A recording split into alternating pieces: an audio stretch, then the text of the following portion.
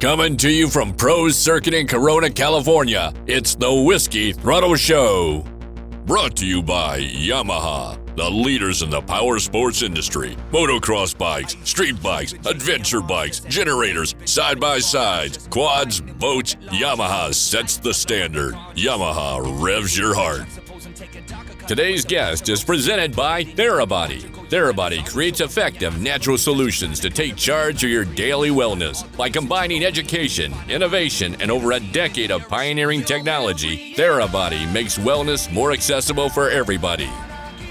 Today's show brought to you in part by Method Race Wheels, the strongest, lightest, fastest wheels in off-road. Method dominates the off-road racing market, and they have wheels for your truck, Sprinter, SUV, Jeep, or van.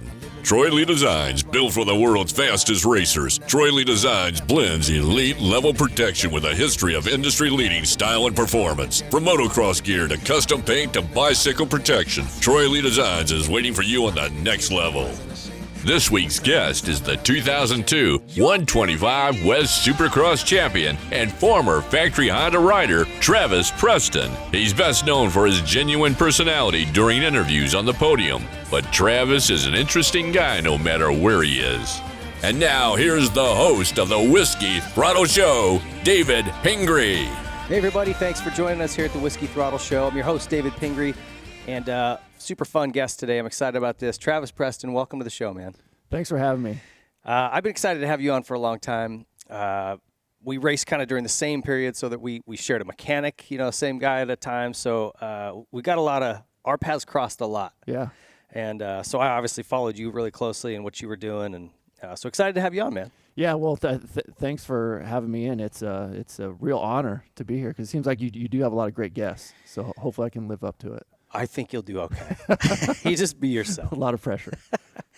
Hey, our first segment is the Method Race Wheels front end chatter, and they're bringing you the lightest, strongest, fastest wheels in off-road racing. So if you guys have a truck, a van, a Sprinter, UTV, and you want to make that thing look or work better, get over to methodracewheels.com and check out everything they've got. 20% off using the code Whiskey Throttle. So save yourself a lot of money too.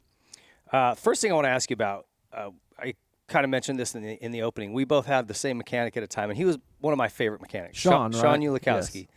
Yes. He was your guy for several years, and then back when you guys won the championship together. Factory connection, and then on to Honda, and then he went to JGR, and then I did a comeback race, and he came back a mechanic for me in 2013. Okay, right on.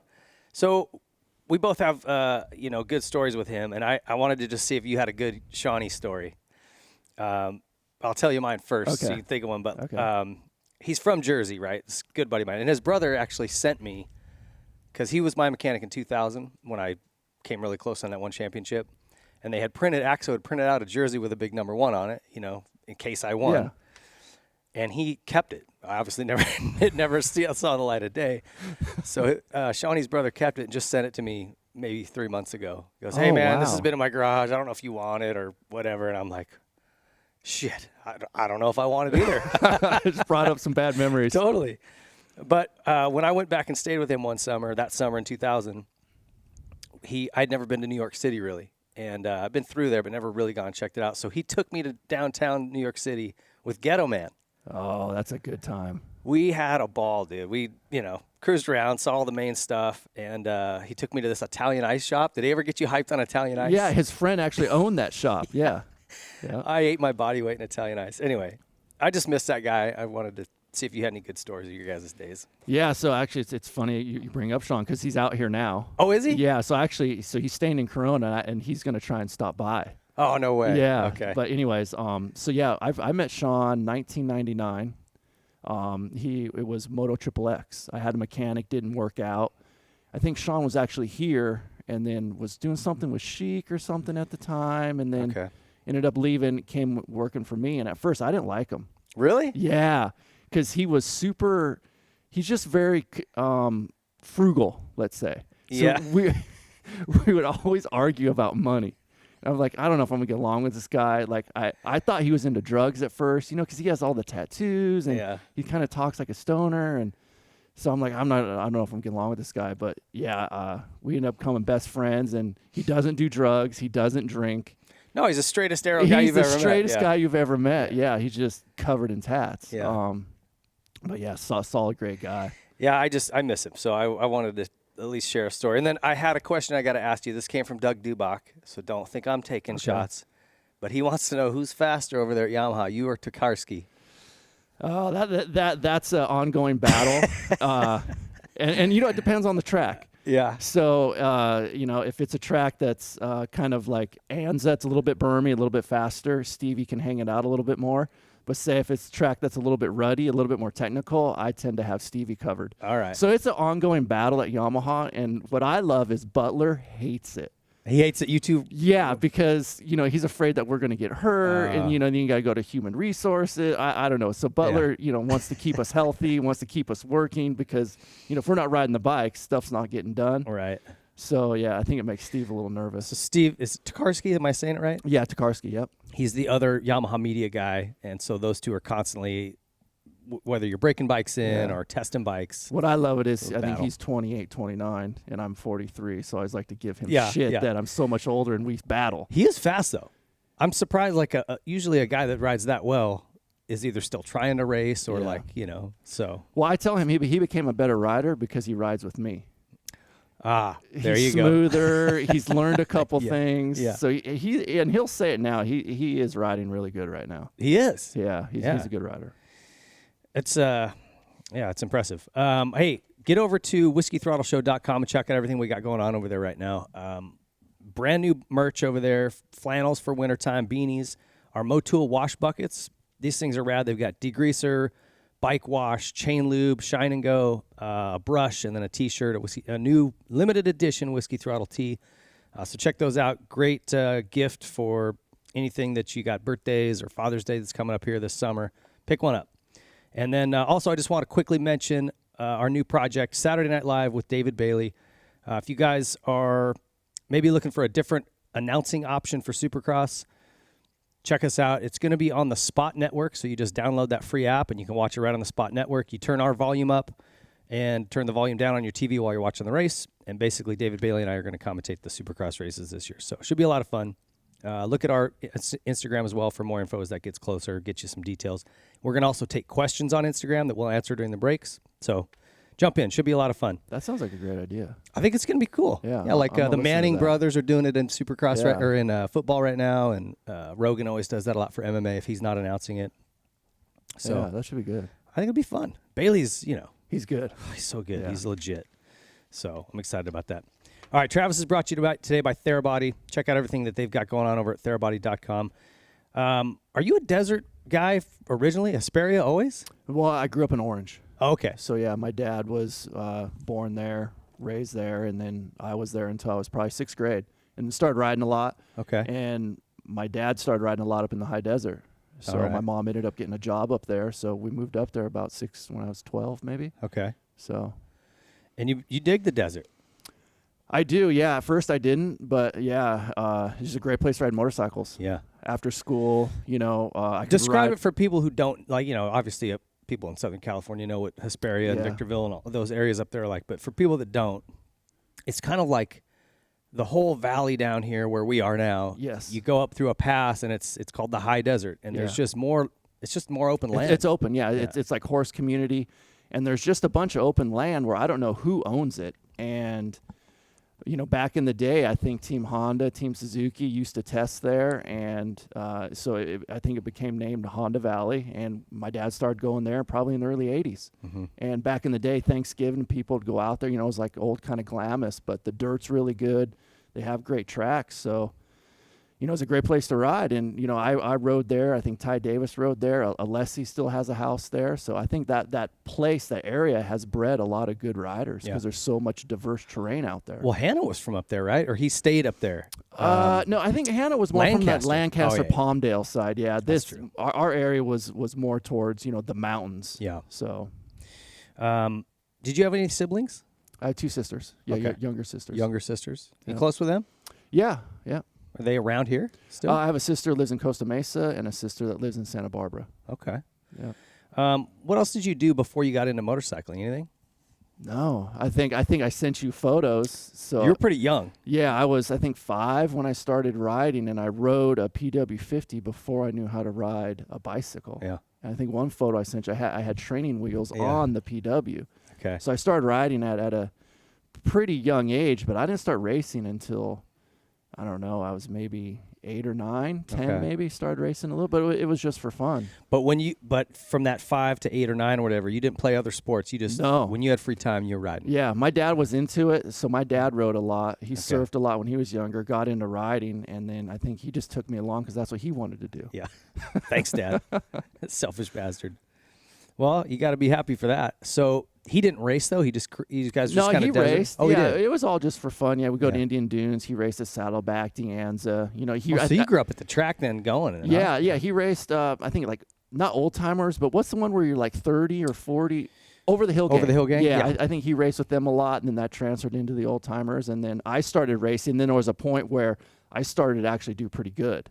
And then he's like, okay, well, I need to start working on bikes. So he stopped riding, stopped racing, and kind of started helping me. Oh, cool. I didn't know that story. I didn't know how you got in. So your first bike was a PW. What'd you move up to from that? CR60. Oh, that was the second. You sent me a photo of that too. Yeah. So I think it was an 85 CR60. Okay. Yeah. And I rode that for many years. And that was kind of the end of when they started making those, right? Yeah, I wouldn't even know. The 60s went away after, pretty soon after that. So how were you as a kid? Like, were you pretty decent at these local races? I thought I sucked. I thought I always sucked as a kid. Yeah? Because I never, I was always racing guys like Dustin Nelson or Chris Wheeler, and those guys would, they'd kill you. Yeah, kill me all the time. And that was on 80s, and then I moved up to 125s, and there was guys like Kevin Windham. Yeah. So as an amateur, I never thought I never thought I was really that good. Well, it's a little different growing up here in Southern California at any time, I suppose, but versus like I was in Montana, let's say, right? There's not a ton of talent in Montana. So it wasn't too long before I was winning up there. I only had to beat, there's only a couple of good kids, right? Yeah. And they were not anywhere near the level here. When you grow up in Southern California and you go to a local race, these are national level fast kids. So especially in the 90s, because racing here in the 90s was big. I mean, you'd go to pro class and there'd be 2 gates. Yeah. So racing was huge. 80s and 90s. Yeah. Golden State Series was really big. You had a GFI winter series. So, the racing was pretty stacked out here back in the day. And that was why the guys, there was so much talent that would come out of here. We hear it going back into the 70s even. They would race 4 or 5 nights a week. Yeah. I mean, if you can do that, obviously you're going to improve, and you're competing with all these other guys that are good. So that was obviously working for you. Yeah. So, I never felt like I did too good as an amateur because there was so much stuff going on here, but I just kept going. So at what point did you start doing well, maybe going to an amateur national, that kind of stuff? I think my first amateur national was, 1993 in the schoolboy class. And I think Wyndham was there. Where was this?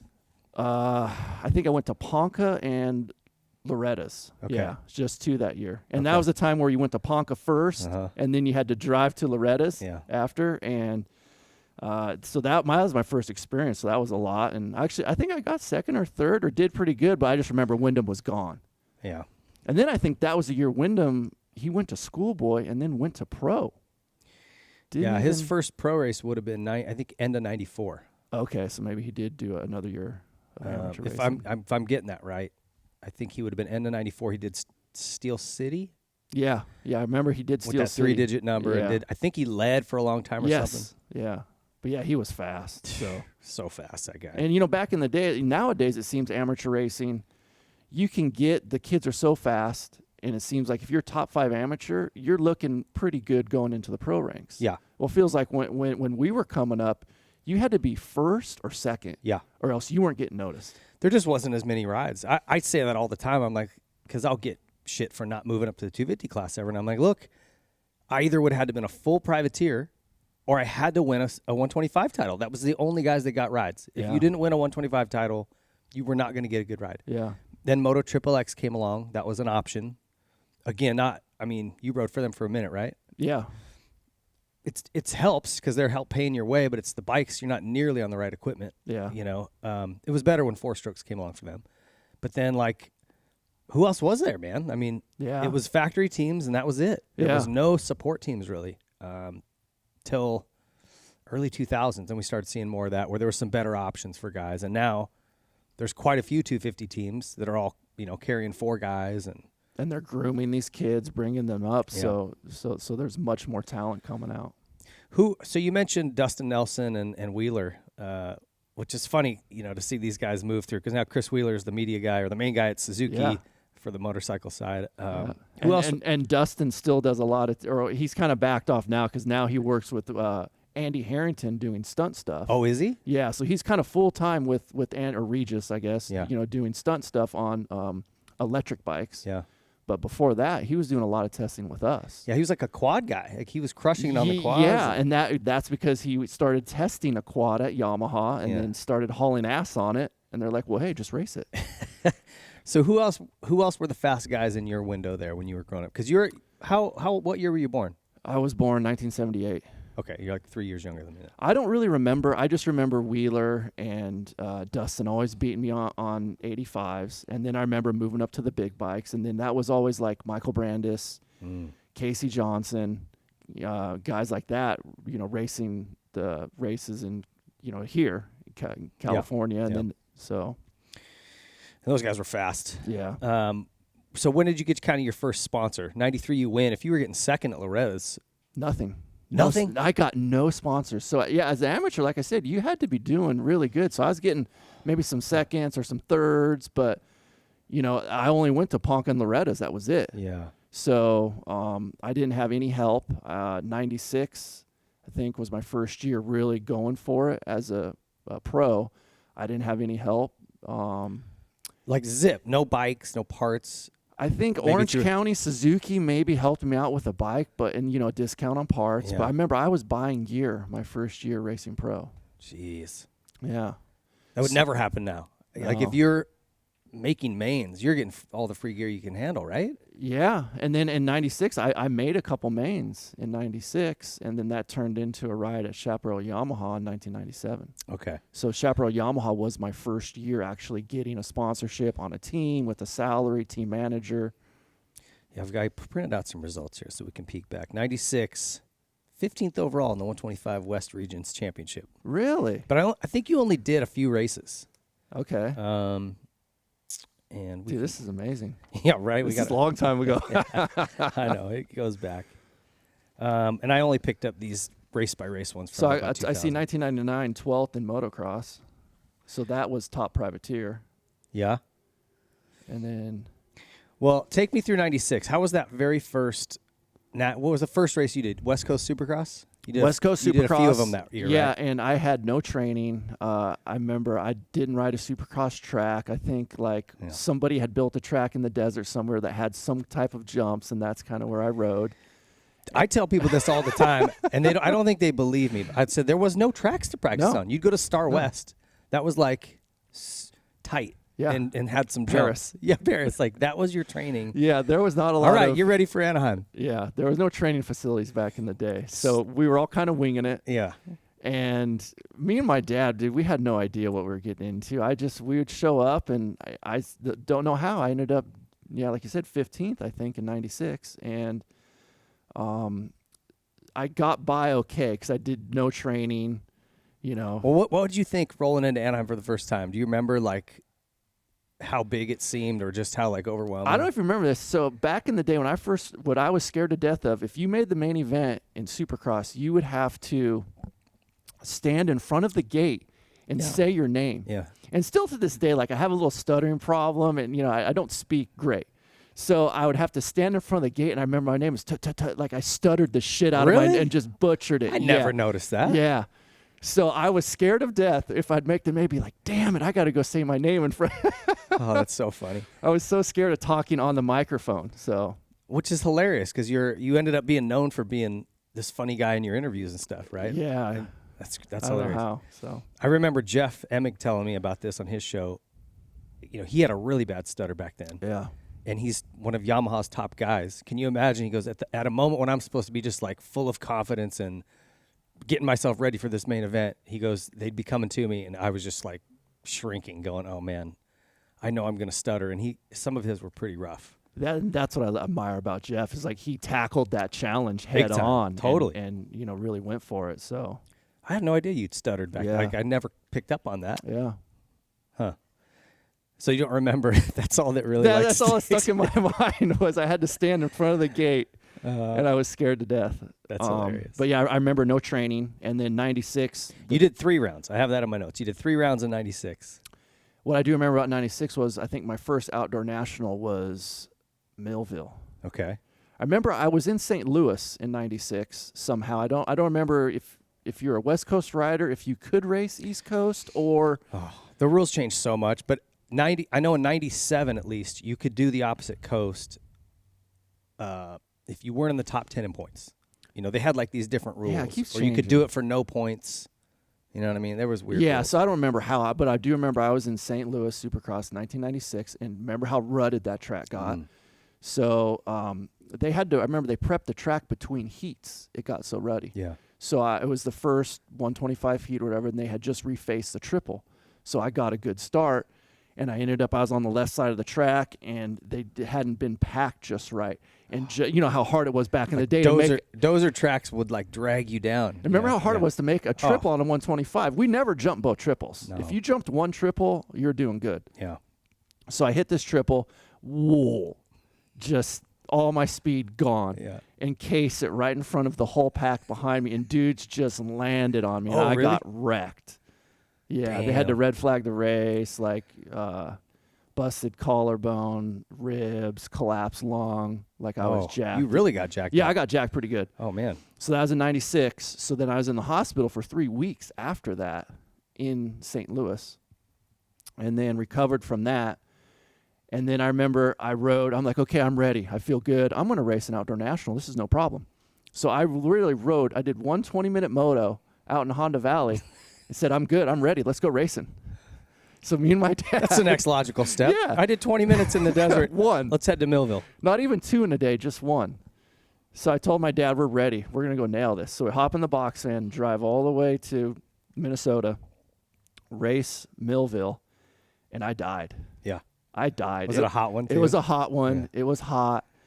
And I remember it was 15 minutes into the moto, and I'm getting laughed by Buddy Antonez. And I remember Buddy looked so aggressive, so fast, and I'm just dying on the side of the track. I'm like, how in the hell can that guy be going that good?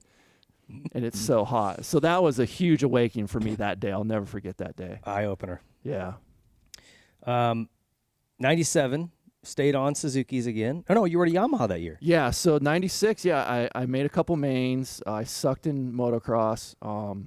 I did notice your outdoor finishes not quite as good as like Supercross. You got to where you were really consistent in Supercross, and you made this, as we'll see as you go through, you made this really steady incremental improvements every year. Like you had a top 10, next year you had a 5th, then you had a 3rd, and then the next year you won. Like you kept stepping up. But your outdoor results look like mine. Like just not, you know, injured, got hurt, inconsistent, whatever. I did was kind of, to your point, I did turn it around. On the big bikes. On the big bikes, 450s, I did do well, but then that was towards the end of my career. Was a lot of it starts? I mean, even though you're thin, you still, what did you weigh? I know in 2002 when I won my championship, I was 185. That's heavy. And I still did okay in Supercross for starts, but on motocross, I was getting killed. Yeah. I mean, I think, like I was 135 when I was racing, which is embarrassing to say now, but not anywhere near that. But like I think that's kind of 135 to 145 for 125 guys. That's where you need to be. Yeah, and weight is horsepower. Yeah, totally. So 97, what were you doing then? So that turned into Chaparral Yamaha. Chaparral Yamaha. Yeah, okay. I think it was Jimmy Button. Swap, Phil. Yeah, Phil was on it. So yeah, I think there were 6 riders on the team. Phil Lawrence. And was Brandis that year too? I think Brandis was on there, yeah. Mm-hmm. Yeah. That's a big team. Yeah. So that was my first year. Actually, I actually got a salary. Okay. So that's a huge step up where I didn't have anything. Yeah. Paying for gear, and then I'm going to a salary. Who was doing your bikes in 96? My dad. Your dad was doing them? Yeah. Like motors and stuff? He would get in there and... No, gosh, I don't remember who did. I think I was always close with Jeff Springman, Bill's Pipes, so he helped me out a lot back in the day. So I think maybe he was helping me. Okay. Yeah. How was the Yamaha versus the... It was amazing. Yeah. Yeah, those Yamahas ran strong in 97. I remember my bike sounded good, ran good. Yeah, for me, I thought they had an awesome program back then. And they were all done in-house too, or was Varner helping? I think I remember it was FMF, so I don't know if Varner was with them at the time, but I just remember the bikes ran great. So that year you had 3 top 10s. You did just kind of the West rounds, the LA stuff, Texas. Then you did Glen Helen and Sacramento. Did you get hurt that year too? No, that year I just sucked. Oh, so but you didn't do all the nationals. No, I didn't. So the deal is I had like a performance contract. Oh, okay. Yeah, so I had to perform well in supercross, then that would turn into an outdoor deal. So I did not perform well in supercross. What was your deal? Because you had some top 10s. What were they after? Obviously more in top 10. Top 10 in points, maybe. And then I didn't qualify for a couple races. Oh. Yeah, so that wasn't good. That'll hurt you. And you were 13th overall in the championship that year. So. And then I went to, I think that was when they had Gainesville. Remember, was in the middle of the season. So I went there and just got ruined. Yeah. You know, I still hadn't caught on to the training aspect of motocross. So so I ended up losing my ride. And then I think summer of 97 is when I actually had to get a real job. Oh, yeah? Yeah. What'd you do? So I had a friend who worked down in Long Beach. His father actually owned this company. And it was something where they would put together like water containers or oil containers, like down at the Port of Long Beach. Okay. And they'd have 4 or 5 guys welding. So then when you're welding, like this debris or slag or something, builds up on the weld. So I'd have a grinder behind all the welders cleaning up all the welds. Okay. Then sometimes they'd have so many guys welding, there'd be like fire issues. So I'd have to walk around with like a fire extinguisher and just put out fires. So it paid really well, but it was way down in Long Beach. You were still living in Hesperia? Yeah, still living. That's like an hour and a half. Dude, I was so soft. Like I worked with an amazing group of guys, and so I would literally sleep in the truck every day, and they commuted my ass to work. I never drove. No way. Yeah, and I still couldn't do it. I made great money. Dudes were driving me to work. The guys I worked with treated me great, but I missed racing, and it was just too young. So, and then that turns into the. So you just did that through the summer, and then at what point were you like, I don't want to do this? It was towards the end of the summer. I started riding again a little bit, and then I ended up going to a 7-Eleven gas station and bought a lottery ticket. Oh, this was the year. This was a year. And I think at some point I had like a fake ID. I was going to Vegas, and I got into gambling a little bit. Okay. I'm like, and there's a scratcher ticket, and it was like this Las Vegas looking scratcher ticket. And it was like this roulette wheel, and you had to line everything up to win. So I lined everything up. I think I won. So I go into the store. I get back. He's like, well, I don't know. Here, let me call somebody, and I'll call you back. So I'm like, so I don't know what's going on. So a day or two goes by, the guy doesn't call me back. You still have your card? Yeah. The ticket? Yeah, yeah, I still have the card. He took like a photo with the camera and said he was going to call and like figure it out. That's sketchy as hell. Yeah. So anyways, I go in there, and he gives me the right phone number to call, and we get it all figured out. But like I had to go back in there 2 days later to actually figure it out. Okay. How much did you win? I don't remember how much I remember how much I got. Okay. I got $16,000. No shit. Yeah, I don't remember how much I won. I remember I probably 25. I mean, I would guess that sounds about right for taxes. I think it was about half. I had to pay a lot in taxes. I remember, and I was pissed. Yeah, because I had to pay so much in taxes. But I remember I got $16,000. That's a hit right there. Yeah, so I was pumped. So this was in 1997. So then, and this is towards the end of the year. Like nationals had ended already. So then 98 is approaching. So I'm like, okay, let's put together a plan. Still, I actually sit down, got finances figured out. Still, $16,000 wasn't enough. Well, no, to go racing for the year. So actually, my grandma pitched in some money, got some bikes, and then I went racing full privateer in 1998. Actually started riding more, like training, and actually put like a real effort into it. Who were you getting kind of advice from on that? Because I remember those days. As there really wasn't, now there's you could go out to the track and throw a rock and you'll hit 3 trainers. Yeah. There wasn't that back then. Like Jeff Spencer was the big dude, and then who else was around training? Johnny O started with Ricky in 97, and I think that kind of started that ball rolling, but there wasn't many people. For me back then, it was, I just figured, well, I just have to ride more. It was just kind of common sense. Yeah. I didn't do anything in the gym. I just started riding more and just started riding longer motos. Okay. So I did that in 98, and put forth a pretty good effort. And I don't know, do we have 98 results? Yeah, well, here's the season. So 17th in motocross. And West Supercross 9th. Well, let's look through your... Yeah. No, I don't only have individual race results starting in 2000. So that was a solid year for me. I didn't do all the nationals because I think I couldn't drive from Unadilla to Washougal, so I missed a couple races. But yeah, 98 I really went hard and did well, and then that turned into 99 getting the Moto XXX ride. Okay.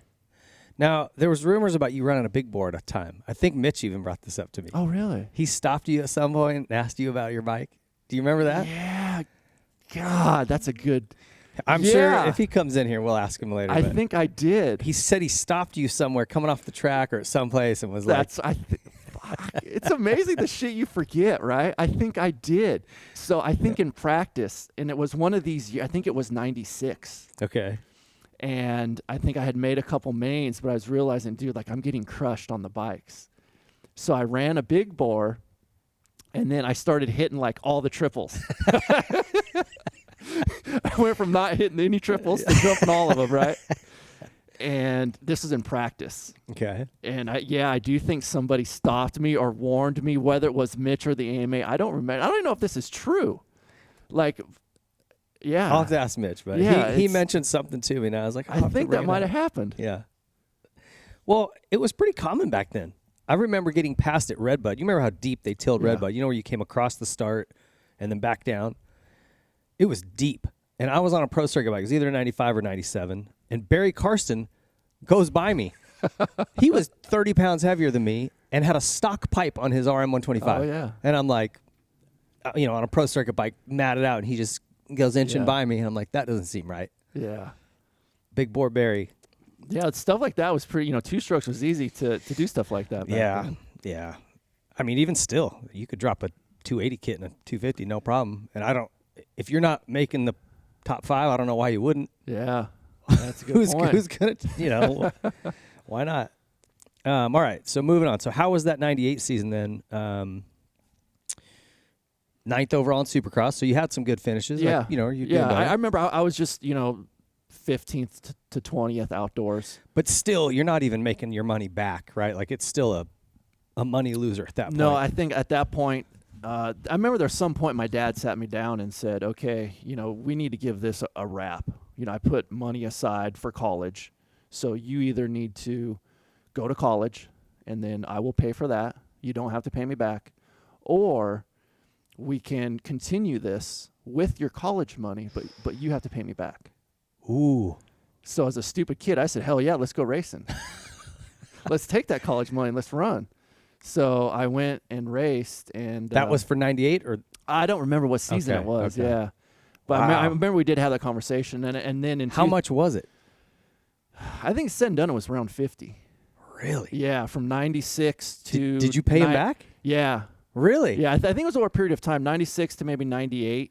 Yeah. Yeah, and then it was around 50,000, and then when I won my championship in 2002, I did pay it back. Wow. Yeah. That's gnarly, dude. That's a big bet on yourself. Yeah, but when you're a kid, you don't know. You're just an idiot. Yeah, you have tons of piss and vinegar, confidence, and you go for it. Like, what if it didn't work out, and now you owe your dad $50,000? I don't think he would have. You don't think he would have? Yeah. But dude, my parents sacrificed so much. Oh. And to credit, my dad never asked me for the money.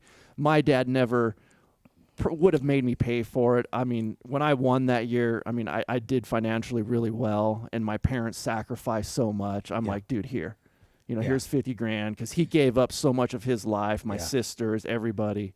So I figured, that's the least I could do. I would say the memories your dad made with you, though, if it's anything like mine, and I think it's like most of us, the memories you guys made together, worth every bit of that $50,000. That's true. Should probably have paid it to your sister, because she probably got screwed. Yeah, my sisters would have loved that. Yeah, they probably didn't get to see their dad ever because you guys were out racing. But that's wild, dude. That's crazy that it worked out. That's awesome. Yeah. So then 99, you went to Moto XXX. Moto XXX. And who was wrenching for you in like 98, 97, 98? Oh, I had a hodgepodge of people. I had a friend, Jimmy Varas, came out with me. Yeah. So he came out with me for a bunch of races to help. I had a guy, Dustin Daly, I went to school with. He came out and helped me. just friends, dude. Yeah. Friends would come out, you know. And well, that's a huge expense that as a privateer guy, you just don't have it. Yeah. You know. So actually, so this is a good story. In 1998, Jeff Springman did my motors. Works at Bill's Pipes. And worked at Bill's Pipes. Great engine builder. And I think, where were you riding that year, 1998? Were you Primal? I was at FMF Honda in 98. Okay. That was the 1 year I went over there. So Todd Brown, you remember Todd Brown? Yeah. He was a mechanic at Primal Impulse. You know, he was working for that team. Yeah. And my bike ran good that year, like really good for a privateer. Okay. But I had to replace a piston like every 2 or 3 hours. So the rotation was I could get a piston, I could do 2 motos on a piston, and then I could do the practice session. But then I would always have to start my 2 motos for with a fresh one. So Todd was working for I don't know who that year. Well, they would have had 98. They would have what, Renard and I'd have to go back and look, but yeah, I don't remember. Budman maybe he did nationals. I can't. Todd would work on his bike, and then he would come help me do a top end every weekend at the races. At the race, because remember how we'd have Saturday practice? Yeah. So Saturday practice, he would prep his bike, and then when he was done, he would come over to me and help me do a top end, and he did that every freaking race. So was he ever your mechanic too? No, he was never my mechanic. Okay. He just helped me out. So then he helped me out with top end. So then when I need an engine or something done, and I was driving a box van around the East Coast, I would mail the engines back to my dad, and then I'd mail suspension to get it done. And then I had enough skill to put the engines in, and swap out suspension. Yeah. Huh. That's crazy. Todd's an awesome guy. He was my mechanic in '99. The next year. Okay, yeah. At Primal. Yeah, he's a great guy. Okay, so how did that Moto Triple X season go? Yeah, it went really well. That season that's when I met Sean. Okay. And Supercross went well. I had some great finishes. And Sean is a great motivator. Like he's really good. He can read a person. He'll figure out how you are, and he will build you up, and he will make you be the best you can be. Mm-hmm. And he will give you every tool possible to do that, and he will do whatever it takes.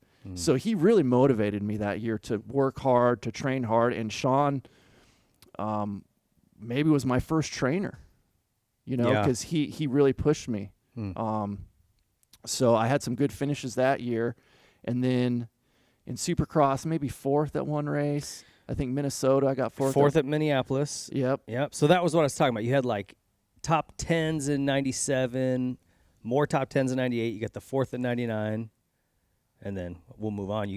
Then you got a podium, and then you got to win. Like you really, it's a nice progression for you. Yeah. So Supercross went really well. I was riding Suzuki's. I think Mitch was actually doing the bikes that year, doing the engines. I can't remember who did the suspension, but I remember my engine was good. And then Nationals came, and I don't remember my first race how I did. I think in Hangtown, but then we went to Millville.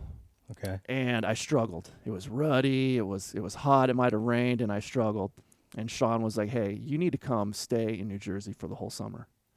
And I just came for the weekend. I flew in, had a suitcase. Sean's like, "Dude, you're staying for the summer."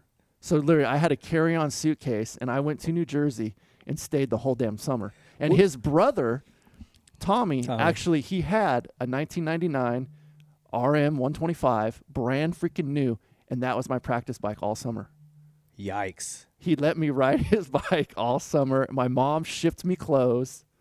And then I stayed in New Jersey for 3 months and just rode my ass off. You really only need shorts and flip-flops because you're sweating so much. Yeah. You don't stop sweating the whole time. Yeah. Huh.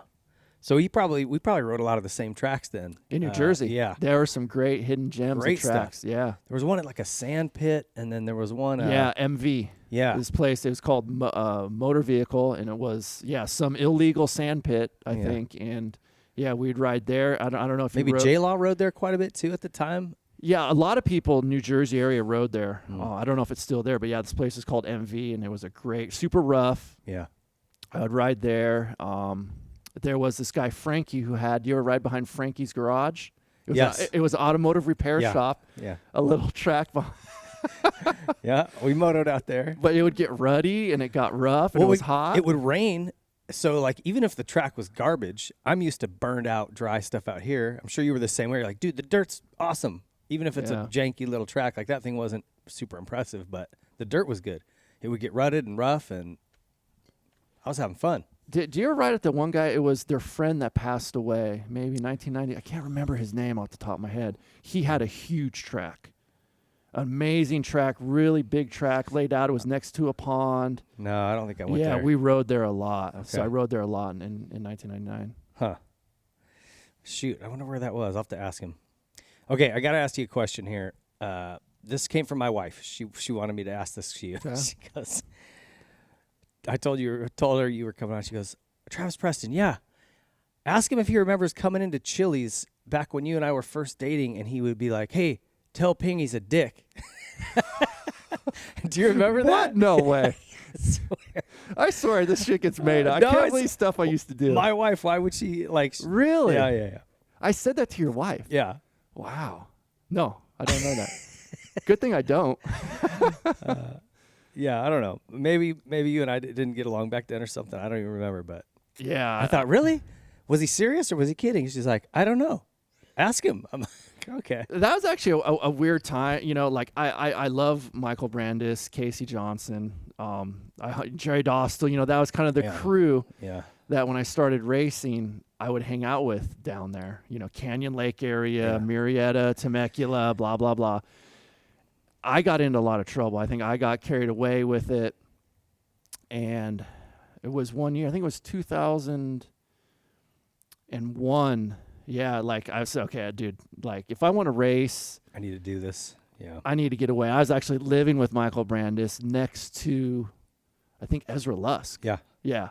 And that was out of control. I was like, dude, I think Nathan Ramsey was down the street. Yeah. And that was just not right at the bottom of Tuscany. Yeah, that was not just a good environment. And so I was like, you know, if I want to have a shot at this racing, I need to get out of here. So I actually moved back up to the high desert. Okay. You know, didn't hang out with those guys as much. And Brandis was a good time, but he was not a good influence if you were trying to be serious. Yeah. And all these guys are great guys, great hearts, but and they're, like I said, they're a lot of fun to hang out with, but when you're trying to race and train, it wasn't always the best combo. I told this story not too long ago, but you remember when he backed his truck up into Ezra's front yard and just did a burnout and threw grass all over his house, left 2 big tracks in his grass? Yeah, like, and you know, if Ezra still like has something against me to this day, yeah, I deserve everything. You know, if he ever needs any Yamaha parts, call me. I'll help him out because I feel like I probably did some stuff I shouldn't have. Or maybe played music too loud, but yeah. Brandis partied. Yeah. Hard. I remember somebody said something. There was maybe it was Eddie Casillas. Okay. Was talking about a 50 race. The stuff we used to do down there was insane. There was a park across the street. Yeah. And the sprinklers had come on at night, and we were having too much fun about 12 o'clock at night. And after the sprinklers went off, we're like, hey, this would be a great track for 50s. So we all had a bunch of Honda 50s, and we laid out a turn track at 1 or 2 in the morning. In the park. In the park. Left some ruts for the kids. Left the next some day. ruts. Like, not a good time. That's comedy. All right. So what did you end up doing for 2000 then, at the end of that year? End of 99, what's coming up for 2000? So 99, I did really well, and then I start to make money. Okay. And then that's the time where, okay, I'm kind of getting away from the parents now. I moved down with Brandis, Tyler Evans, I think I lived with at one point. So, yeah, that's when kind of the results, I was having more fun than, you know. Yeah. So, yeah, 2000, I had a really good salary. I rode for Marino Suzuki. Marini. Okay, I knew you were on a Suzuki. I couldn't remember what team it was. And that was an awesome team. The owner of that, I think it was a baseball bat company, and they were pretty successful. Yeah. And this guy had a lot of money. He funded the team really well. We had great mechanics, great bikes. Tyler was on that team, right? Was that the year you maybe living with him? I think so, yeah. I think we're on the same team. Everything was great. And this guy loved motocross. He was just a fan. You know, he reminds me of the Moto Concepts guy. You know, just dump money into the sport, loves it. So he went to every race, was all into it, and his wife was 25 years younger, smoking hot blonde, and you could tell she was not into it. Oh. So we go almost through the whole season, and, dude, he gets some rare cancer and then dies. Like, so fast, gone. You're kidding me. I didn't know that. Yeah. So he's there. He's not. He passes away. So which rider took his wife? That's what I need to know. No, right. I know that's where this is going. So, dude, I mean, literally a couple weeks, a month later, yeah, we're not doing a team next year. Wow, man. I didn't know he died. I wondered what happened to him. Yeah. Huh. What a bummer. So, yeah, so that was a super bummer. So, but yeah. But you had decent, like 2000, you got a third at Phoenix. That was your first podium. I should have won that, though. I led most of that race. You did? Yeah, I think I hole-shotted. Schnell won? Who won that one? Or Voland? I don't remember. Voland won. I remember I hole-shotted, and I led almost every dang lap and then just kind of choked at the end and got third. But, yeah, I'm not sure. So 2000, what was my overall results, I'll tell you. I'll tell you right now. Hold on. So 2000, 21st at Anaheim. You went 21, 13, 5, 3, 10, and then you did a 250 Supercross at Daytona and got 20th. Oh, I got black flag for cutting the whoops. Oh, yeah, you can't do that. You can't cut the whoops. I was riding on the speedway. I got so tired. I started hopping up on the speedway. Here's on a the good asphalt. line. And then somebody caught on to that. 5th at Mini. You liked Minneapolis. You did good there. Yeah, I always did good there. And then the 19, 20, then your Nationals are... Anyway, Nationals were, a little rough. Yeah. A little rough. I want to see the Nationals. Yeah. I struggled at the Nationals. So, yeah, obviously, wasn't training that year. That was not good. Too much Evans and Brandis. Yeah. So, dang. So, obviously, with these outdoor so results. how soon did you know he was out and gone and, like... Yeah, I think it was a time where, he went to every race and he was practice and he was so involved. And then all of a sudden, he's kind of sick. He wasn't there one weekend. And then it seemed very quick after he had passed. And then you just kind of got the feeling, because I remember you could tell the girl did not want to be there. And everyone's mind is what's going to happen with the team. Because this is a baseball bat company. They were super successful in the bats. Yeah. Motocross probably wasn't making him a lot of money. So we kind of had this feeling that it was going to go under. And I think sometimes maybe after the third or fourth outdoor, we finally got confirmation that, hey, the team's not coming back. And I think it was Evans rode for it, Rusty Holland. Okay, Rusty. Rode for them Super as well. Russ. But, so I did not have good results that year. Well, Supercross, So going into 2001, I didn't have a ride. Okay. So that turned into my last resort was Husky. Yeah, and how did that? This was the Fast by Faraci. Yeah. DKNY, right? DKNY, yeah. Cool looking bike. If it was just on the stand. Our gear, dude, we had Troy Lee gear. Yeah. We had Shoei helmets. Our setup looked great. The engines were super fast. Really? Yeah, the engines were great. Weren't they built in Italy by that Faraci guy's? No, I think Faraci himself would actually port them. Yeah, and he did them here. He was super into building engines. Okay. So that worked well for road race, and it worked well for motocross, but he had no idea to do suspension. And he was a guy where he thought he knew everything. Even though he had a successful road race team, he thought that those theories and thoughts would translate directly over to motocross. Well, a street bike's not going to handle like a motocross bike. So he was trying to take some of that technology and theories. And so our bike suspension was terrible. Handling. Didn't Lammy ride for you there too? Lammy, you, Jason Thomas, Chris Goss. So we had 6 guys on the team that year. So that Faraci guy had a road race background. That's what I thought I remembered. Okay. Yep. And his team did well. His road race team. Yeah, his road race team did well. So he transferred that into, motocross, supercross. Man, another team that was an interesting one. And this is the crazy thing. So, like, right away, word was out that those bikes were like, no one was really stoked on the bikes overall, whether it was chassis or suspension or whatever. And you ended up getting a win that year. Yeah, because that was a time where my ex-wife at the time told me, hey, like, if you want to be successful, she lived in the high desert. I was living. You already had an ex. Oh, you were married at the time? Yeah, no. So it was my girlfriend, soon to be ex-wife, at the time. Okay. So she lived in the high desert. Okay. And then I was living down with Tyler Evans or Brandis or whoever. So she would see all the crap I was getting into, and then she saw the career start to go down the tube. And she was like, "Hey, this is the last resort." She even knew the bike sucked and the team sucked. Yeah. So she's like, if you're going to do something, this is your year. So she talked me into moving out, and I moved back up into the high desert. And then that's when I started working with Alan Gerke. Okay, Al Gerke, yeah. So, yeah, he got me on a solid training program, got me focused. And then, that's when the results and the fitness. And so you owe your ex-wife a thank you. Yeah, but I paid her, so she's fine. Okay, so she got her money. She's all She set. don't need a thank you. All right. Alimony got her thank you right there. Yeah. Okay. So tell me about that race in Houston. I was in it. I remember Gio was like leading the thing. Yeah. This was going to be the first win ever for KTM. Yeah. And he does, if anyone doesn't remember this, I think it was a triple, and then there was a weird little double into a turn. And it was peaky. It was a flat takeoff with a peak. It was terrible. Into a berm. Yeah. He does a one-hander off the triple. When he comes down, he doesn't get his hand on right. He cases it, eats shit. Yeah. And you come cruising by. And I think, if I remember right, you didn't even know you won at I didn't first? even know I won. So I know. And you were running second, obviously. Yeah. But see, what I figured this out for me as a racer. I just needed to know my lap times. I never wanted to know what place I was in. So Frankie or Sean, whoever worked for me that year, Frankie worked for me, but whatever mechanic I had never put my place on the pit board.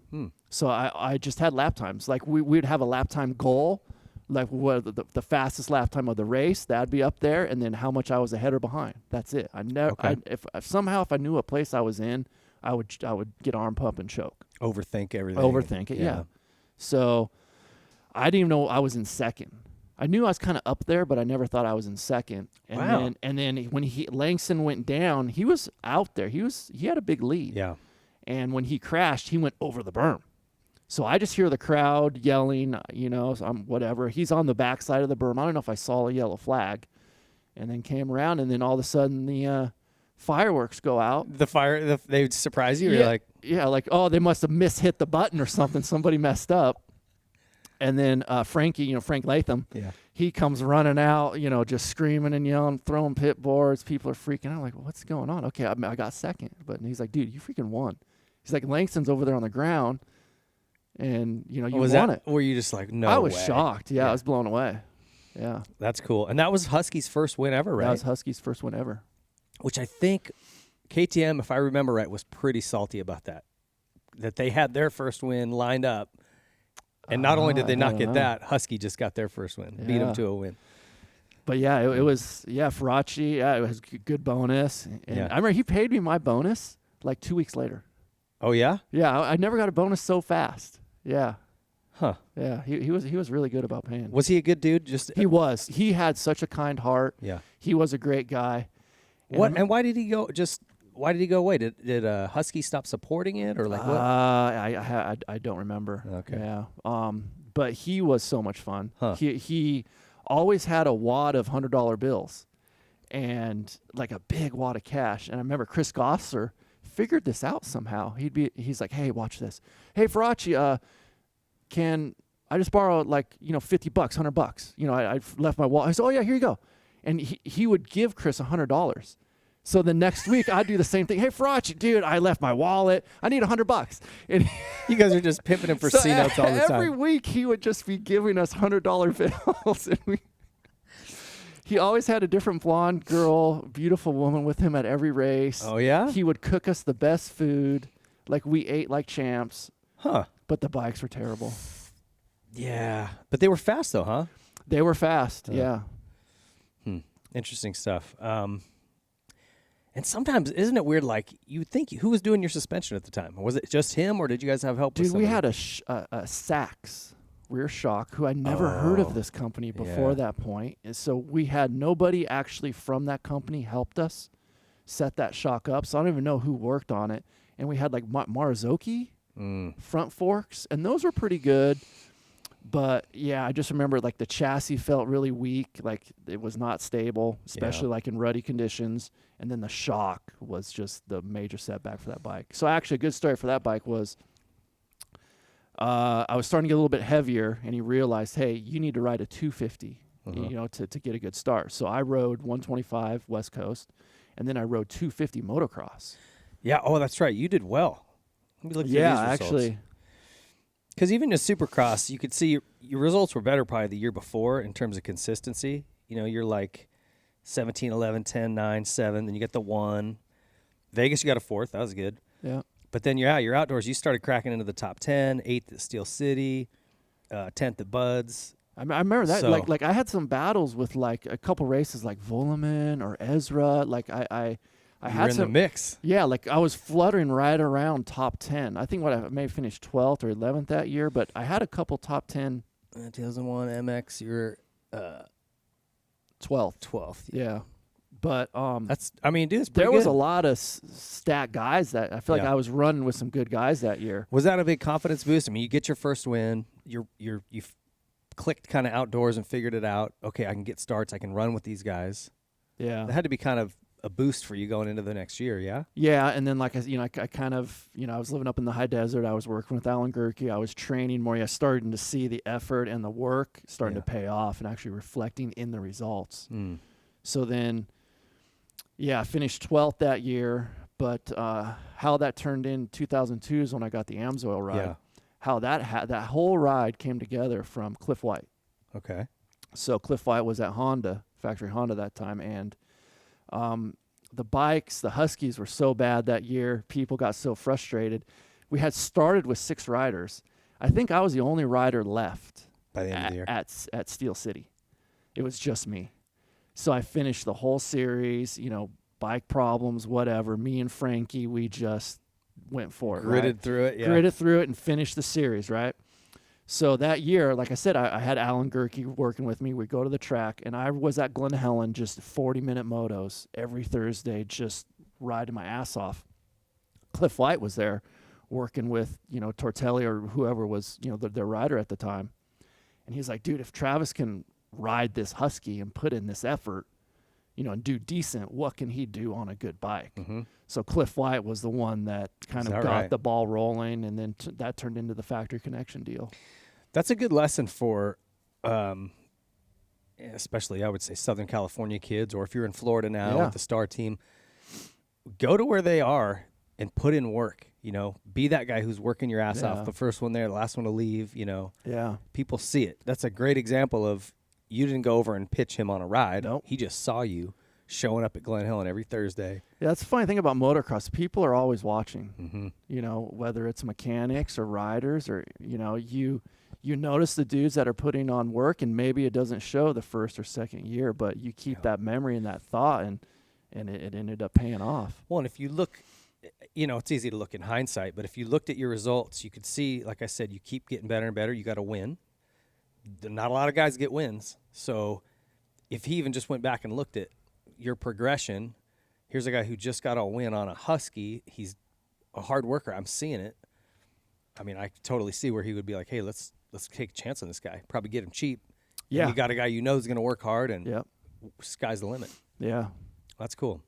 So you signed with those guys. When you jumped on that bike for the first time, was it good? I mean, those bikes weren't great at the time in terms of motor, but they seemed to do a really good job with it. Like, they got it there. I remember at the time it was Dan Bentley, and he was doing a lot of work on the bike, combination with Hoppo. Okay. And I don't remember being really impressed with the bike when I first rode it, but I remember, like, just before the season started, we did a lot of testing. And that's when I first got introduced to testing, and I sucked. You really hadn't done much before I that. I hadn't done any testing before that. And who really, I think, helped that bike elevate and perform better was Michael Byrne. A lot of the settings, Michael Byrne was on the team that year. Pretty much everything I used came from him. Okay. Yeah, he was a great tester early on. Okay. So from him testing, dude, the engine on that bike, they made some changes, and that thing ripped. Because I think in stock form, that bike was not good. But Dan, Hoppo, and Burner did a lot of testing, and that thing ran like A1. That thing was ripping. Yeah. And Shawnee was good at jetting, and dude, that bike was sick. That was important on those 125s. You could have a bike, I mean, it would make I would say a 10% difference in the way it felt if your jetting was off or if it was just titties, Dude, right? That jetting two strokes is an art form, especially in supercross because you have the temperature changes. Yeah. One jetting works in the morning, one jetting is different for the main event. And yeah, Sean was good at it. Yeah. So take us through that season. I think you won the opener that year, right? Yeah, so I had a 1A1. lot of wins based upon people crashing. So I've had some good luck. That was the whoops were big that year, really big. And I think Gosler was winning. And I whole shot at it and was leading. And then I got arm pump and fell right before the finish. Then Goose was leading. Yeah. Thane and someone else. Thane. So then Goose, struggled in the whoops. Oh, and they went down together. They That's went down. Right. And the whoops were so they went down. The whoops were so big, I skimmed over the top of them. The bikes were laying in the whoops with the carnage from the crash, and I skimmed over one of the bikes. Yeah. Then 2 corners later, checker flag comes out. Did you know you were leading at that No. point? You still didn't know? Still didn't know. Just knew your lap times. Yeah. I love it. Well, I get into arguments with people. In fact, there was a guy, some privateer dude, that just posted this, how I'd like to see Stewart try to go through the whoops these days. He'd never get through them. And I'm like, you have no idea what you're talking about, bud. Sorry, but in that window, 2000, 2001, 2, 3, they were ridiculous. And then not only were they big, try hitting them on a 125 two-stroke. Oh, yeah. I know the ones you're talking. That's where Ricky crashed in those whoops. Remember, he ejected off that little step thing before and knocked himself out. I think it was Dallas that same year. The whoops were so big that me and Bubba were the only ones that could skim the whole set, and there was a triple after. I think I ended up winning that night. There was a set of whoops into a triple. They were so big that everyone had to roll the whoops, and then nobody could jump the triple. Well, me and James could skim the whoops and then hit the triple, and we were like 7 seconds lap faster than everyone else. Jeez. So they ended up cutting the whoops down so that everybody could skim them, and then everybody. Oh, they did? Yeah. I hate when they do that. And I guess they got to get people over the triple, or the fans. I think that I remember. I don't remember too many races. That was a race where Ivan was riding for Yamaha of Troy, number 45. Yeah. Stewart crashed like 4 times in the main event. Yeah. And then crashes into Ivan like last lap, like 2 corners ago, and then Ivan like hits him on the top of the head. I'll never forget that. You 3 of you guys had some issues. We'll get to some more of Ivan and you and James. I don't remember that. I don't remember him taking Ivan out in there. Yeah, I mean, he was out. I don't know if it was on purpose. No, I think it was on purpose. Yeah, he came up. It was like this off the start over this roller, and Ivan came in, and man, Bubba came in hot, smashed him, and then they both went down. I'm bummed I got crashed. My bike broke in half at the 3rd round in Phoenix that year, or 4th round, whatever it was. But I was in the mix with you guys in points. Yeah. And then I was obviously out, but I would have been fun to continue on with you guys. What was going through your head? I mean, James was a rookie that year. He was blazing fast, but he crashed his brains out. Yeah. Did you guys have issues that year? No, me and James You got never along? had issues. Okay. Yeah, I never had any problems with James at that point. It seemed like James hired Matt Walker and Sorby to then cause all that was my issues. You had more issues with them. Yeah, I had more issues with them. I never had issues with James. Okay. You had one bad round at 8-2. You got a 17th. What was that about? I don't remember what happened there. Was that 2002? Yeah. That was probably something with Sorby. Oh, yeah? Yeah. Oh, you know what? I think I remember that. Because that went on for a couple years. So us taking each other out happened, I think, 2002, 2003. It even went 2008 it happened. Yeah, you went 1-5-17 and then 2-5-2-1-2. So, I mean, super consistent other than that one round. So I just couldn't remember what happened. But I do remember you guys getting into it and, like, almost stopping on the track with each other. Yeah. Yeah. So you think he was friends with Stu, too? I don't know if they were friends at that point. I don't remember. I just remember both Cowies, so you're thinking. Yeah, both Cowies, and then Matt Walker, they're on Pro Circuit, Yeah. James is on Factory Cowie. So yeah, we had some dirty battles back then. How was that, like you'd never been in a championship chase. How were you dealing with that pressure as that season kind of rolled on? I think I just focused on just trying to race the track. That's always my thing. Just trying to go fast on the track. I never worried about who was around me or what was. It was always just kind of lap times and just riding the bike the best that I could. I do remember I got really nervous in Salt Lake because I think that was the last race and it had snowed and it was, iffy weather there because of altitude. The bikes didn't run as good. And Sean was my mechanic at the time, but I flew Frank Latham to the race. Oh, yeah? Just to, help me, keep me calm, keep me focused. And, it worked out. So you wrapped it up at Salt Lake. Was Vegas that year part of the points or no? Okay. Vegas was after the fact, and I crashed and I didn't do good in Vegas. What was that feeling like wrapping that title up, man? I mean, that's got to be huge weight off your shoulders, and that $50,000 you took out of your college thing, you're like, finally, it paid off. I never thought I'd actually win until it came down to the race. Like even the race before Salt Lake, it seemed like James always had the point lead. And then, he would make some mistake. Then I would have the point lead. It seems like it was always changing throughout that series. Yeah. So I was never really nervous because, James was so fast. Yeah. You could never tell what he was going to do. So the real pressure for me wasn't until the last race. Yeah. And it was a lot of pressure because then my, Sean's whole family from New Jersey flies out. My grandpa's 85 years old. He flew out. My cousins, everybody's there. You have the shirts made, everything's made because there's only a 5-point difference coming into that race. And didn't he blow up at Dallas though? And he finished way back, right? Yeah. That's kind of how I remembered it. That's not sealed it for you, but that gave you I think it was Dallas and then it went into Salt Lake, I think, right?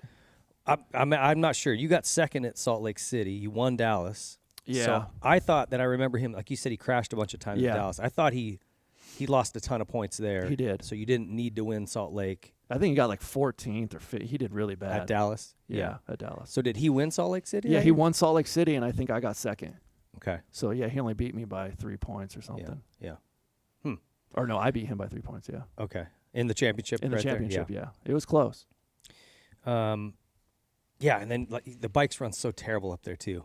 Yeah. I mean, I remember at the time I was doing second gear starts, through all of those years where we went to Salt Lake, and I had to go down to starting first there. Yeah. Which they just totally threw off your deal. Yeah. Very different. And then the pressure of expectation. Like you said, you could always just focus on, okay, it's just you were able to block shit out and focus on just lap times and you. But then, your family shows up. You see that shirt that they made, which I tell teams, don't ever show that. Keep that shit hidden. Don't show, they'll make the T-shirts, West Coast champ, and you're like, don't pull that stuff out, dude. That's that was a hard race because it was altitude, and I knew I was, a little bit heavier at the time, and then also it snowed. Yeah. So the track was ruddy. Muddy, yeah. It was muddy that night, so that adds a lot of different variables as well. Yeah. Good bonus? Yeah. Did you have good bonuses? Yeah. That was I made good money. 2000 even to 2008. That was a good time for money in the sport. It was. You were in a good window of coming through. Yeah. Because there was a lot of money to be made. Yeah, it was when the industry was doing quite well. I don't even think we're back to those numbers. Do you? Yeah, we are selling a lot of bikes, and I think, But I just mean salary and money for riders. Do you think it's back up to what it was in 2008? No, because I think me and Ivan, I always like to talk about this because, me and I were kind of in the I think Ivan always did a little bit better. He has much more championships, but when we got to the 450 class, we kind of battled a lot. Okay. And we were making really good money, and we were like a 5 to 10 guy. Yeah. Yeah, it was and crazy. We were making a lot of money, and I think now to make that money, you got to be, a 5 to 1 guy. Yeah. Okay, so after that, did you have a 2-year deal with it wasn't Geico, it was Factory Connection? Yeah. You did, okay. I think so. No, that was a 1-year deal. Oh, it was a 1-year deal? It was a 1-year deal, and then I won the championship, which turned into a 2-year extension. Okay. Oh, a 2-year extension? Yeah. Okay. Both for 125s, too? Yeah, and that transitioned into the new Honda 4-stroke. Yeah. Which was a huge challenge. Yeah, well, we'll talk about that. I want to ask you about that. So into 2003, your deal then is already done. You had a contract, something built into your contract that if you won the title, it extended on, right? So what was it like going into 2003, Now you got a number 1 plate. Oh, and you also did, I think you did good that summer too. Like you did better at Nationals. You got a 3rd at Southwick. Yeah. Some top 10s in moto. But again, you had to be struggling with starts. So Ziggy, the team owner at the time, could see that. Honda could see that I was getting bad starts, but that whole year I consistently worked my way up through the pack. Yeah. And I'd finish around 10th. So a decision was made that I could defend my title, and then I would ride 250 Supercross. So that was the plan going into 2003. Okay. That's cool. I feel like we don't do that a lot anymore. They don't really let a lot of guys switch coasts. No, to me, that was I learned so much doing that. Very early on, I would ride West Coast, and then I would ride East Coast. On the 250. Yeah. Just to get some experience. And I feel like it can go either way, right? Like Cole Seeley was a guy, he jumped on and did some fill-in rides. He was a TLD guy. He would jump in and do the East fill-in. I think maybe Shorty got hurt or something, and Cole filled in and got like a podium. Well, that just blew his career up because now they're going, oh, dude can ride a 450. Good. Well, let's grab him for the next year. And that turned into a factory ride for him. It can go the other way. If you go over there and suck, then they go, oh, this dude can't ride a big bike. Yeah. So that's actually how that turned into my Honda deal. Yeah. Was because, Honda was still trying to develop that 4-stroke. A lot of guys still weren't racing it yet. So I think Ramsey was a solid guy racing it, and then I started racing it where, LaRocco and Ricky weren't racing it at the time. Okay. So then I was one of the first guys to be racing like a factory Honda 450. Was that in 03? No, I think that started maybe 03. Yeah, I can't remember. Yes, Okay. It did 03. Yep, 03, 04. Yep. Okay. I had a good finish, I think, Daytona, around top 5. Daytona 2003. Yeah, 2000. 4th. Yeah. Yeah, you did some good, 4th at Daytona. You had some 12th at Houston, which isn't bad. I mean, 10th at Indy. I mean, you could see right away, and then when you started racing it outdoors, it gets even better for your results. But you could just tell the starts were killing you. Yeah. At 185, I don't care what bike you're on. Yeah. So going into 03, was it a different feeling? Like now you're the guy that everyone's shooting to beat, right? Was that a different feeling coming in? No, because I think at that time, I had the trainer, Alan, I was working with, I had Sean, I loved the guys I had a good program and I was training really hard. I was super focused. I had a bunch of confidence. Yeah. So I came in where 02, I came in not knowing what was going to happen. 03, I came in, okay, I want to do good. Like I feel good. I'm putting in the work. The bike's great. Team's great. So I was expecting to do well. Yeah. So. And you did. You won the opener again. And I wanted to ask you about that. You won 2 openers. Was there something about, I think that performing at the opening round takes a lot of things to come together. Like that 02 race I was telling you about, the 02 opener, I hole shot it, and I had been doing a lot of riding and preparation, but it was all by myself. I can't remember who was supposed to. Oh, it was Leninovich and Sellards were on the West Coast with me, but they were staying back at Brock's, back east or in Florida or Georgia somewhere. So I didn't get to ride with anybody. Okay. So I was fit. I was riding well. The bike was good. But when I got to A1 and I'm riding around other guys, I tightened up because I just hadn't been riding around anybody. Okay, yeah. So I learned from that, and then I started, made sure that I was riding with a group of guys, after that. And I think for me, like A1, I always loved A1 because to me, you have to do this 3 months of work. You're at the test track, you're riding, you're doing all this work. Like right now, for instance, we're hanging out here. All those dudes are riding. Yeah. All the guys now racing Supercross this year, we're at the test track the day after Christmas. These guys are probably riding on New Year's Day. I'm out snowboarding now. Yeah. So I love it. You give up a lot of your life. So A1 is here. I'm like, dude, I want to show off all this work I've been doing. So I was pumped up to race the first race. Did you get? I mean, there's obviously nerves at that opening round. Yeah. And I think part of performing there, obviously you have to put in all the work and the bike's got to be right and all of those components. But you also have to be able to control your nerves. Like I look at Barsha. Yeah. Here's another guy who really excels at the opening round. Kenny. Yeah. Really, really good at the opening rounds. And I think, if you look at Tomac, he doesn't tend to do so well. Maybe it's nerves. Maybe he's just, whatever. He's got to work his way into being comfortable. But the guys that win at the openers, I think they just have a way of kind of dealing with the pressure better. So I wondered if you had, being a guy who won the opener twice. Yeah, so for me, I always dealt it like it was the practice track because you're doing 3 months of going to the practice track. So it's just, now I'm just going to the practice track and everyone's watching. That's kind of how I treated it. Like I put the same focus and effort into everyday riding. Like I wanted to win when I was battling Goose at the Honda track. Like I put a lot of pressure on myself practicing so that when the race came, it just felt normal. It would just felt normal. I didn't put any extra pressure because my pressure for me was riding the track. I wanted to perform well and like kind of master and beat the track. So that's all I did at the race. And it sounds so simple in theory, right? Like just focus on yourself and you race in the track. It's harder to do though. Yeah. When you get out there and you think, oh, okay, that guy looks good. He's going to be good for the title. I need to make sure I watch out for him. Man, that shit's all a distraction. Yeah. Like you said, I never really thought about that lap time thing. If you just don't give me my position, just tell me my lap time. All I'm going to focus on is that number and trying to be where I need to be. Yeah. Right? And then at the end of the night, I'm happy with how I rode or I'm not, and I'll do work to correct it. Yeah, I got lucky early on. Shawnee or somebody pointed me in that direction of, dude, don't worry about anybody around you. We're just here to race the track. And that's how I handled every single day at every single practice track. And like even still when I ride with Kiefer and these guys today, like we're all going to go ride tomorrow. And I act like it's A1. Yeah. I'm showing up with roll-offs. I'm going to freaking ride my ass off. And where are you guys going? Up High Desert? Yeah, High Desert, yeah. Okay. Yeah. Well, that's interesting stuff. I think young kids would be smart to listen to that and try to pull something away from it. So you win the opener again that year, but Stu was pretty legit in 03. Yeah.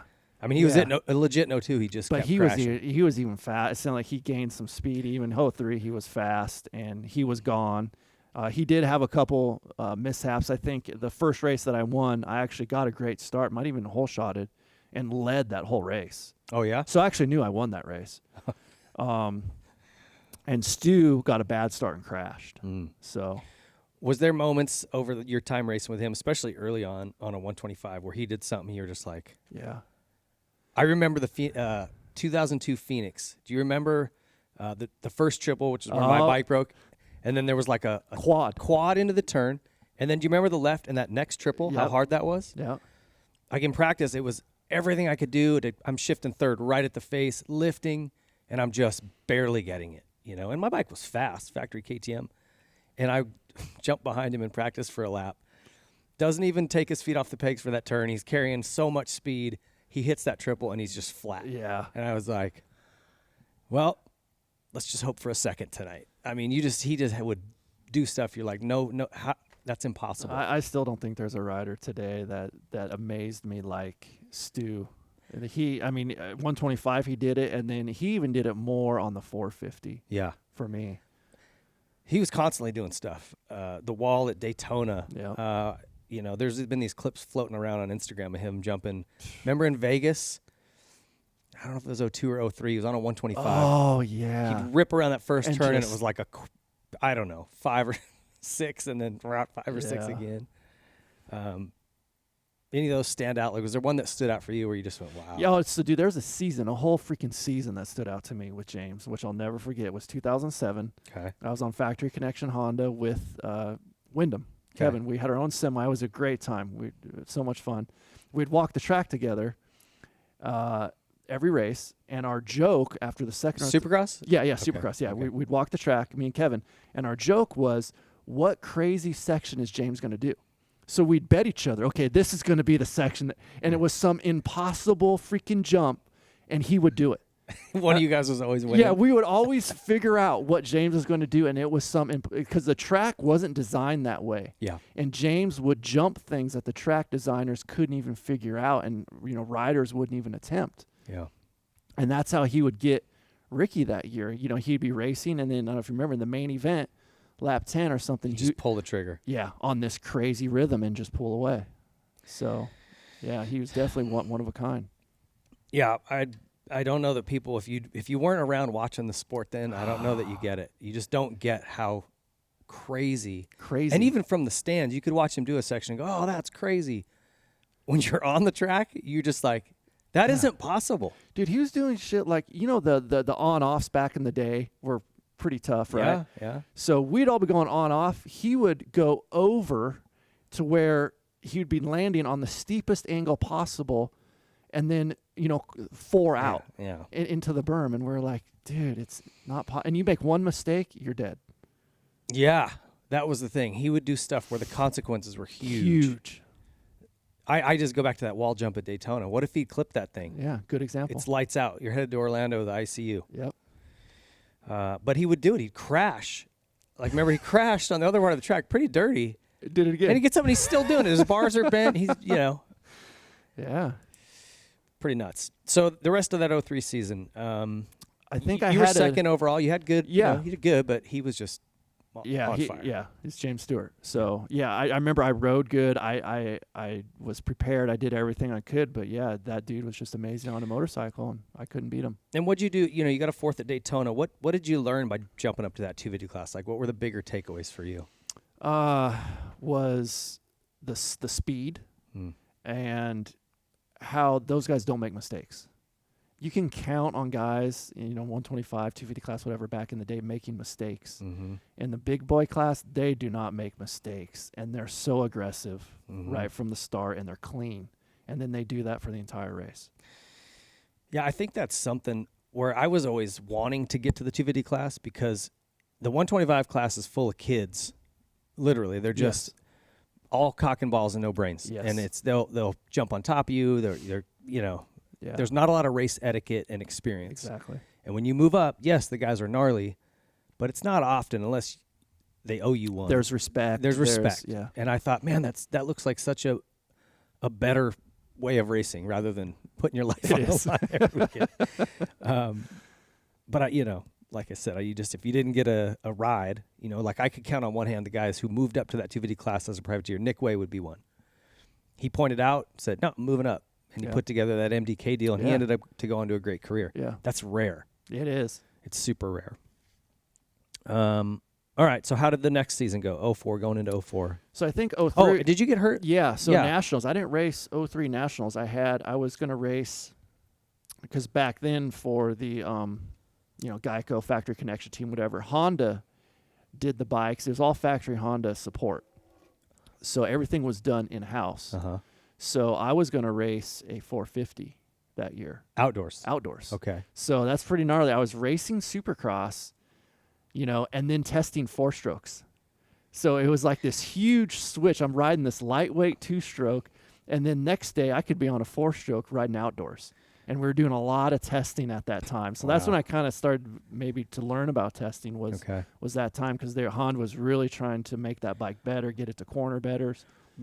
So I'm trying to remember, in the previous year, was anybody racing the 450? Nathan, maybe. Yeah, 2002. Nathan won, I think, his first, maybe only Supercross in the 450 class, and I think that was on a Honda 450. Yeah, that's right. Okay, so when you got it, it had a little bit of development. Was there ever any sketchy moments? I just remember those. I couldn't turn it. Oh, you couldn't turn that one. Yeah, you would turn the handlebars, and the thing would go straight. And I did remember I had some big crashes. Jeremy had a track at his place years ago, Anza area. Out towards Anza, Yeah, I had a big crash testing out there. Got knocked out on it. I had some pretty good crashes on that bike. I think Ryan Hughes had some big crashes on it as well. Steel City, he got really jacked up. Like it locked up on him or something happened, right? So, there was a lot of testing and development going on. I got hurt, but that was all. It wasn't the bike, so it was my fault. Just rut or something, put my leg out, and I ended up tearing my ACL 2003, right before the Nationals started. To that point, you'd stayed pretty healthy. Had you had any injuries prior to that? Just in '96 in that St. Louis Supercross when I collapsed the lung. Yeah, I guess that was a big one, huh? Yeah, that was it. And then, I tore my ACL 2003. And then I didn't know how serious, tearing an ACL was, so I didn't do much research on the doctor. So I just went to some guy in San Diego. I think he worked on my wrist a couple times. Who do you remember? Was it Oasis, that Oasis Sports Medical Center? I have no idea. Yeah, and I ended up using a cadaver, I think. Okay. Yeah, for the ligament, and then the doctor had me riding 3 months, pretty soon after. Okay. Second or third time riding, tore it again. So not even 4 months after my first ACL surgery. Full tear again? Full tear again. Just popped that sucker. And I knew it. And I think at that point, I had signed a contract with Honda. Because I think 2003, you know, I had a good supercross season. Yep. I did, and I rode the 450 on a couple East Coast rounds, done okay. Yep. So Honda's like, hey, if you want to ride for us in 2000, or no, that's 2004. That was 04. You were still with Factory Connection. Yeah, because you had a 2-year. Yeah, okay, so I was. Yeah. So I missed the whole 2003 outdoor season. Yeah. So 2004, that's what it was. Honda starts saying, like, hey, you need to get this fixed right. Okay. Blah, blah, blah. So I ended up trying to race 2004 with no ACL. It doesn't work, huh? I couldn't do it. Like, I know I made Larocco it a couple did races. I did well. I had a good finish in 2004. I think Ivan was beating me a lot. Yeah. Well, 04, 125 West, 3, 2, 3, 2, 3, 4. Yeah. So that was because that's when that 254 stroke came out, brand new. And then you went 250 East. Yep. 5th at Atlanta, 8th in Anaheim. Oh, no. That was, Anaheim 3. You're on a 250? Oh, that's 05. Sorry. 4th at Mini, 5th at Atlanta. Yeah, so you have put in some good rides on it. Yeah. Huh. So I was trying to race. I had no ACL at that time. So that summer, that's why there's no results here. You took that 04 summer off and got it fixed again. So who did it that time? So Sterling, what was it? I think it was the Sterling Job Clinic in Vail. I think it's the same place Roxon goes. Okay. Yeah, so it was in Vail, Colorado. I had to fly out there. I did all my therapy. I stayed in Vail for a month, did everything out there, and it was great. How is that knee now? It's perfect. Still holding up. Is that right? Yeah. So then, so 05, I had a lot of prep, and then that was factory Honda. You were physically ready. Everything's looking good. Okay. Let's take a quick break right here, and we'll pick it back up with 05. Stay tuned. We'll be right back with more Travis Preston.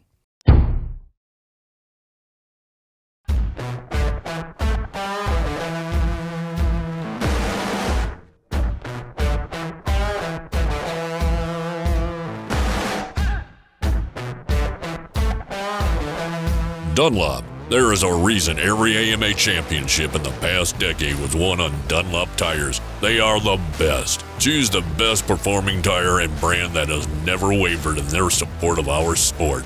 Choose Dunlop. Pro Circuit. Pro Circuit products are designed with one goal in mind: winning. Through passion and hard work, Pro Circuit has operated the most successful 250 team in the history of the sport. They use that same formula when developing exhaust, engine, and suspension parts for every brand, when only the highest level of performance is acceptable. Trust Pro Circuit. Since 2009, Seat Concepts has been dedicated to making the best aftermarket seats. More comfort, more grip, more riding. For 10 years, we've continued to raise the bar. Innovation and American craftsmanship make Seat Concepts the world-leading manufacturer of power sports seats.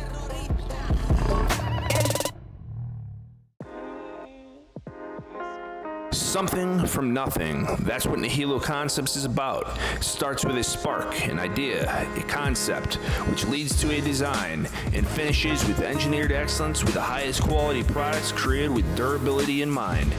All our products are made in the USA at our state-of-the-art facility in Stewart, Florida. Whether you are a weekend warrior, ride for fun, or at the highest level of competition, Nihilo Concepts offers innovative titanium, aluminum, and carbon fiber parts for your dirt bike. We offer a wide variety of products that you can customize to your liking. Browse our site for foot pegs, brake tips, engine components, specialty tools, frame grip tape, lever grips, carbon fiber components, motor stands, our secondary on-switch, plus much more.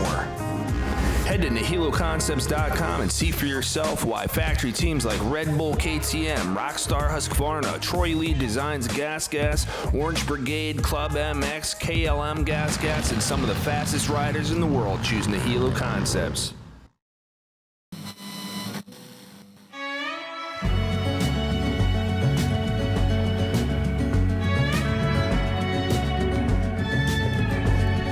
Specialized Bicycles. Specialized leads the way in the world of bicycling. Whether it's cross-country racing, downhill, e-bikes, enduro, road, gravel, dual slalom, dirt jumping, or all mountain bikes that do it all. Specialized has the perfect ride for you. The brand is synonymous with engineering excellence and innovation that steers the industry. Visit your local Specialized dealer for a test ride and see just how good Specialized products are.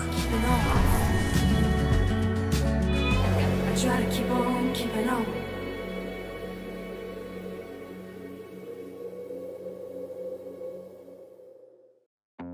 OGIO Power Sports.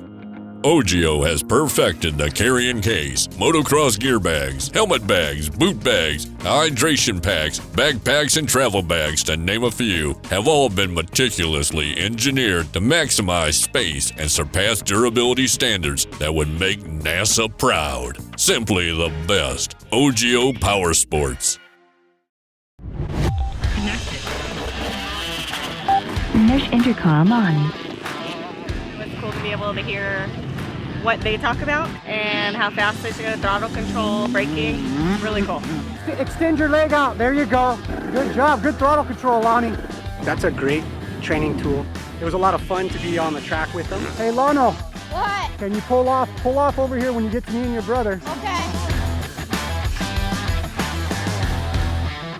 With a rich history in motocross, ProX has been dedicated to supplying quality components since 1975. Whether you're rebuilding an engine or just need a new chain, ProX Racing Parts aims to bridge the gap between OE quality and affordability.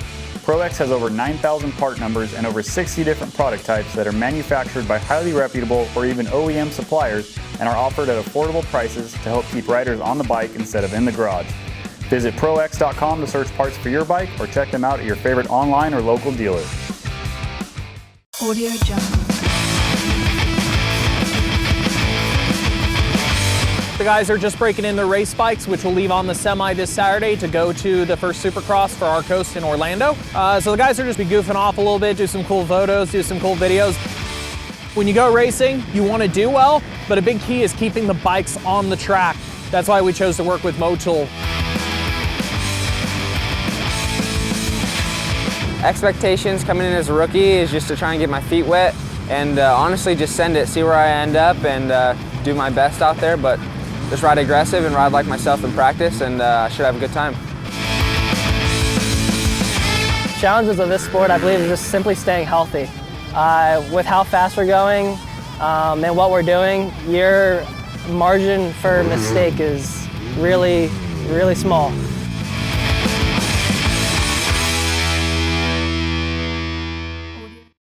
If you have little rippers, you have had to have seen Stay Sick bikes by now. We have created bikes and experiences that allow kids to develop sooner and empower them to define their own ride. From learning to ride to sharpening skills, the Stay Sick promise is accelerated growth. Whatever path your family chooses, it's going to be the ride of your life. Stay Sick Stability Cycles. I'm on vacation every single day, cause I love my occupation. I'm on vacation. If you don't like your life, then you should go and change it. All right, guys, welcome back. That was your Troy Lee Designs timeout. Hey, if you haven't seen, the Troy Lee Designs SE5 helmet is out officially.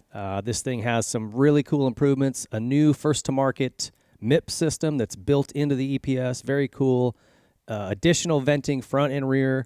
It's got these really cool cushions on the side that is, if your helmet was to come down and hit your collarbones, it compresses in so it doesn't put so much pressure and potentially fracture your collarbone. A lot of really cool features built into it. So if you haven't seen that helmet, it's out, available in composite and carbon. So a couple different price points, same safety features. Really, really cool lid. Go check that out at troyleedesigns.com. Obviously, the paint department's cranking. They got all their new gear out. Check them out. All right, back to you, 05. So let's talk about how that prep went. You said you got your knee fixed, you're feeling good, you're fit. Still working with Gerke at that time? Yeah. I worked with Alan pretty much through my whole career. So is he still around? I don't see him anymore. So I remember his wife got cancer and passed away, so that was a hard thing for him. So I didn't hear from him for a while through that. I don't know if he got sick, but I actually touched base with him maybe a month ago. Yeah? Yeah, so he's doing good. He lives still in the same area, like Murrieta, Menifee, somewhere out there. Just not coaching moto anymore? No, he's fully retired now, just kind of living the dream. So, yeah, I need to make it a point to go down there and visit him. Well, cool. Because, he's a good guy. He was a nice guy. Yeah. Yeah. And, 2005, I had a lot of prep. Everything was going good. But then I think at the test track right before Anaheim, I ended up breaking my collarbone. And you're on the 450? On the 450. Okay. Yep. And outdoor? Indoor out, okay. yep, 450, Team Honda. Yeah, just, stupid mistake and riding supercross and ended up breaking my collarbone. So I missed. So you missed, your first one was February. Yeah, so I missed a couple races. Yeah. I remember that was a mutter, 2005, I think, A1, so I was happy to miss that. It's a nice one if you're going to miss one. So, so I remember Supercross, just, big bike, big class. It's just a whole nother deal. Yeah. And but you were still putting in solid finishes, 6th at Daytona, 7th at Seattle, 6th at Vegas. Yeah, but 4th at Hangtown. Look at you. But back then, those finishes didn't mean a lot, It seems like back then the class is more stacked now. I don't know, dude. That was the perfect storm, right? That was that season where you had Wyndham, Reed, Stu, right? Like that thing was pretty loaded up. Yeah, it seemed like there was a lot of focus on those guys though, and then I was below those guys, and that wasn't enough. Where nowadays, so Honda wasn't psyched on this. No, Honda was not psyched on that. Yeah. So then I was feeling that, and Kehoe was a team manager, and he was never mean, but yeah, he definitely wanted me to perform to my best. How was the bike? Were you stoked on that 450, or did you guys figure out the turning? I was stoked with it in motocross, but in supercross, no. I could just not get that thing to turn. The thing, supercross, you got to cut down early, tight corners, and that first generation 450, you'd want to start to initiate the corner, and the thing would just push. It had a front end push like nobody's business, and then you get on the gas, and then the bike just wanted to go straight. So it was very challenging in Supercross. Motocross, it was stable. They got it stable. It seemed to work a lot better outdoors. Okay. And I think it reflected in the results. Yeah. Who else was riding it with you that year? Was Nate Dogg still on it? So 2005. Gosh, I remember Shorty. I thought Shorty was on the team. Okay. At one point. Were you guys all complaining of the same things? Or were some guys able to make it work? And God, I can't. 2005. I don't remember who was on the team with me then. I'd have to go back and look too. I don't remember. Yeah, it was definitely a struggle. But yeah, everyone did kind of know that there was an issue with the bike. It's not like I had the only issue and no one else had. Yeah. It was a common issue with the bike. It's just sometimes like if you and I were trying to set up a bike, I'll even use the Yamaha 450. I know you like the bars in the forward mount position, right? I can't. I feel like I'm riding a tricycle when I do that. I can't do it. Way shorter, obviously, arms, legs. You're probably able to ride further back with your body, where if I'm up front, I can't even get right. So I'm too much weight on the front. So setup and feel can be a lot different for different. But those are like minor details. Yeah. So if it's a chassis characteristic or the setup of the rake of the fork or the whatever that you can't really, you can put a Band-Aid on it, but you can't fix it. Exactly. Then you're all going to feel the same things, right? That's what I was curious about. Yeah, we all felt it. Which is interesting because I vaguely remember there being some push issues in that year, but by 2008, that bike was like the business. Yeah. I still think if you could put a fuel injection on an 2008 CRF 450, it's a good bike. Yeah, my best year racing, best bike ever was 2007. Yeah. CR 450. Which was pretty much the same thing, right? Yeah. Okay, so that year, 2005, like I said, Supercross was decent, but then like you said, by the Nationals, 4th at Hangtown, it's pretty good. I think 5th overall, 2005. Let's have a look. 6th in overall. Outdoors, 9th in Supercross. Okay. It's pretty stinking good. Lots of 7s, 6, 4ths, solid. So were the Honda guys happy with that, or they still wanted more? Yeah, it's Team Honda. Yeah, right. It's big budget. It's a good team, and it's just need a little bit more. How was working with Kehoe? Great. Yeah, I loved working with Eric because I feel team manager, you have to have a great personality. You have to be able to read people. I think being a racer also is very helpful because he understands the challenges and maybe what you're thinking, and I think there's a built-in level of credibility with former racers where if he's trying to tell you something and it's a guy who's never raced, the rider's going, whatever, dude. Like, you don't even, you're just not going to listen to it as much as you might if it comes from Kehoe. This is a guy who's done it at a very, very high level, right? So you go, okay, well, at least let me think about that and consider it. You know what I mean? Yeah, that's why I think it's great. I heard Kehoe retired, and then Lars, is stepping into it now, and that's the first person that came to my mind because Lars is open-minded. Lars is a rider. I think Lars actually maybe qualified for a main event at one point. He can ride. He's a good rider. Yeah, he's a good rider. Yeah. So Lars understands it. I like him. I like my team managers too to be have like a very even keel. Yes. If they're somebody that gets, they get bummed when the results aren't good, or they're too like this. Yeah. It kind of brings like an unsettled feeling to the team. Like I like when managers are just very, good or bad. It's almost like, to me, a manager has to be a therapist in a sense. A little bit. They wear a lot of hats. Exactly. Because you got to, I think a job as a manager is to help the team succeed and be the best as possible. And, if your rider's a little down, you have to read that rider and be able to, pick that rider up and make that rider perform the best as possible. And what works for you may not work for me. Yeah, totally. I like Mitch has a theory here with Pro Circuit Team where he'll come in after a race, and whichever guy did the worst, he usually starts with him, like as he checks in with him. Mm-hmm. Because the guy that won, he's got 10 people hanging off of him. Good for him. I'm going to go to the guy who had the worst finish, and let's talk about what happened, what can we make better, anything you want to change. And I think he's gotten a lot better. He used to be a pretty iron fist kind of manager, but he's really evened that out, and that can make or break a team, huh? It can. Okay, so what did you pick up from that 05 season? So, this is a good one. A big takeaway from 05 was in motocross, I got 6th, but I think maybe Michael Byrne, Fonseca was a teammate. That's right. Okay. Yeah, Fonseca. So me and Ernie were on the 450 together. Okay.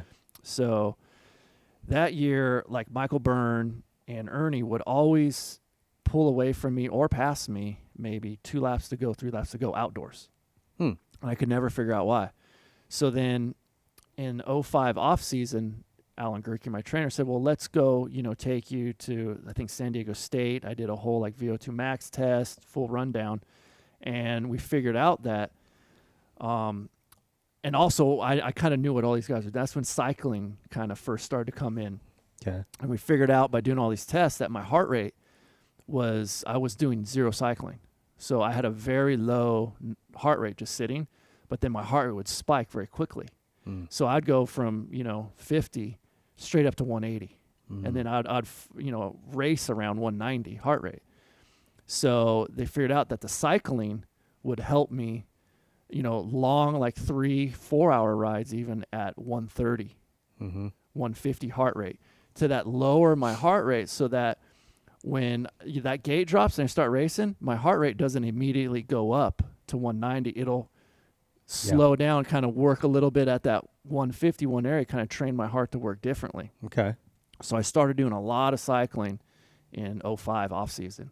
And then when I came into 06, man, I noticed a big difference. Is that right? Yeah. It was just that bigger base. Yeah, the base training. Yeah, that's the year I really started to focus on cycling, recovery heart rates, base training. Yeah, it was super helpful. There's a lot to that, man. They talk about building your capillary beds, so that the way the blood kind of feeds the muscles and stuff.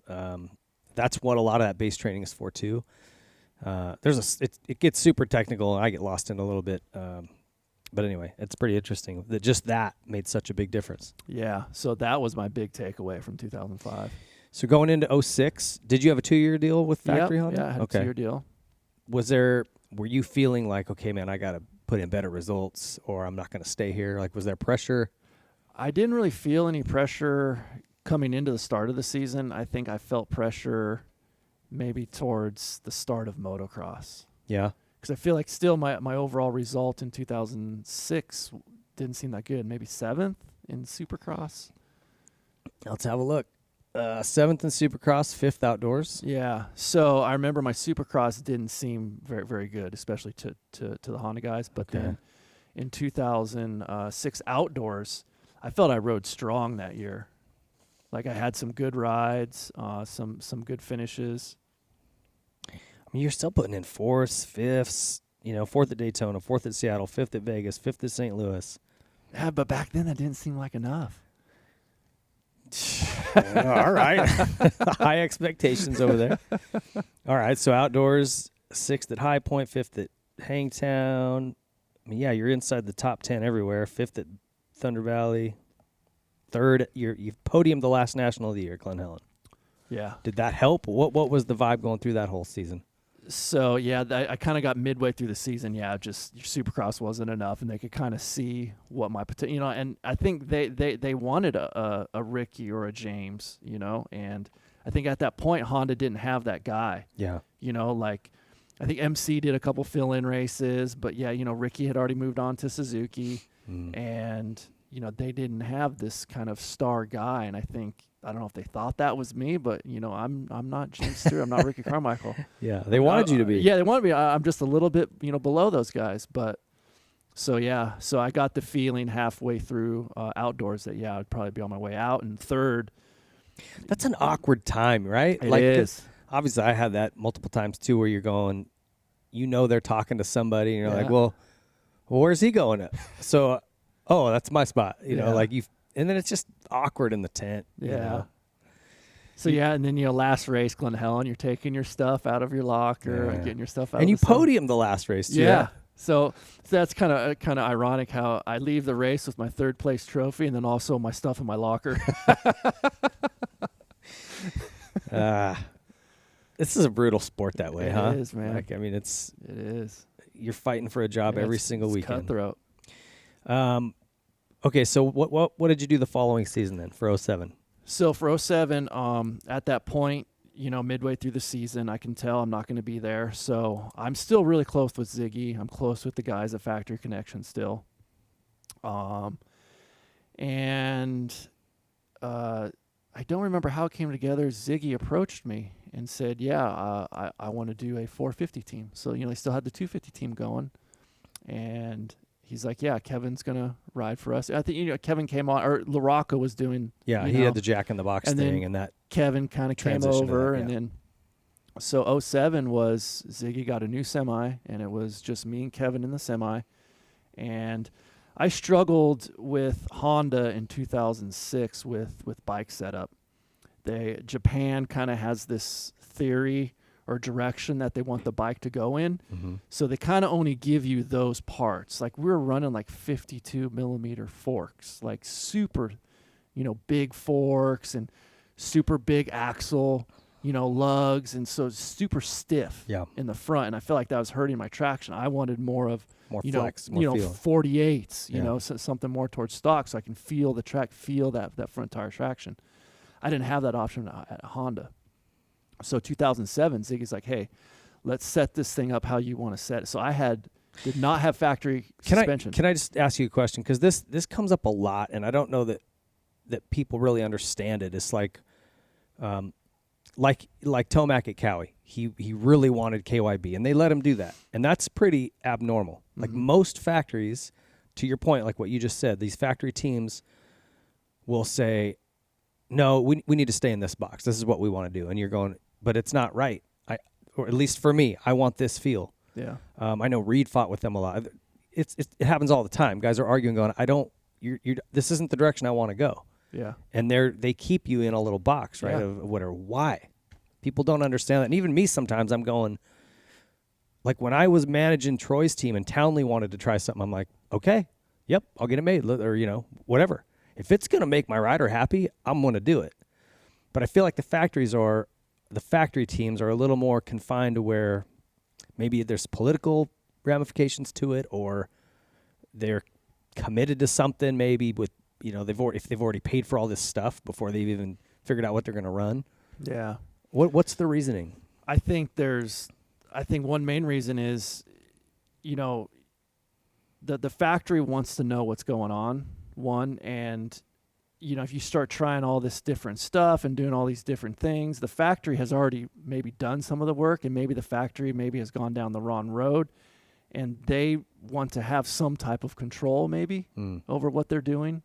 so that they think that they've done the testing there, so that they give you those parts, and they think that based upon what the engineers say, that they think that this works. Yeah. But I think all the manufacturers have learned in the past couple of years that, you know, it's more of like a rider feeling. Just because the data or the engineer says one thing works, that's not necessarily the case. It's all about rider feeling and what the rider feels on the bike. So I feel, you know, that's changed definitely in the last couple of years. Like they're being more open-minded. Yeah, it seems.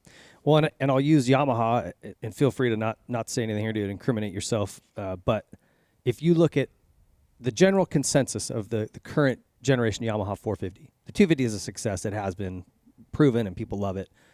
But it's mixed messaging on that 450 because at the pro level, it was not doing well. Guys weren't liking it. Mm-hmm. And even myself, we'd go do shootouts, and in stock trim, I'm like, this bike's great. Why does it look like crap on the factory team? Yeah.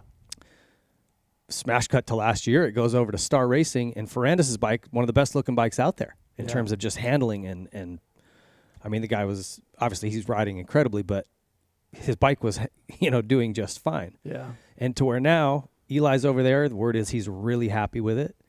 So something was going on at the factory level where they were going down the wrong roads, or there was just something they were stuck in and they couldn't get out of. Yeah. And it took a fresh set of eyes or a little bit more of an open mind to make it work. Yeah. It was never the 450 Yamaha. It was the direction of the race team for whatever reason. And I remember watching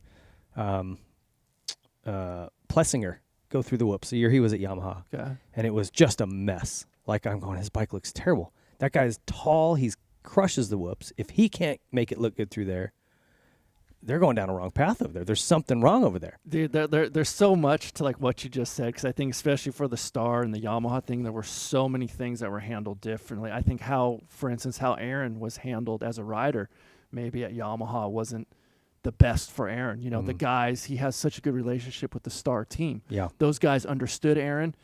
So they treated Aaron differently, maybe handled Aaron. There were so many different things.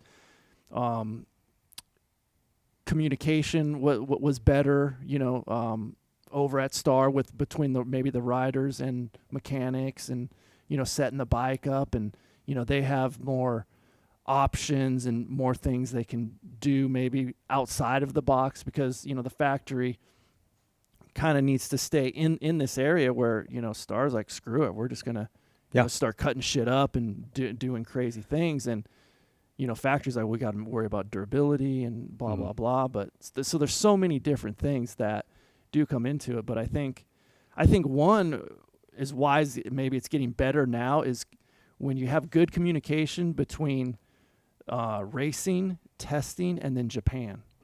I think that's when you get all three of those things working together is when you can have a good race team. I think, you know, Honda was struggling for years there when they came out with that new bike, 2010, 9, whatever. Yeah.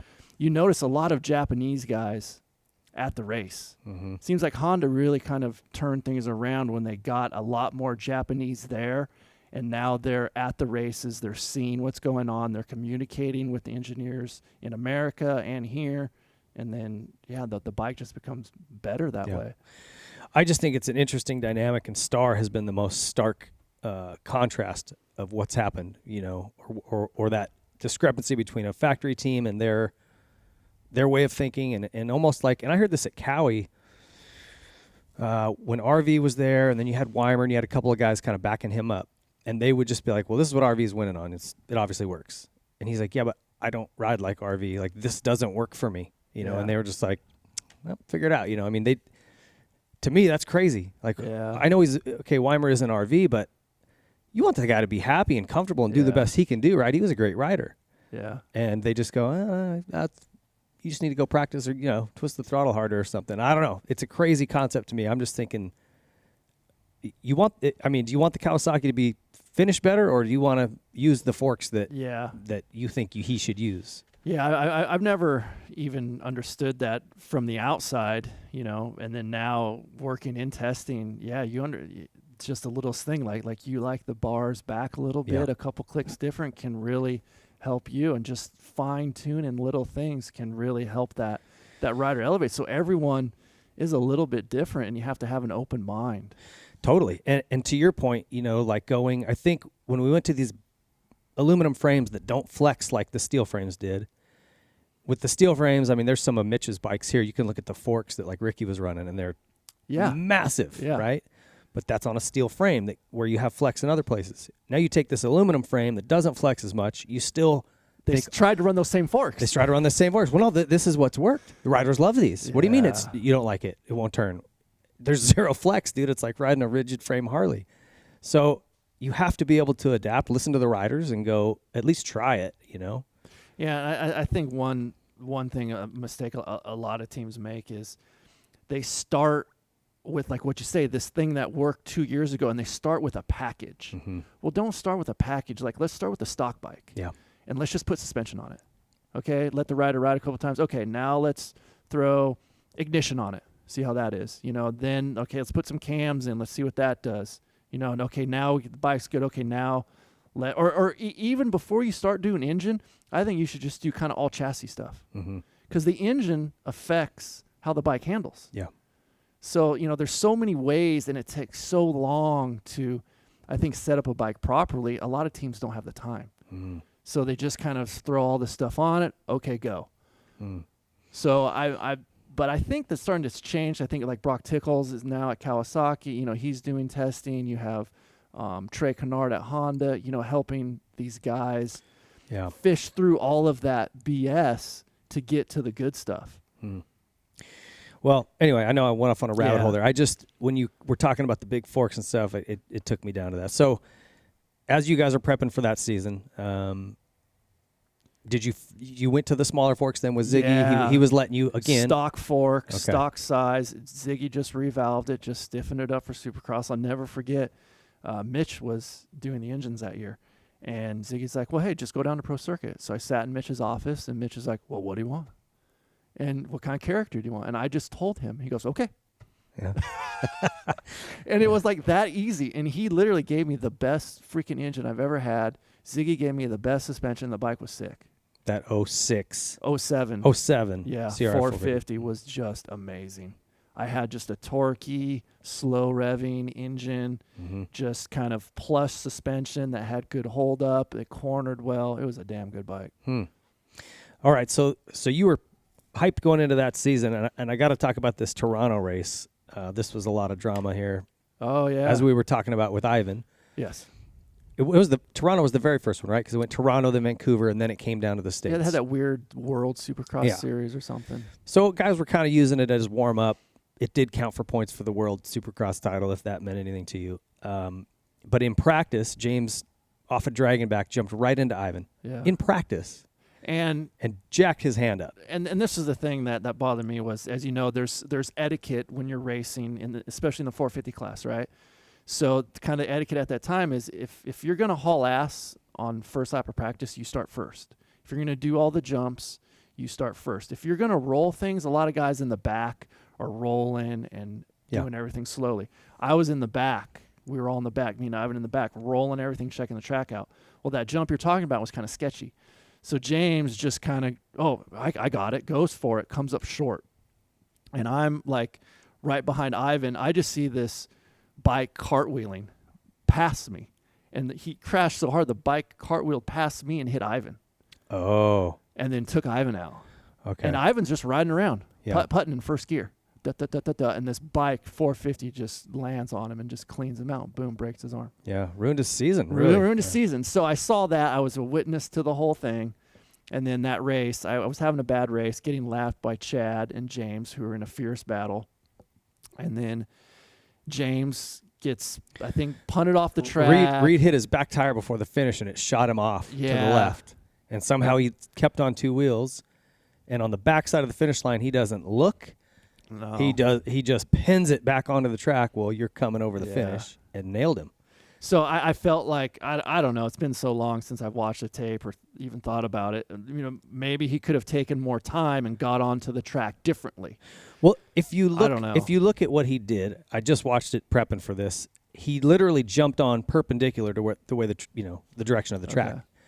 If he had just glanced up and then and rode parallel with the track, kind of slid in like this, even if you would have landed and he would have been there, you would have just sort of bumped. But that would have taken more time, though. It would have cost him a second. Yeah. Right? So that's my thing. I just feel like, James was really focused on going fast, and he sometimes forgot about other people on the track. And it cost him.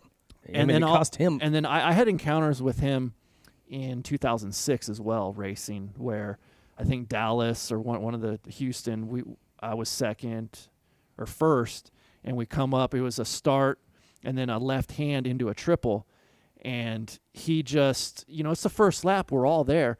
He just takes up the whole track and does the biggest scrub you've ever seen in your life, and then hits me in the air. In the air, because he scrubbed so hard, and then just punted me way off the track. You're lucky you didn't die. Yeah. So I had a couple situations like that where, man, I just wanted him just to chill out a little bit and just be a little bit more self-aware of what's going on. Yeah.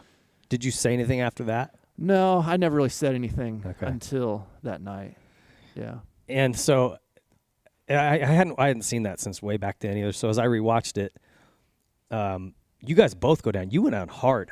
Dude, it was a hard crash. Yeah. My bike, they had to carry my bike off the track. It bent your forks? It bent the forks, the wheel. You couldn't roll the bike. Yeah. The bike was ruined. I mean, you were probably doing 30 miles an hour and to a dead stop. Yeah. Which that's pretty heavy. Unfortunately, we both didn't get hurt. I know. Well, so after he finishes the race, comes over the finish line, goes into the start straight, and falls over and starts rolling around holding his right ankle. Yeah. And if you haven't seen this, go to YouTube and watch it because it's really comedy. 06/07 Toronto Supercross. You come walking over and you got your helmet off. You grab his helmet and turn his mouthpiece up and said something to him. Yeah. And he gets all mad. He's flinging his arm, like trying to get you off of him.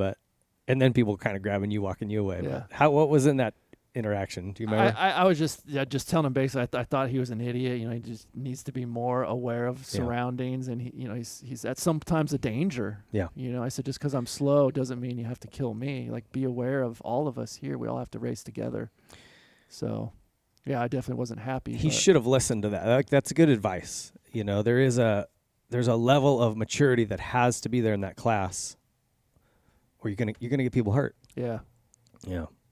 So how did the rest of that season go after that? That was obviously, luckily you didn't get hurt, right? Yeah. Look, I didn't get hurt, and I don't know what happened necessarily in that race, why I was doing so bad that race, but pulled it together. Had a great off season, I felt like, and then I had a bunch of good races at the beginning. I think I was battling Chad for podiums at a couple races. 4th at A1, 4th at Phoenix, 7, 5. A couple rough ones there. 6th at Indy. But then I remember I had a big crash in Anaheim. That was a year the whoops were still really big. I remember the track felt like it was really gnarly that year. That was the year we were talking about. James was just doing the big rhythms.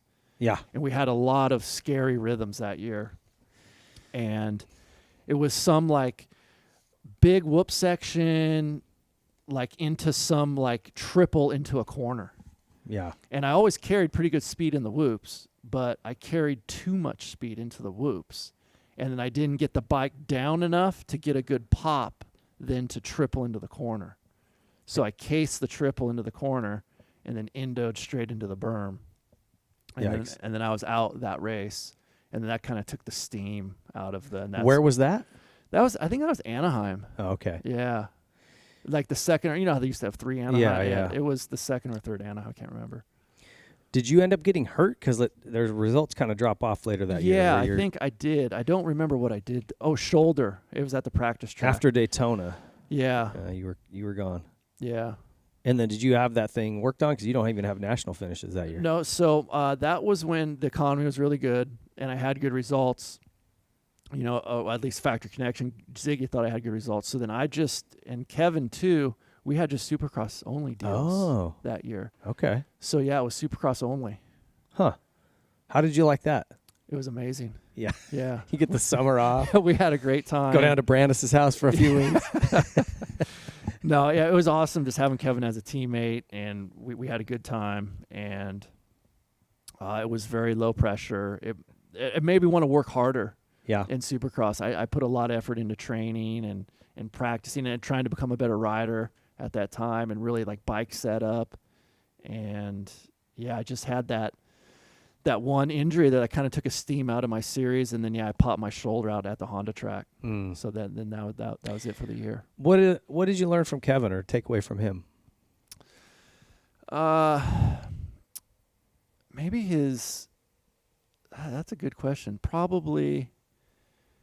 I always seemed like Kevin had really good form, and he seemed really smart on the bike. He didn't make a lot of mistakes.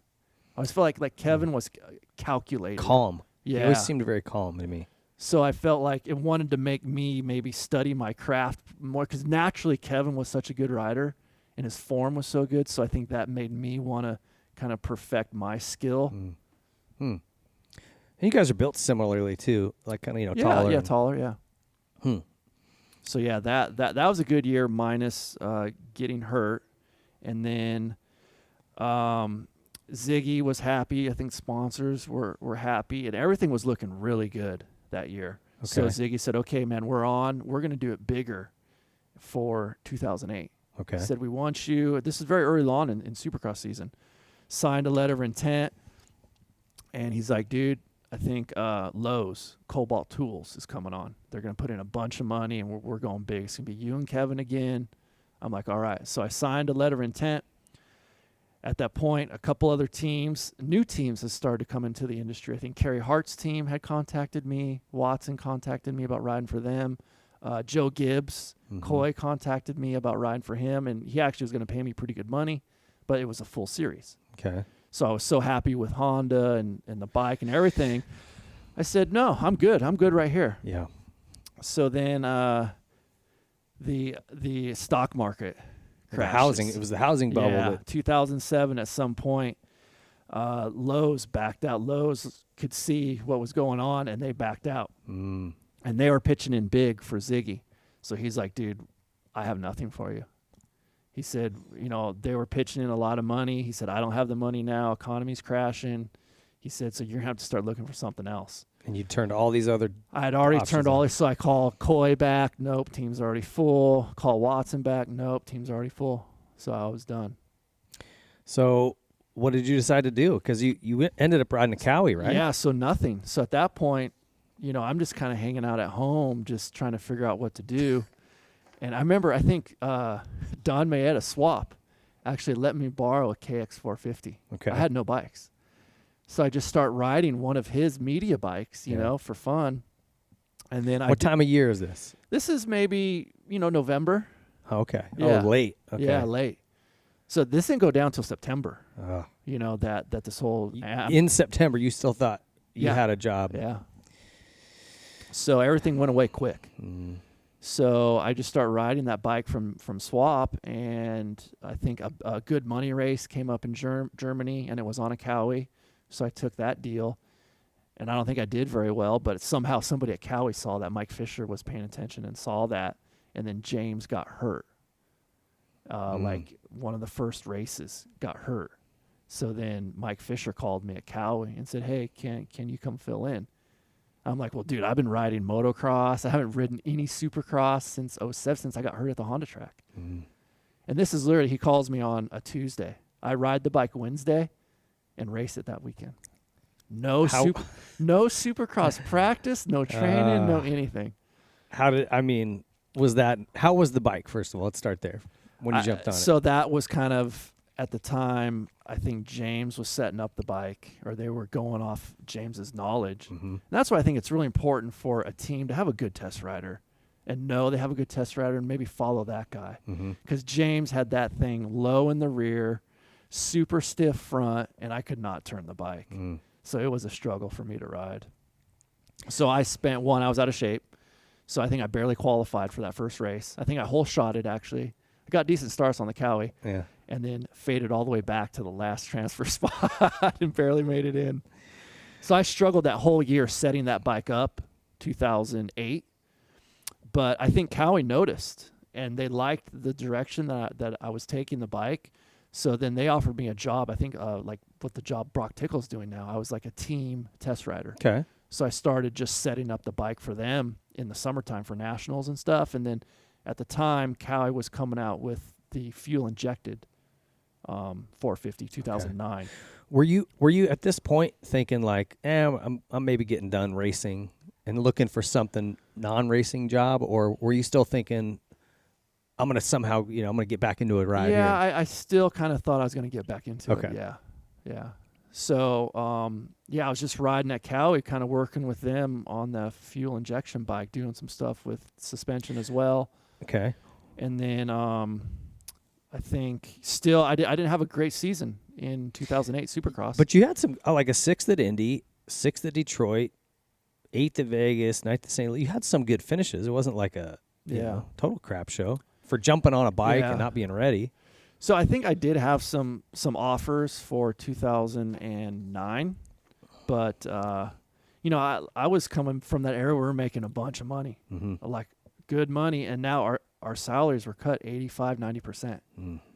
So that's a hard pill to swallow when you're making that much money and then getting cut. You're like, wow, that's a big wake up call. So I was struggling with that at the time. So I had a couple decent offers. I think Watson's team offered me, Kerry Hart's team, maybe $100,000. I'm like, dude, no, that's not even close.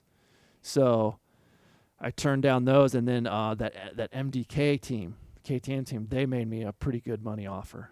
So I was stupid and just went for the money, which I never saw. So. Oh, really? Yeah, I was never paid. Well, I saw in your results here, it literally just has one race in 09, Phoenix. Yeah, I struggled on that bike. Yeah, the bike felt like a wet noodle. Stability was so bad on that bike. You'd gas it and the frame would flex and I'd fly off the track. So you and GL should go have a Tito's and Cranberry and talk about it, because you could probably share some great KTM handling stories. Oh, God, man, I struggled on that bike. I crashed never so much in my life, and that's where kind of all the steam I had some good crashes. Unfortunately, I wasn't hurt, but, I'm getting older now. I'm in my 30s, yeah. And it starts. Those hits to the ground, even if you don't get hurt, you're like, whew. Yeah. That's heavy. Yeah, take the wind out if you start rethinking your life choices. Yep. And, I started kind of maybe second guessing, is this the road that. Was that MDK team Supercross only at that time? I can't remember. No, that was for the whole year? Yeah, for the whole year, yeah. But were you hurt? Like, how come you only have one result on there? Yeah, I got hurt. Okay. Yeah, I got hurt, and then when I got hurt, the checks stopped coming. And at first, he was paying me, but it wasn't the full amount. Mm-hmm. And then he always had a reason of why the more money was coming later. Mm. So then I got hurt, and it was pretty early on, like maybe only one race. And, just the money never came. Mm-hmm. And then I would start talking about, 'cause I think I had a 2-year deal. Well, what's going to happen next year? And I could tell something was going on. Mm. So what did you decide to do then? And at what point? I think at that point, my contract wasn't that good at that time. I think legally I tried to pursue like the legal option, but the contract, the way it was written, it would have been tough for me to fight it in court. Mm-hmm. At that point I had some good money saved up, so I'm like, I'm done.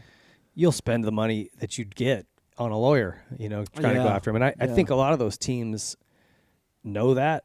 I had it happen with one of mine and with the Primal Impulse guys. See, that's what I think is important for, you start, lessons for these young riders.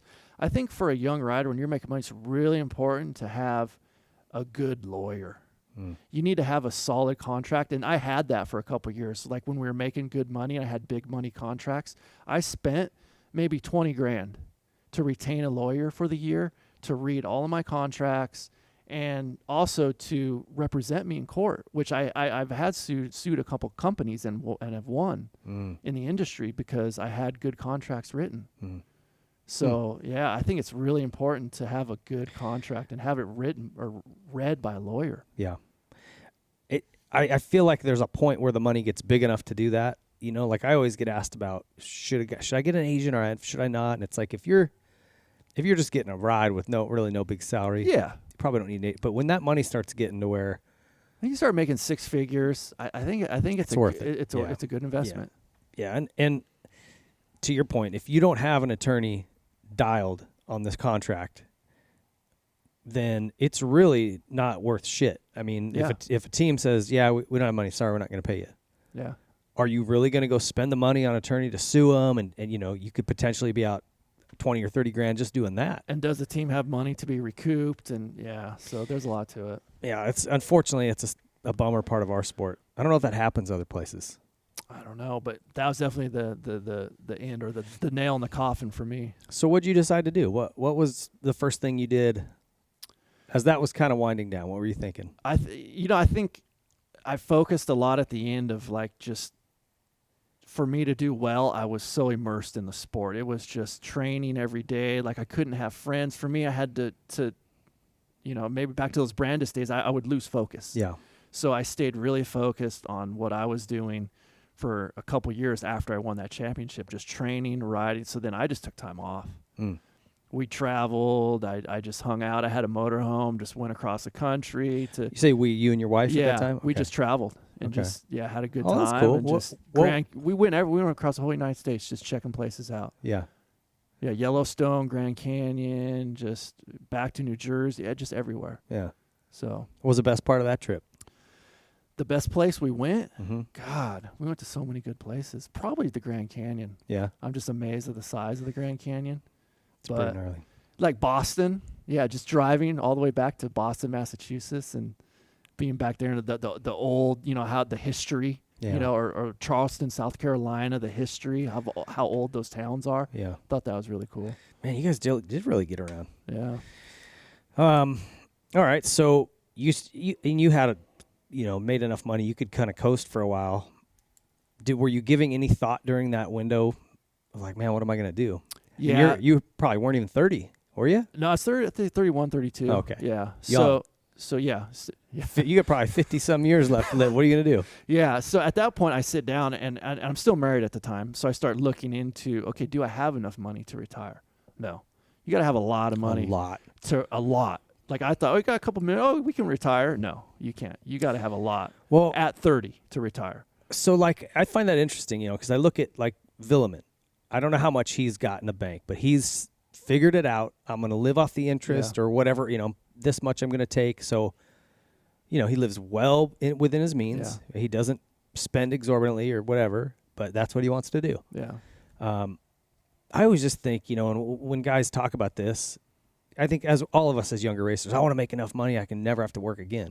That sounds great. Yeah. Until you're 33 and going, shit, I'm bored. I want to do something. Like, what's the point of my life here if I'm just sitting around playing Xbox all day? So I actually kind of had a similar deal like Villeman set up, to where I had some money coming in. It wasn't a lot, so we had to really cut down on our lifestyle. Mm-hmm. So, but we could still pay the bills. Mm-hmm. So, but that gave me freedom to kind of pursue what I wanted to do. So, I went back. We visited North Carolina because Sean Lakowski had quit being a mechanic at that time and went back to North Carolina. He's like, dude, this place is amazing. You got to come check it out. So we flew back there and checked it out, and I loved it. Just the mountain biking, the cycling. They had great dirt back there, and there were all these kind of private tracks. I'm like, dude, this is like a motocross place, and kind of nobody knows about it. So I think that was maybe October 2009. Okay. So I spent maybe 2 months there just hanging out. And then Sean's like, well, I have a buddy that his son wants to ride. Can you coach him? And then that turned into another kid, to another kid, to another kid. And then pretty soon I got parents, well, are you going to be here in February, January? What are your plans? So 2010, I moved everything back there. Oh, you guys moved there? Yeah. I didn't know that. You sell your house? No, I left everything there. I just kind of packed up a trailer. We got another house there. And we're like, let's leave everything in California just in case it doesn't work out. We went back there to kind of, test the waters. And JGR was there at the time. So I was, became close with Coy and all the guys there. Sean was working there. And, I started coaching some kids there, which I loved doing, had a track set up, and then started testing with the JGR team. Okay. That they hired you on as their test guy? That kind of leads into how I started at Yamaha now to this day was. So hold on. Did you like the Carolinas? Like, were you guys? Oh, I loved it. Like, so if I could live there right now and, make a little bit of money, I would. Well, you probably could, right? Couldn't you? I don't know. Not doing what I like. Like, my job here right now is pretty awesome. Yeah. So I like what I'm doing here now. And I like where I work, the people I work with. So it's my job is the only thing that holds me here. So, yeah, it was a great place. I fell in love with it right away and started coaching kids and was doing pretty well. And then at that time, they were having issues. That new Yamaha came out and trying to set that up. So I was trying to help them, but at that point, I wanted to be paid because, that requires a lot of time. And Coy wasn't quite on the testing bandwagon yet. He was more of like, well, we can just get it done on the dyno. We can get it done with it. We pay the riders money. The riders need to test. And Jeremy kept trying to tell Coy, like, no, you need to have Travis run through things first and then give the 3 best items to the riders. So Jeremy could kind of see maybe I was a decent test rider. And he figured out Coy wasn't on the program. So Jeremy's like, dude, you need to call Yamaha. You need to go work for Yamaha. He said, your service is what you do to be so much better there. He said, you need to talk to Steve Butler. And Jeremy Albrecht told me this for years, and I never listened to him. Oh, yeah? I always thought he was stupid. Why? Dude, no. I like it here. I don't want to be a test rider. Yeah. So the thing in North Carolina, my schools and the kids was just blowing up. I had so many kids, and now the parents wanted me to start, like, raising the kids. Well, can I leave my son here at your house? You're a babysitter. Yeah. Oh, can you start working on the bike? Can you start doing this? And I'm like, dude, I just want to work with you. I like prepping the track. I love working on the track. I love watching the kids ride, helping them become better riders. I did not want to work on bikes. I did not want to babysit kids. Yeah. So it turned into this facility. Like, I was already way before Club MX and everything. Like, I was thinking about doing a facility. Okay. And I looked into the money and thought about it. I'm like, no, I do not want to babysit. I had one kid kind of have a big crash at the track and kind of scared me. And I'm like, dude, I don't want any of this. Yeah. So I wrapped it all up and then went back to California. That liability is a big issue in those clubs. Like, you talk about wanting to have a good attorney with a good contract. Yeah. And my thing was I had this nest egg kind of saved up, and I was so afraid to take away from that because that was supplying money to me at the time. And I'm going to have to dip into that to do this facility, and somebody's going to sue me and try to take that away from me. I didn't want to give that up. So I packed it up. We went back to California, and I love coaching kids. That's still today, like, that's my favorite thing to do. So I started doing that here. And it was going good. And I don't know, one day I saw Steve Butler at the track. And he was kind of by himself. I think he was doing some suspension with KYB. And we ended up happening just to kind of park by each other. I'm like, you screw it. I'm going to go talk to him just to see. And he acted like he didn't say a whole lot, I thought he would never call me again. I don't even know if he took my phone number. And he didn't seem interested at all, and never heard from him for probably 3 or 4 months. And then finally he called me out of the blue and said, hey, are you still serious about doing that? I said, yeah. He said, well, let's just start small. Just come out one day with us. Dustin Nelson, who I'm sure will be there, kind of come out with us and just test the waters. So that's kind of how it started. And so were you on like bike development testing, new bike development testing, or was it more like endurance, or what kind of testing did you start with? So he started me with like new bike, like production stuff. Yeah. Okay. And I don't even know, maybe if it was new stuff, it might've been something easy, like a side project with KYB. Yeah. It was something small. He started me with. So, and then I kept just building, and then learned a lot from Dustin, and I learned a lot from Steve. And Dr. D, Doug Dubach worked in that capacity for a long time. Was he involved in that? I think at the time he was kind of stepping out. I think when I stepped in, it was a lot of Dustin Nelson. Okay. Yeah, it was a lot of Dustin Nelson, Steve. There's the other guy, Jonathan Belding, that worked there. Yep. And so those are kind of the guys that I was around when I first started. Okay. And so it seems like you enjoy that. I mean, you kind of said as much. What is it about that role that you like? I just enjoy making the bike easier to ride. I think as us being riders, you want a bike that's stable. You want a bike to corner better, and I think it's a challenge to try to make a bike do that. So it's fun, and then we have to do a lot of communication with Japan. So they speak a completely different language, and it's really fun to communicate to these guys across the world to give them a feeling, because it's all about a feeling. Numbers don't mean anything unless it feels good to you on a bike. So I'm having to relay a feeling to a guy in Japan who doesn't speak English to try to make this motorcycle better. And we somehow figure out how to do it. So then to have a bike first come over that handles like shit, not handles like shit, but doesn't handle as well. And then we, figure out what we don't like about it, come up with some ideas, relay that to Japan, right? And then see that bike come back 2 months later feeling completely different. Like, that's really satisfying. It's pretty cool. Yeah. That connection between U.S. testing and Japan is huge. It is. And some of the companies have taken their testing back to Japan entirely, right? Like, I think Suzuki and Honda have. And I think that's the demise. I was thinking about that driving down here. I think, Kawasaki seems to have a solid production test team, guys that are passionate about riding, guys that have been in the sport for a while. In the U.S., in Southern California, I think that's very important. KTM, same as well. In Southern California, guys that are passionate about riding, and us.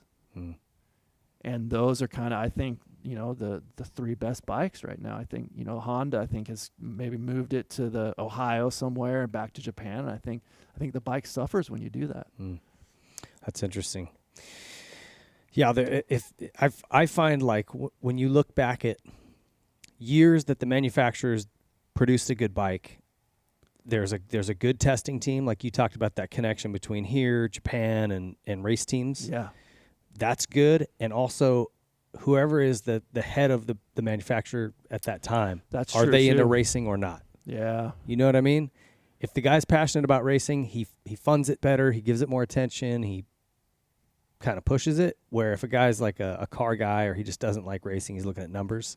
That's what I think KTM does really well. Because I think KTM, they're a motorcycle company. They're strictly focused on motorcycles, and the president seems to be super focused on racing.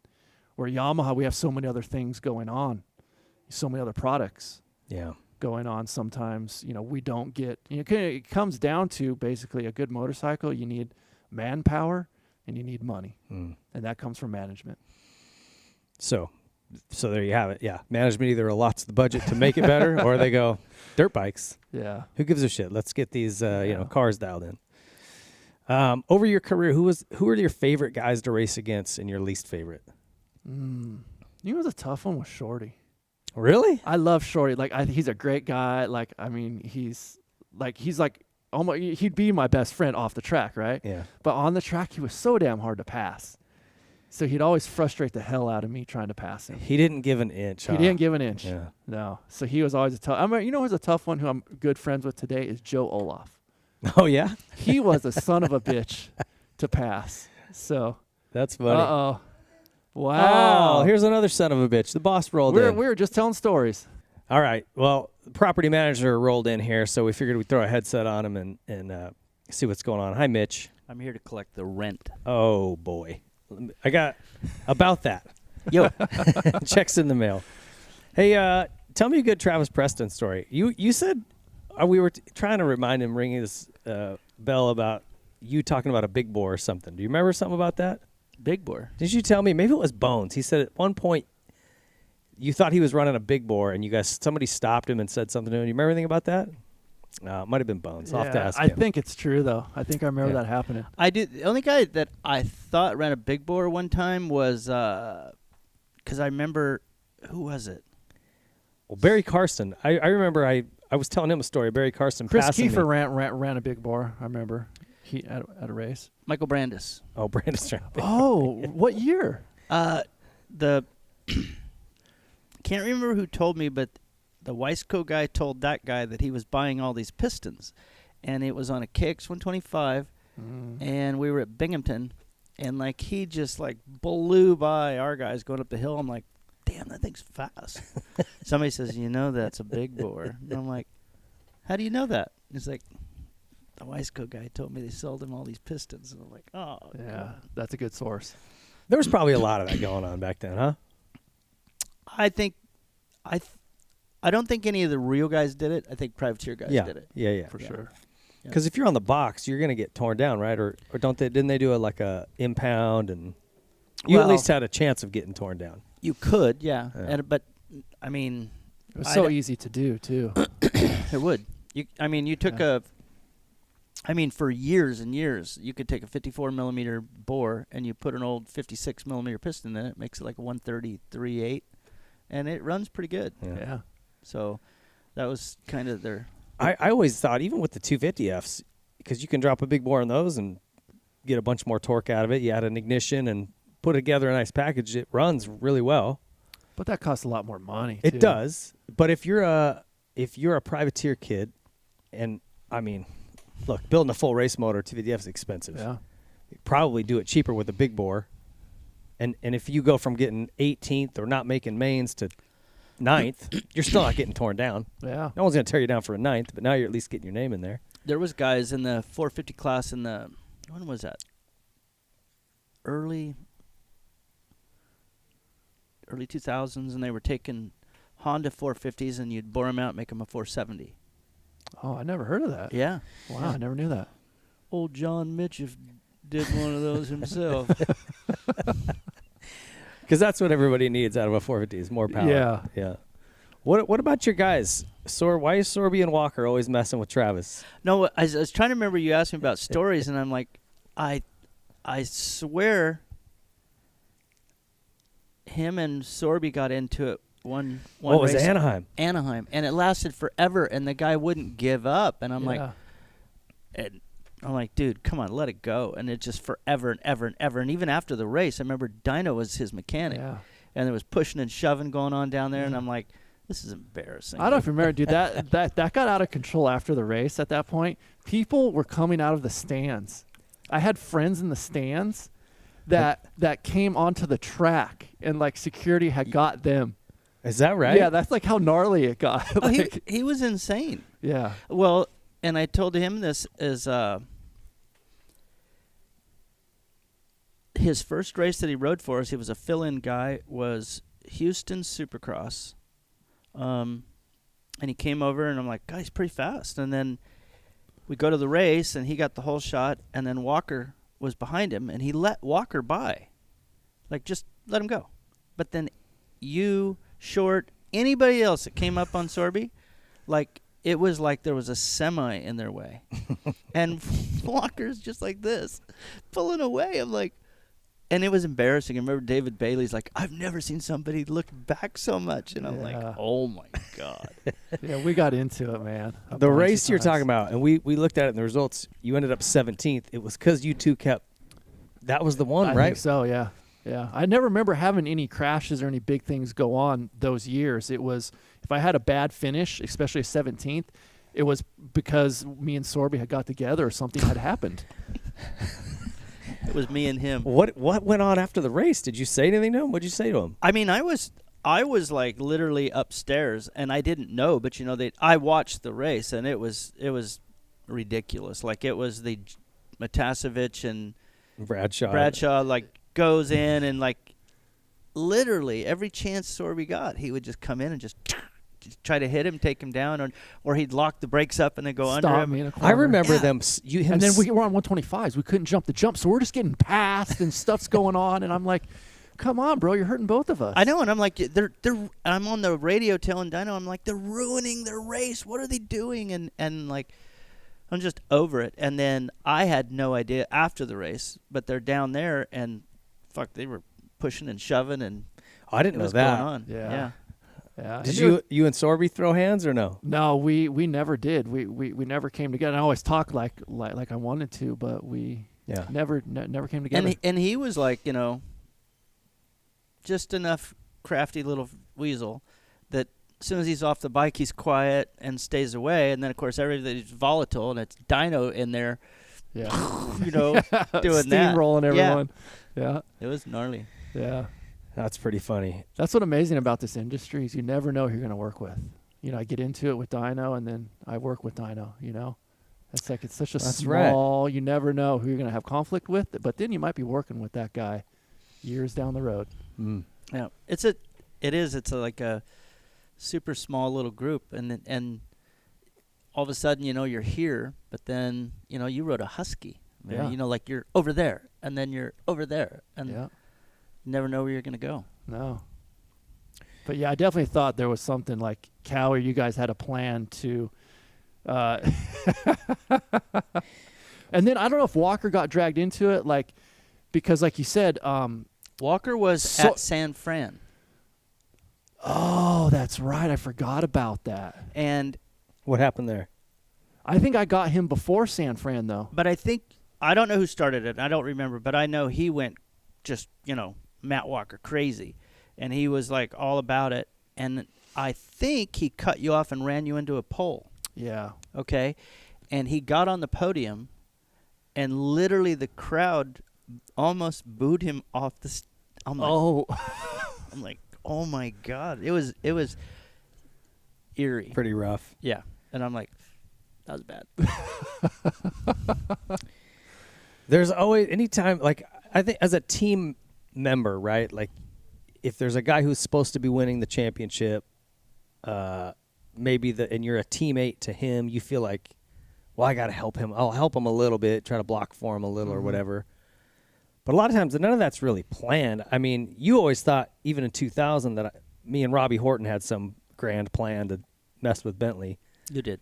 We didn't. There was no plan. See, it's just how it works out. Like that year, like, your bikes ran great. The Hondas, we had a good bike, and we would always start together, and we always ended up around each other, and then drama would ensue. Yeah, guys that want to win, and it's natural, right? Like, we're dealing with it now. When you have the 450 guys in the past couple of years, there was a few little skirmishes between some elite guys, I'm not going to mention them, but it was crazy, like what went down, and it was, finally it's settled and everybody's leaving each other alone, and that's the safest way. But yeah. Because, you can't get results and you can't move on when you guys keep blocking and taking each other out. It's hard to take that emotion out of it as a racer. Like, you always feel like if somebody did you dirty, well, I got to get him back. I owe him one. But it's like you're really just hurting yourself. Yeah. Because let it go. Go over and talk to him and go, hey, dude, let's not do that anymore. Yeah. Right? We're good? Yeah. And then just squash it. That would be that would be the smartest thing.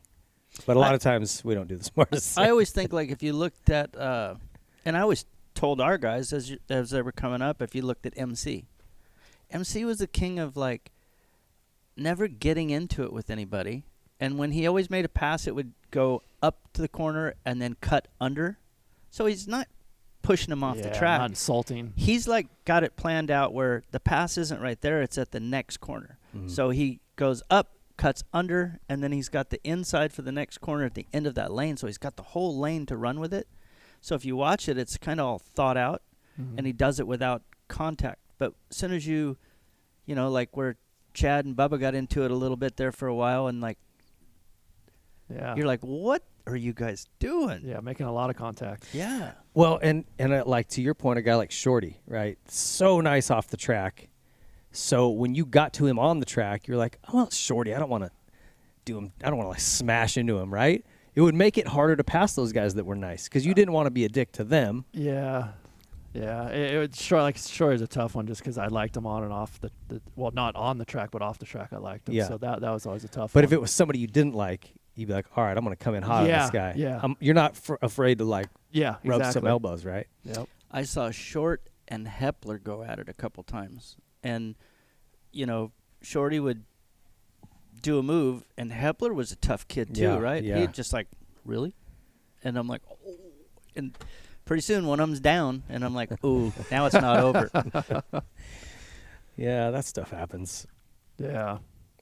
What do you remember from that season in 2002 when he won his championship? James' first year. I'm trying to think who you guys had in the class that year. Voland? I think Voland might have won one race. He did. Anaheim. I think he won Anaheim. No, is that right? Who won the opener? You won the opener. Yeah. I won 2 and Brock won 3, so it wasn't Anaheim. It was Phoenix. Was it? I think it was Phoenix. Anyway, what do you remember from that season?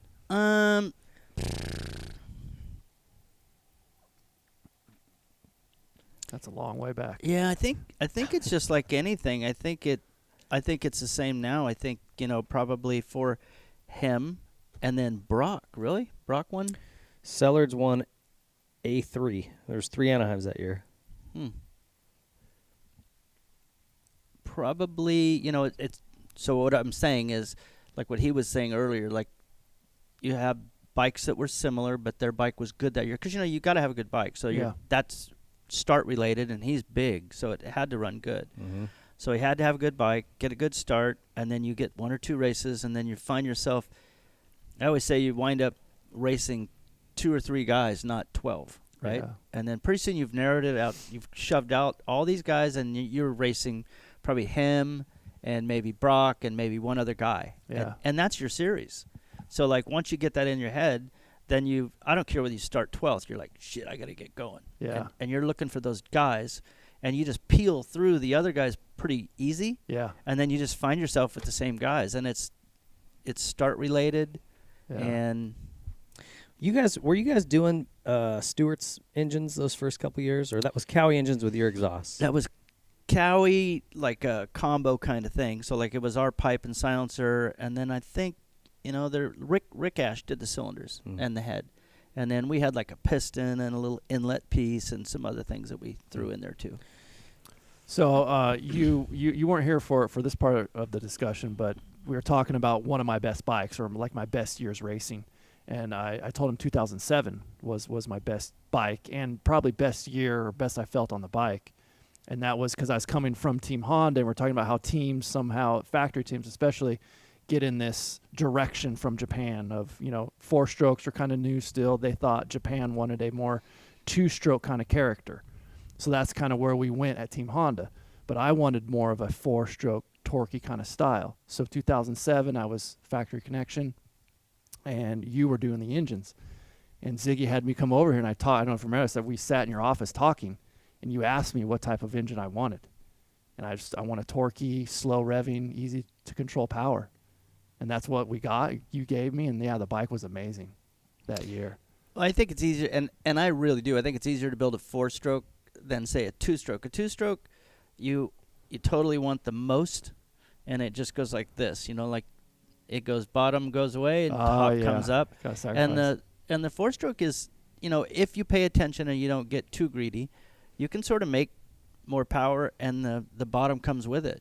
So it is. I was amazed because, I didn't know that much about 4-strokes. And it's like, and then you just do something and you're like, God, it didn't hurt it anywhere. So, like, they were kind of fun to start playing with in the beginning, too. So still to this day, because, like, motorcycle development is all kind of new to me, but you've obviously been doing it for years. 2-stroke is still kind of the mystery to you. It's the harder one to do versus the 4-stroke? No, I think I'm actually really good at 2-strokes. I mean, done them for, since I was a kid. And a lot of guys that do 2-strokes don't know anything about exhaust pipes. And so, like, I wanted to do everything. I wanted to know how to do the cylinder. I wanted to know about compression. I wanted to know about the pipe. And did ignitions, at the end. So, like, I got to do the whole gamut of that. The 4-stroke thing, even the 2-stroke to me is like home base. And then the 4-stroke thing is very difficult because there's so many more pieces in it, and there's so much more math in it. Like to do a spring, there's just a shitload of math that goes into it. So you've got to have, first of all, you got to spin the cam through a cam doctor, get a profile, and then you match to the spring, see if there's a harmonic in there or if it's going to have bounce. And you're like, really? And so there's, and then you got spring tension over the nose and over the lobe, and it's just like all these things. So, like, my brother, he has an engineering degree, so, like, he does the cam. He works on the cam and the spring, and the simple stuff, I think, is work on the head, the piston, intake track length, all these things that make sense to me, I think are cool. But I still think the 2-stroke's a great bike. It's just the equation that they did ruined it. How do you feel about electric bikes? What about the Stark Varg? Well, I have an electric I guess weed blower. Yeah, that's nice. That thing's sick. I'm not. I mean, I do admit. I guess I see. You know, like I've seen this story before. You know, like where the 2-stroke thing. You know, we fought. You know, like, oh, they're gonna ruin it. 4-strokes are gonna ruin it, and they really kind of in a way almost did. We should have believed in what we had and tried to fix it. And then, I don't know, maybe the 4-stroke thing should have took a little more time and more thought so it didn't ruin the 2-stroke thing. And like the electric thing, I think it's fantastic for some people. Yeah, so he probably knows, but in Europe, you know, they have the Green Party over there, which is pretty powerful. And they constantly are complaining about pollution and noise. So an electric bike would, you know, in one avenue make that so maybe there would be more open riding over there, I guess. Mm-hmm. But I don't know. I think it's cool, but I think they should separate them. You know, because I don't know that there's we learned the equation might not always be right, and the path of knowledge on the electric bike might be really steep once they start learning battery and windings and all this stuff, and they're gonna be water cooled because the thing gets so hot. So they might learn a lot, and it might be that you don't need such a big engine to compete against a, you know, dirt bike. Mm-hmm. So I don't know where that's at. Yeah, personally for me, I just don't. I don't know much about that new bike, but just hearing some of the technology is maybe coming from the Alta. And it just sounds like, yeah, like the battery and everything just doesn't seem like it's on par to be able to keep up, especially with racing demands. Because I spent a lot of time riding the Alta. Mm-hmm. And in the Altas, I don't know if I rode the Alta's final version, but the one that we had, I could only do 2 laps at Glen Helen. Oh, is that right? Yeah. And then the bike would go, the battery would get so hot, they'd overheat, and then the bike would go into a limp mode. You never want to go into limp mode, Mitch. You don't want a shirt that says limp mode, that's for sure. At Loretta Lynn's on the electric KTM and Huskies, like the parents obviously knew all this because they were down on the line at Loretta's with dry ice on the batteries. Is that right? Oh yeah, no, it was a little bit crazy. So that kind of stuff, like, you know, you don't look forward to that. And obviously he'll be able to explain it, but like on the dry pack, it lasts a little longer, and if it's deep, it zaps that thing. Oh yeah, and that's why we did a lot of stuff at Glen Helen, because the hills really killed it. Yeah, certain tracks, certain situations, dirt, yeah, hard pack thing can go longer, but it was pretty far off where it needs to be to actually compete against a 450 or a 250, especially for a long moto. I rode the Alta, their last iteration of it, and I had fun riding it. Like I thought, this is really fun. Yeah. But I'm like, there's no way this competes with a 250F. I mean, like, for multiple reasons. Battery life, raw power, like it's just not going to do it. I thought, we got some time. But if what these guys are saying about this bike is true, it's lighter than every Japanese 450. The battery will go 50 minutes or something like that at full tilt. It's what they say. Now, I know. They said that at Alta too, and they were quite a bit off of their estimates of. But if you are a guy who just likes to putter around, or you have some property and you can't make the noise, but you could ride on it if you could do it quietly. You're not doing air filters. You never change oil. You know what I mean? It starts to kind of go, oh, that's interesting. But I agree with you. Trying to say, well, how do we blend this into our current racing? That's what I think. I think if they want to do it so we don't make another mistake, if you want to have an electric dirt bike class, perfect. Let's just make another class. Yeah.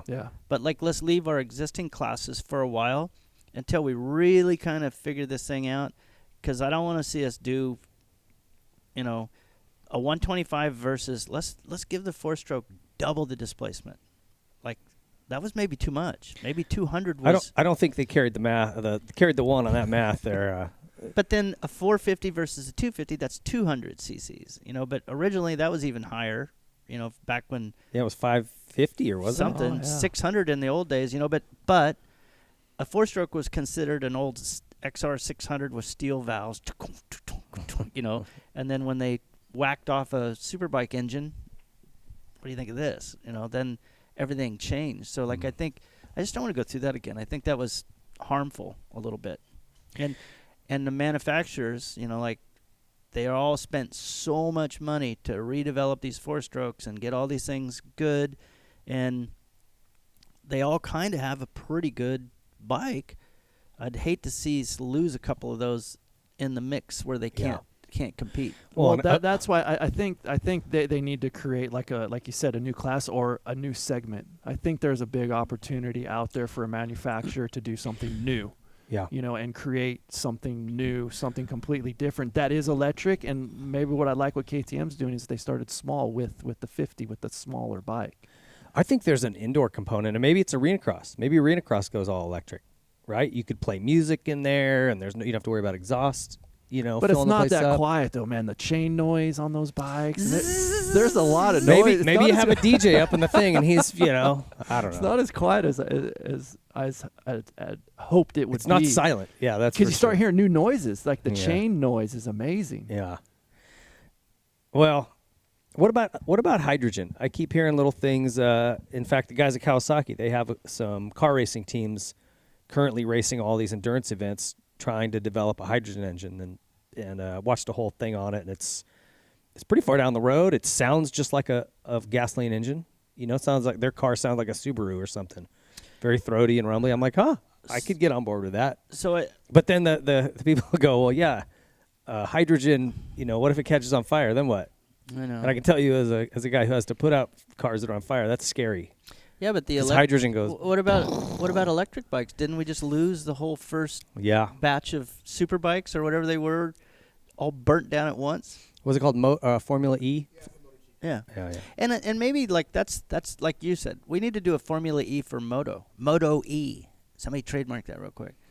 And I think Rob Beams already has those websites locked up. Anyway, just do a different class, and if you want to bring it to Supercross. If they got time to run it that night, maybe that's a good halftime show, you know, where you can do another thing. And then I'm not sure you mix them yet.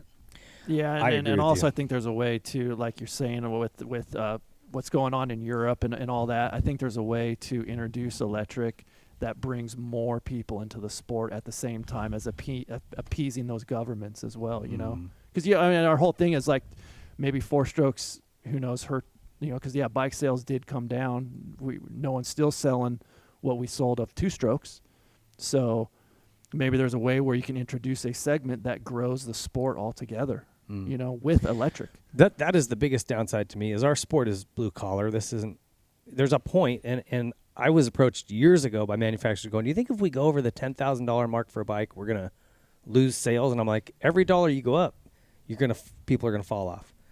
You know, we have increased the cost of bikes exponentially in relation to inflation, right? So I had a guy looking for a dual sport bike. A friend of mine wants me to see if I can get him a KTM 500 something or other. It was $14,400 out the door, and I'm like, for real? That seems steep. Yeah. But you know what's funny? You can buy a mountain bike that costs that much. I know. So I guess it's all relative, but problem is mountain bike's easy to ride. Any dummy can ride a mountain bike. That's true. I don't know. I just feel like you. And you know keep what's it simple. funny with this electric thing was there's a, I won't mention him, but there's a guy that used to be factory racer. His kids were riding those electric bikes, and they got him a 50, and he didn't like the 50 because it was noisy. I'm like, really? Oh, the kids said that. Yeah, and I never thought of that element. Like if you grew up, like and the first bike you had was electric, and it's all quiet, and then your dad's all, check out this new 50. I shortened the silencer 2 inches, you know, which, that thing sounds amazing. And the kid's all, it's killing my eardrums. Like, I never even thought of anything like that. Because as a kid, you'd stand on the side of the track and can't wait to ride one of those things, right? You're like, I like the sound of that one. That's the same thing what we're noticing at work is people now have grown up with electric start. So there's people that don't know how to kickstart a bike. And they could be decent riders on an electric start bike, but they have never started a 2-stroke. So they don't know you got to give it a little bit of gas, when you kick it. And I've seen people struggle that are decent riders. When they transfer over to two-stroke, they cannot start. That's funny. We're in a weird transition where, like, I've met some guys who are in their 50s, used to ride, took a big chunk of time off, had kids or whatever, and now they're coming back to it. They've never ridden a 4-stroke. And they get on them, they're like, I don't know what to do with this thing. I can't ride this thing at all. I'm out. I'm going back to 2-strokes. And then conversely, you've got these younger guys who've never ridden a 2-stroke ever. And they can't ride a 2-stroke because you got to shift it right. You got to use the clutch. You got to be in the right gear. Yeah.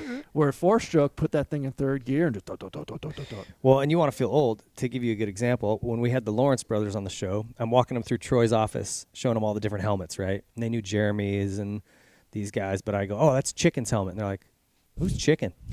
They didn't know who Jeff Matasevich was. I'm like, yeah, it's okay. I'm really old, apparently. Yeah. I, in the back, sometimes tell the guys, I'm like, I just forget. And I'm like, oh, man, I remember this one race, from, like, Atlanta. And they're like, and they don't say anything. And then I start thinking, I'm like, and I asked a couple of them, I'm like, did you ever see Jeremy McGrath ride a Supercross? They're like, wasn't alive. And then it moves up. I'm like, what about this guy? What about that guy? And it's like, they're 24, and I'm like, holy crap, I've never even thought of that. But I've seen videos. I've seen videos. He was cool. He looked like he was pretty good. Yeah, well, it's going to be that way with Stu before long. I mean, we're seeing it now. Like we were talking earlier, there's these privateers saying, current privateer racers going, Stewart, I don't think I'd like to see him try to get through whoops today on a 125. And I'm like, yeah. There was some stuff that dude did was magic. Yeah. Yeah, we talked about it. You got any moments that stand out for you?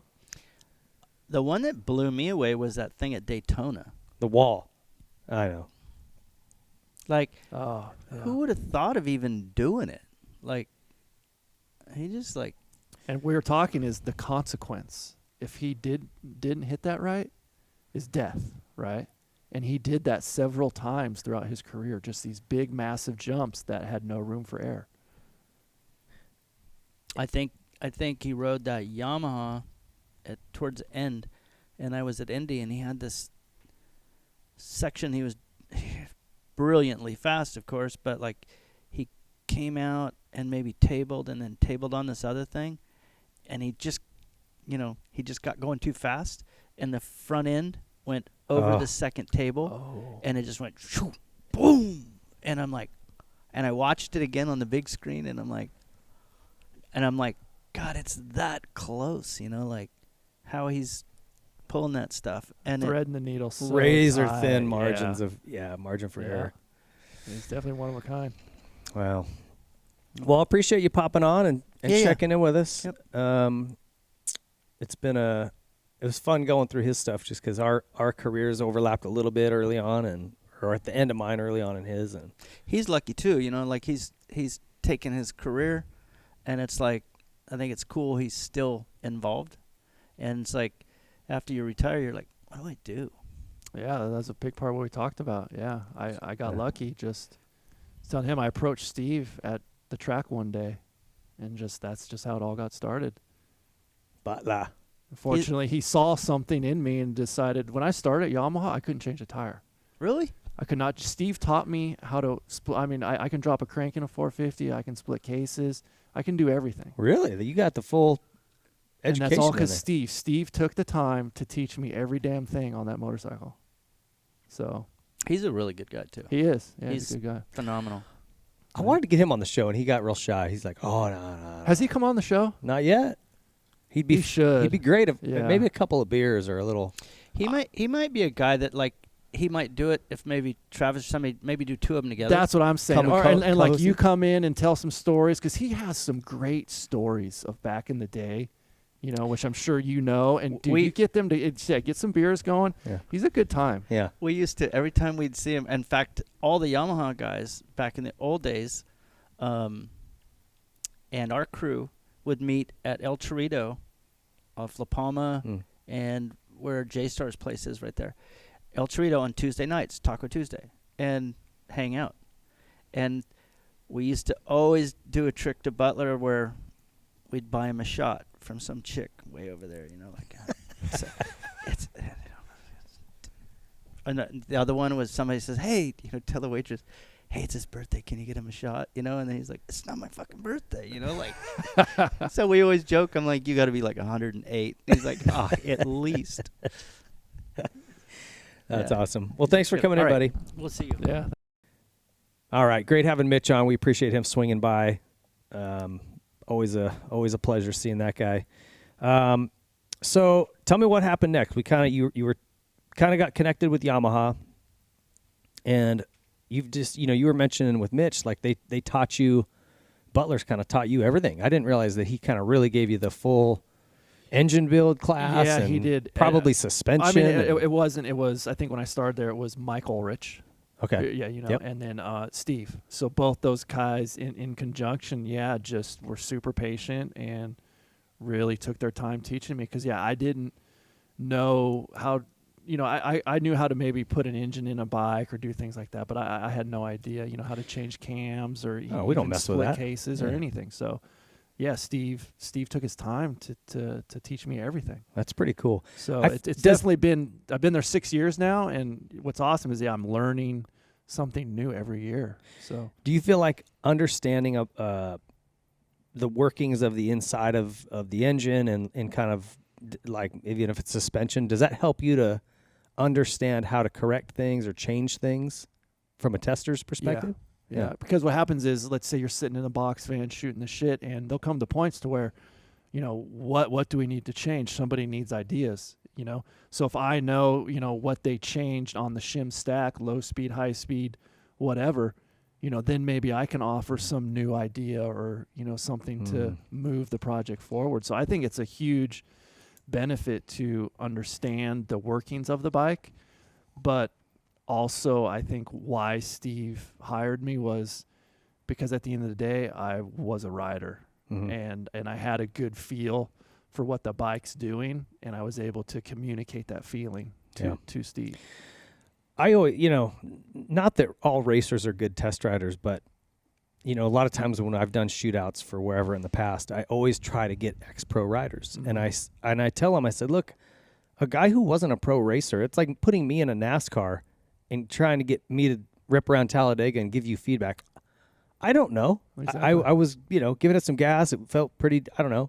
Yeah. But a racer who's done some testing with teams can go, okay, here's what I felt, and let's try adjusting this. Let's move this. Here's some things we can do.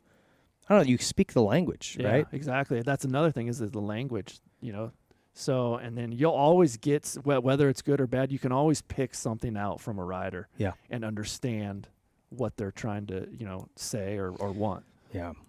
Well, anyway. So you were not married anymore. When did that go sideways and how and why? As much as you want to get into that. Yeah. Shoot. That's a whole nother story. That's a whole other story. Yeah, that was. You don't have to tell it if you don't want. So that was like a Lifetime movie. A long time ago. I didn't know when that happened. It was a while ago, and it's almost I can't. When you have traumatic bad things happen, it's like you just block it out. So I think it was around that time where I stopped racing. We traveled for a while, and then it came. Which I think is some riders these days, man, every rider that gets married right now, I don't care how solid you think your girl is, you need to have a prenup. For sure. Every rider that gets married, if you don't have a prenup and you got married, I'm scared to death for you. Because I thought my chick was solid and I thought things were good. Things change years down the road when you're not making the money you're making and, life. Because all these kids are young getting married. You haven't had life. Life hasn't started yet. Yeah. Life. Tell me when a family member dies, you lose a child, you go through a divorce. That's when life happens, and that's when you know somebody's true character. Yeah. So, man, it's like I had saved up a lot of my, racings and have done quite well, and I had this little nest egg, maybe not Vuillemin, but it was feeding me and helping me, and then she cut it in half. Yeah. And then that was a tough pill to swallow. Fortunately, I didn't have to pay like money monthly. I had enough money saved to where I just had to make one payment. Still hurt. Right, that check still hurt. And so I never had to see her again, never had to deal with her again, but I had to write one large check just to say goodbye. That is such good advice. I don't care if, like you said, you're so in love now. Yeah, yep. You could be a Christian or not a Christian, or I don't care. The rate is still 50%. Half of them go sideways. Yeah. And when you are sacrificing so much of your life early on, literally your physical health, which could affect your potential to earn money down the road, because if you got junky knees, you can't stand on them all day or whatever. You need to protect the money that you do make. Yeah. So I think how it went south for us was, I had racing money, and that's a lifestyle that you live outside your means. You have all this stuff. So now we're having to live a real life, manage and do things. Budget. And she didn't like that. So I think that's when things. They don't like the B word. Yeah. So that's when, I can't go buy whatever I want now? No. We have to. So I'm a simple guy, live in the mountains, snowboard, mountain bike. That's kind of all I need. So she wanted a lot more. So that's tough, huh? Like all of my buddies that I know that have gone through that, you watch it physically, like it's hard. It's really hard for them. Yeah, it's definitely the most traumatic thing I've ever gone through. It's a life-changing event, and it put my life into a whole nother direction. But I think you learn a lot about yourself in dealing with that, and then moving forward and building other relationships, and then you figure out who your friends are during that time. So there's a lot of good things that happen through that you'll take for the rest of your life. Yeah. That's good. You pull the positive out. I had somebody text and say, I have to ask you about Bunny the donkey. Oh, yeah. What happened to Bunny? You had a pet donkey. She was a big part. So that actually came from her. That was from her side of the family. And she raised, her aunt or something raised donkeys for some reason to show. And they had one that didn't look quite good. Okay. So they didn't know. It was like a reject. So it had an overbite, it had some limp, and it didn't look good. So they're like, we don't know, we'll give it to you. So we took the donkey for a reason, though, because one, it's nice to save an animal, but two is where we lived in the high desert, we had our horses. We had horses at the time that were attacked by coyotes. Oh, they protect them, huh? So the donkeys are very aggressive towards dogs, coyotes, and the donkeys will actually protect the herd or the horses or cattle or whatever. So sometimes, from Montana, you'll see a big herd of, cow, and you'll have a donkey mixed in there. So I didn't know that. You guys had horses then too. Yeah. So so her name was Bunny because she had big ears. So she hung out with me for a long time, even after the divorce. So I kept the house, and I had a mini horse and a mini donkey. And it's tough because with horses, you got to be there all the time. Yeah. They're high maintenance or what? They're high maintenance, and you have to feed them every day because they have to have hay at night, and they have to have hay. Because you set it out, they're just going to eat it all the time. And then if they get sick, you have to see if they get sick, because then you can give them medicine to help them right away. So I felt I could never leave them. I had to worry about my neighbors taking care of them. So the mini horse and the mini donkey are doing great. They're at a friend's farm up in the high desert. Friend's farm? That's not like release them out into the wild and tell your kids that they're on a farm? No, I was visiting them quite a bit, but I haven't seen them in the last year. Yeah. So that's cool. Yeah, they're all doing good. Well, I guess we ran through some of that. Do you still follow racing pretty closely, like pro racing? Yeah. Not as close as I should, but I do follow it. What are your thoughts on kind of everything? I think I mentioned it earlier. I think to me, watching, I think the class is super competitive.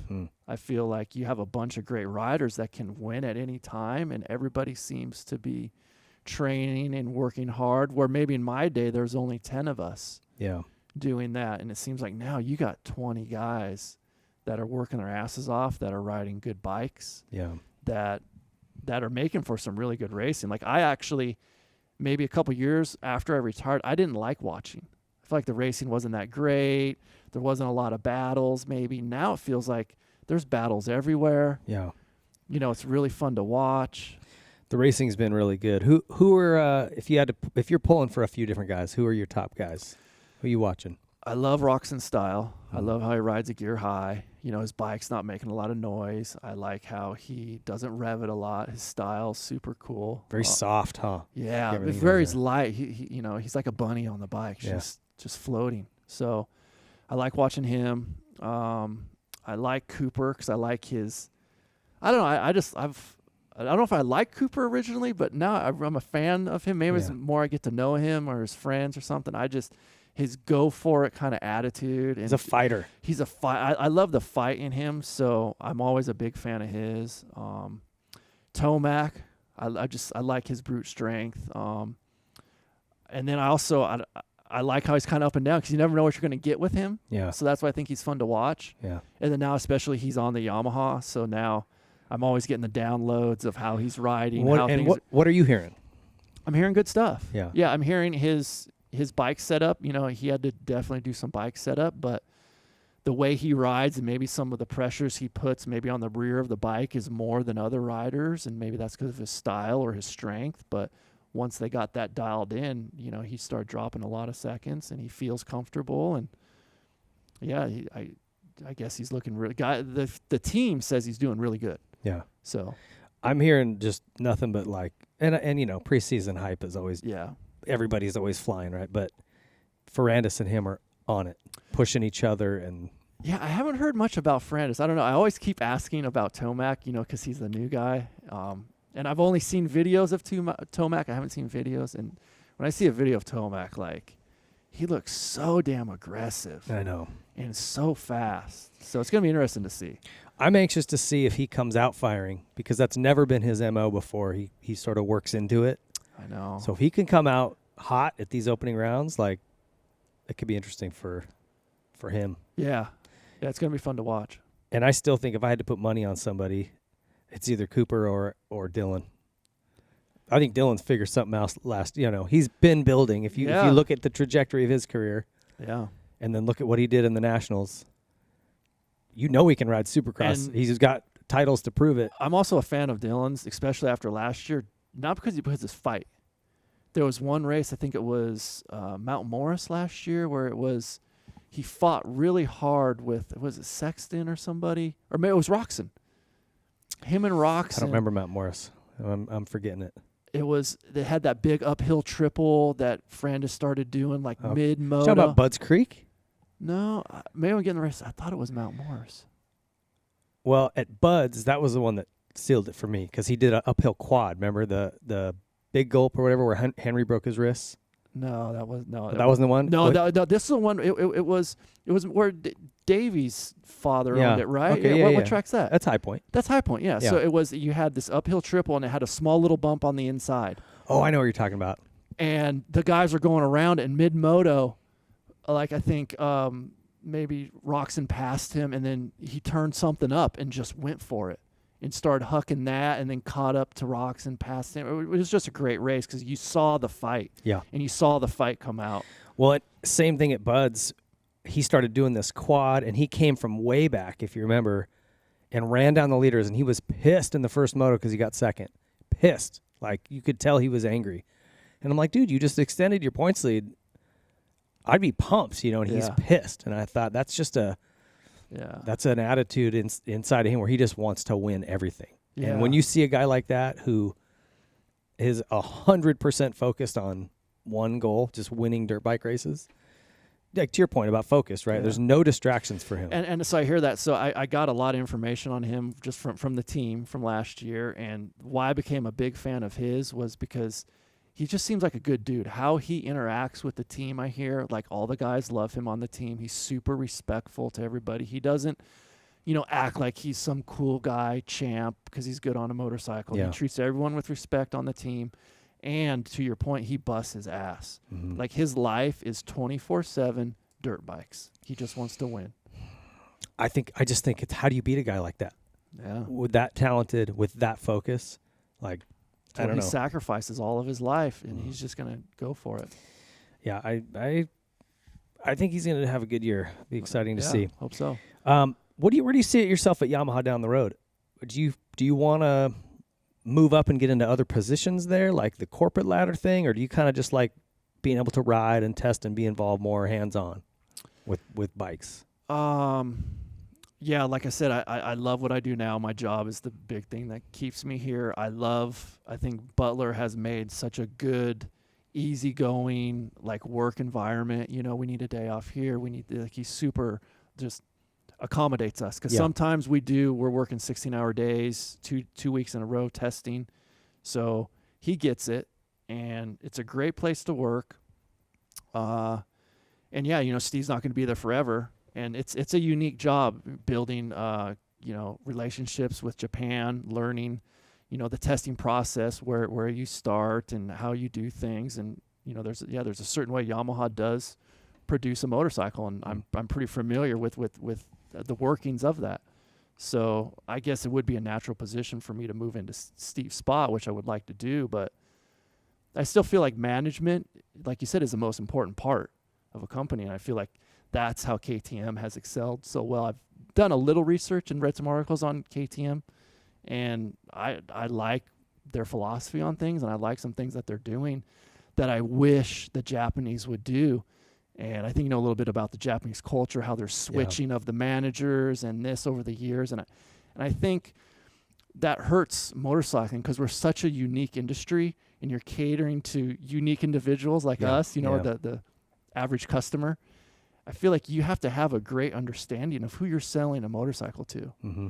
And I think KTM does that pretty well. And I feel like the Japanese, maybe that's where they can improve a little bit. Yeah, they have a philosophy. You see this with all of them, really, is they'll take a guy who he might be the director of motorcycle marketing or something, and then now you're going to work in cars. Yeah. A couple years later, here, we're going to put you with quads. That's okay, now you're developing mini bikes. I mean, I guess their concept is we want these guys to understand the entirety of the company, but I feel like success comes from doing what you're each really good at. Yeah. So why wouldn't you leave a guy who's doing a good job in motorcycle in the motorcycle column, right? I don't know. That seems like it makes sense to me. And it seems like Japan understands that to a certain extent, because the guys that I work with in Japan, the engineers that are, you know, working on the engines and the test riders have all been guys that Yamaha's left these guys in these departments and these roles for several years. Okay. Because they do understand that to be a test rider, you got to have a lot of knowledge. So the lead test rider in Japan has been the same guy doing it for 15 years. Oh, is that right? Yeah. Okay. Well, good. Yeah. So his name is, I guess his last name is Sato, and his American first name is Kenny. Okay. So he was a guy that raced. I've heard that name. Yeah. So he was a good racer in the early 90s. Japan Nationals. He was really good on a 125. So he's still a great rider to this day, and I think he's actually the project leader for motorcycle, YZs, or he's for sure the lead test rider. Yeah. So, what is your favorite bike to ride right now? Wow, that's a good question. I guess because Yamaha, fortunately, we sell a lot of different models, so it depends on what I'm doing. So, like, if I grab a bike, like I went on trail ride recently, I'm grabbing a WR450. But I also like that new that 252 stroke. That's a fun bike to ride. Like, if I'm feeling like I want to go have fun and I'm not in the best shape, I'm grabbing a YZ250. But then if I'm in shape and I want to haul ass and it's a tough technical track, then I like riding a 450. 450. You like that new 125, or do you ride those much anymore? You know, I'm just too big now. You know, I'm over 200 now, so it's too. But it is fun. So I like riding, like, for when we came out with the new bike, we did that press event at Glen Helen. That was fun because we're all on stock 125s and we're all ripping around the track having fun. I do like that. I think if everyone's on the same equipment, you could ride anything and have fun. You know what I mean? You could be on 50s or, you know, doesn't matter, 110s, right? Do you ever get to play on their other stuff like the Tenere or the Superjet or what's the new side-by-sides? I've never done anything. I think they had a new Wolverine or something come out. I'm not sure, but they got so much cool stuff. But I don't do anything side-by-side. Side-by-sides in Georgia, so I have no connection to even what models or anything they offer there, or even what's going on development-wise. But pretty much anything two wheels, I'm pretty in, even if it's road. I do know what's going on, but I don't ride a lot of road. I've ridden track. When I first started, Steve wanted me to get familiar with kind of everything that they do. So I did do some sport bike stuff, R1 stuff on track, and learned how to ride on a track. It's fun, right? It's just I started doing pretty good. I started getting good at it, and then he pulled me, and then I haven't ridden since. Once I got faster than him on the road, then it's like, okay, you can't do this anymore. I can't have you get hurt and lose my guy. You were always known for your interview style, which to me I thought was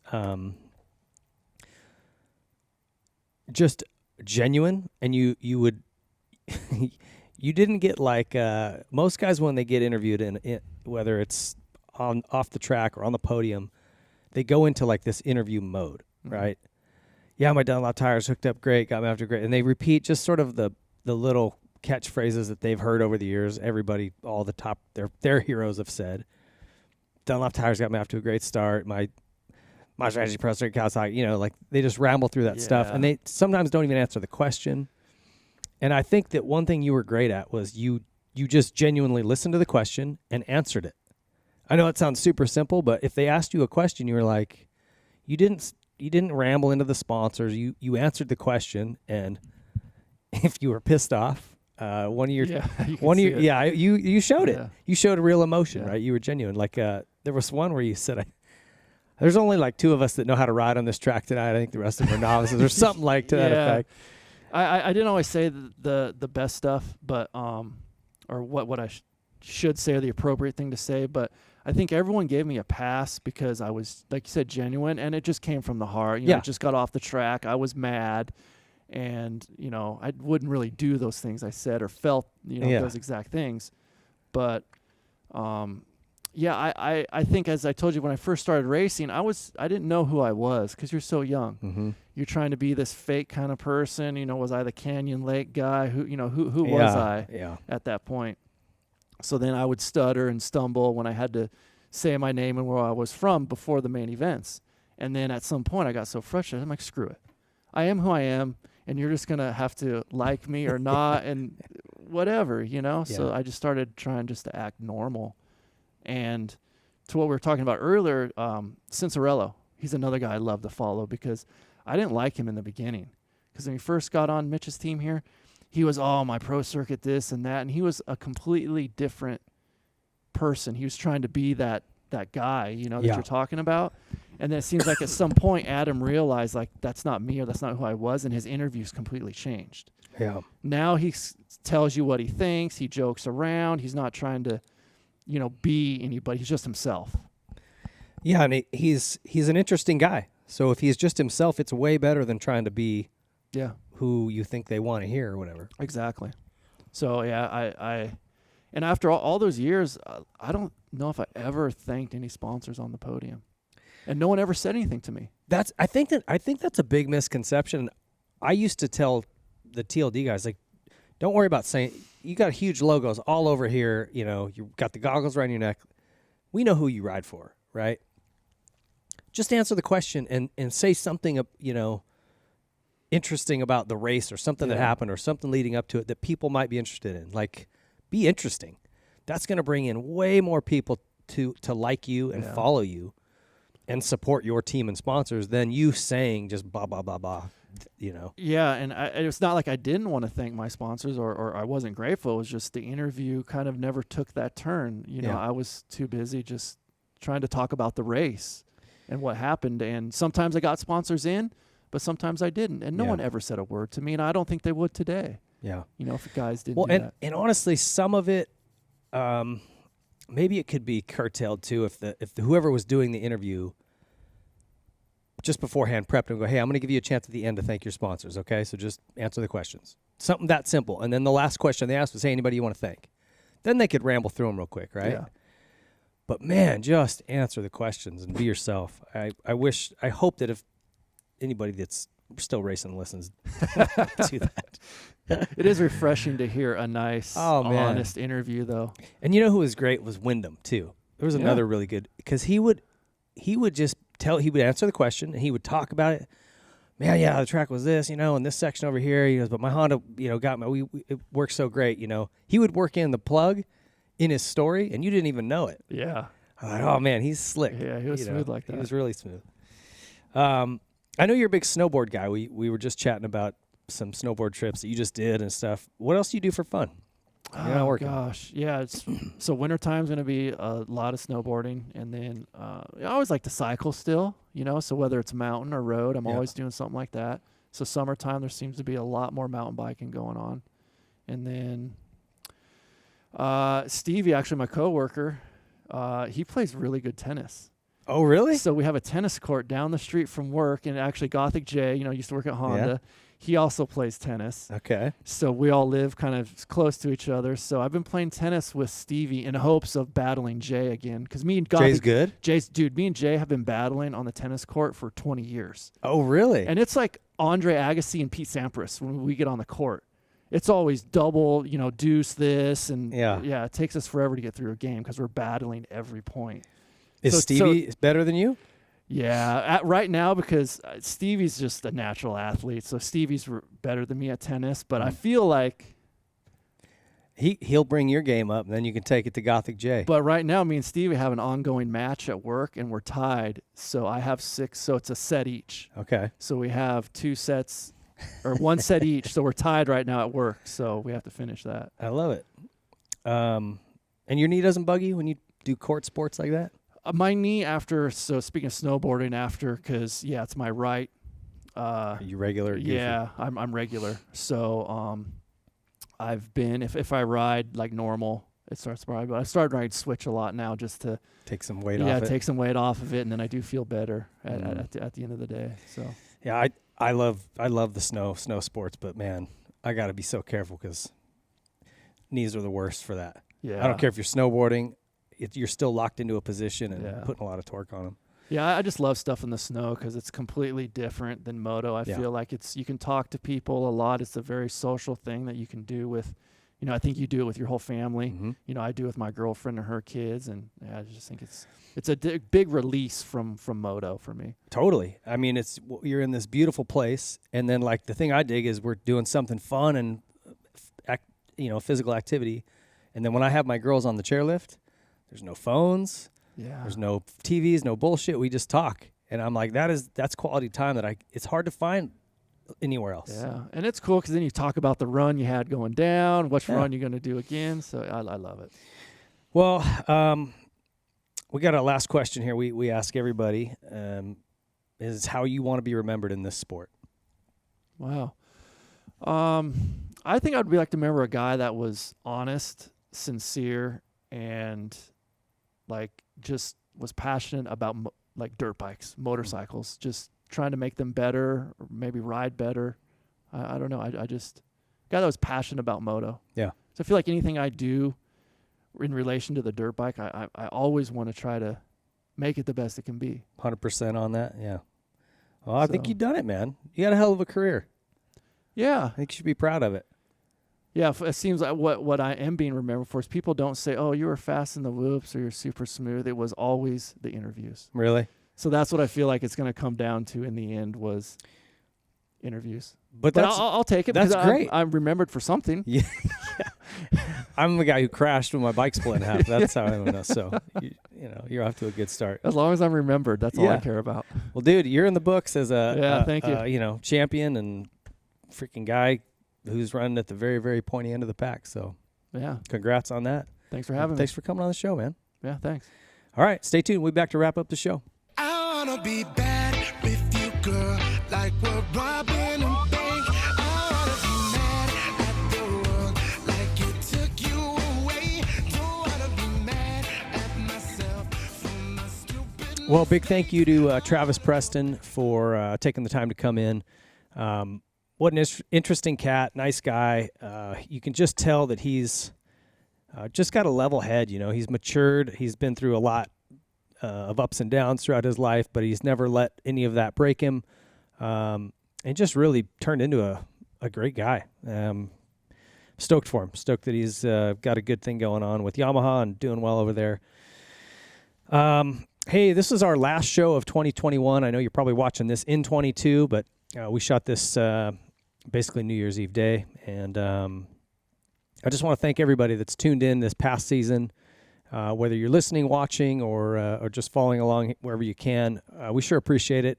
We enjoy going through these guys' lives and trying to help you get to know them in a way you couldn't before, or weren't able to. So thank you to our guests for coming on. Thank you guys for supporting the show.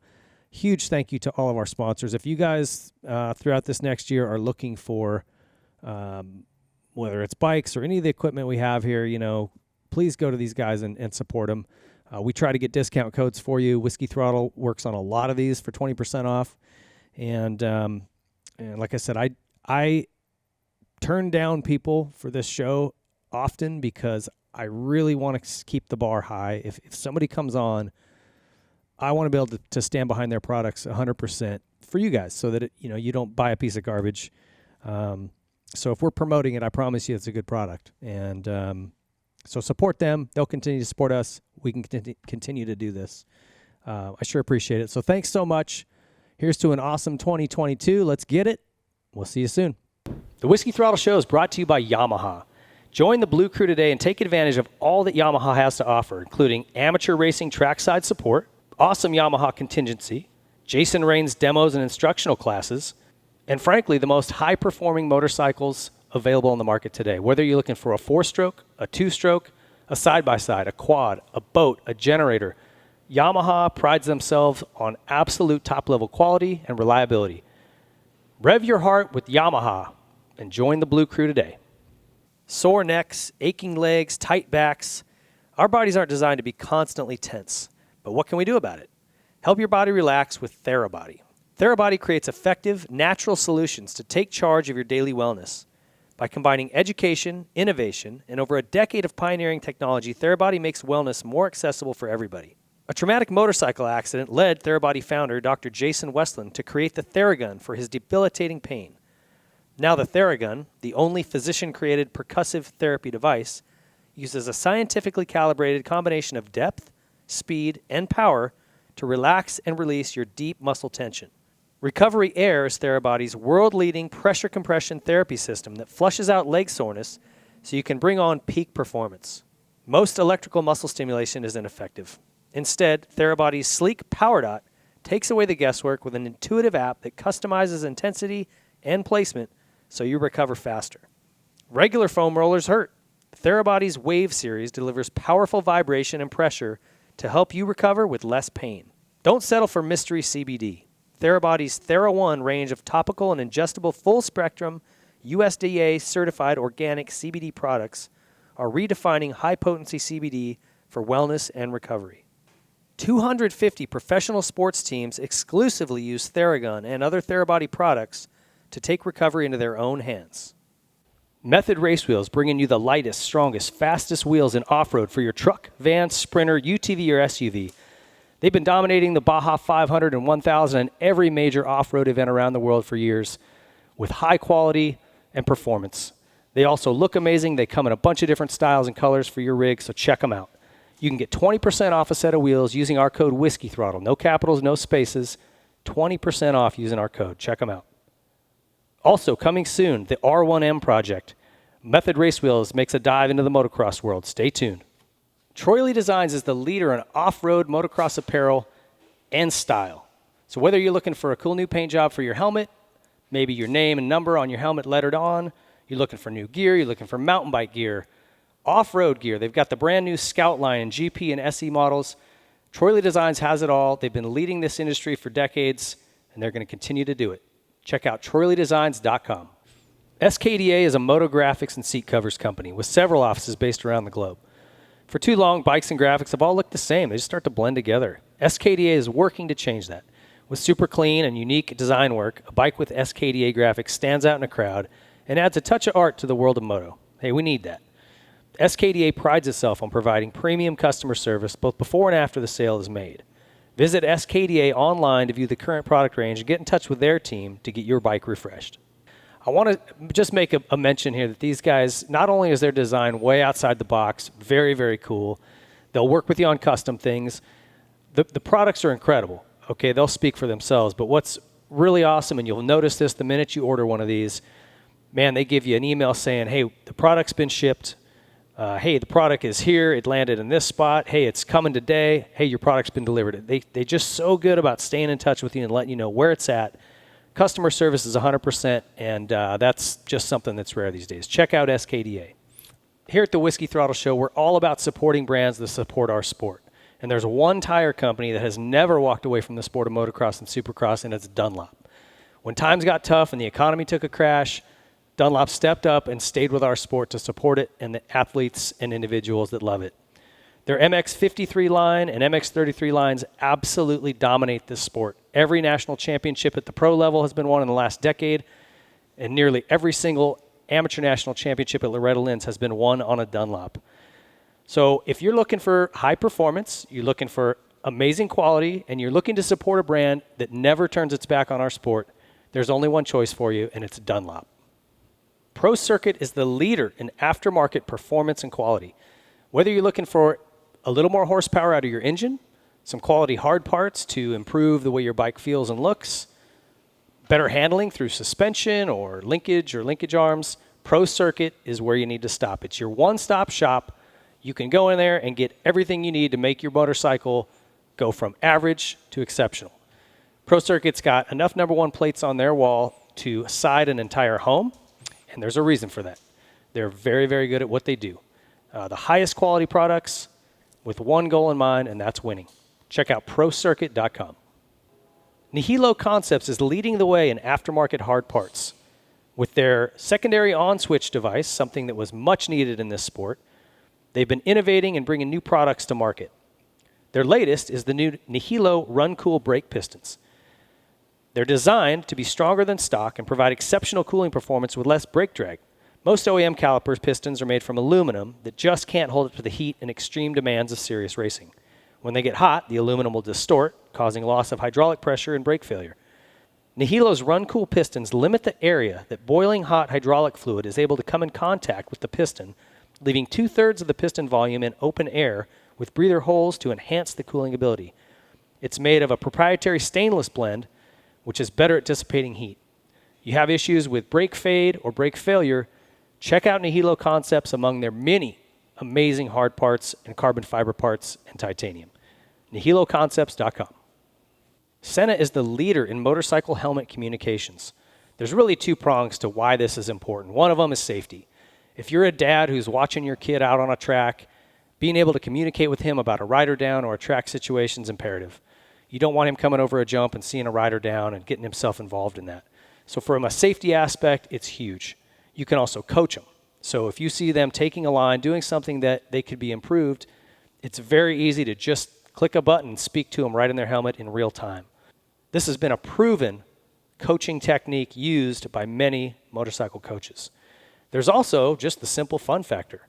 Being able to chat with your buddy while you're out on a ride, share music between one another, answer phone calls, it just takes your riding experience to another level.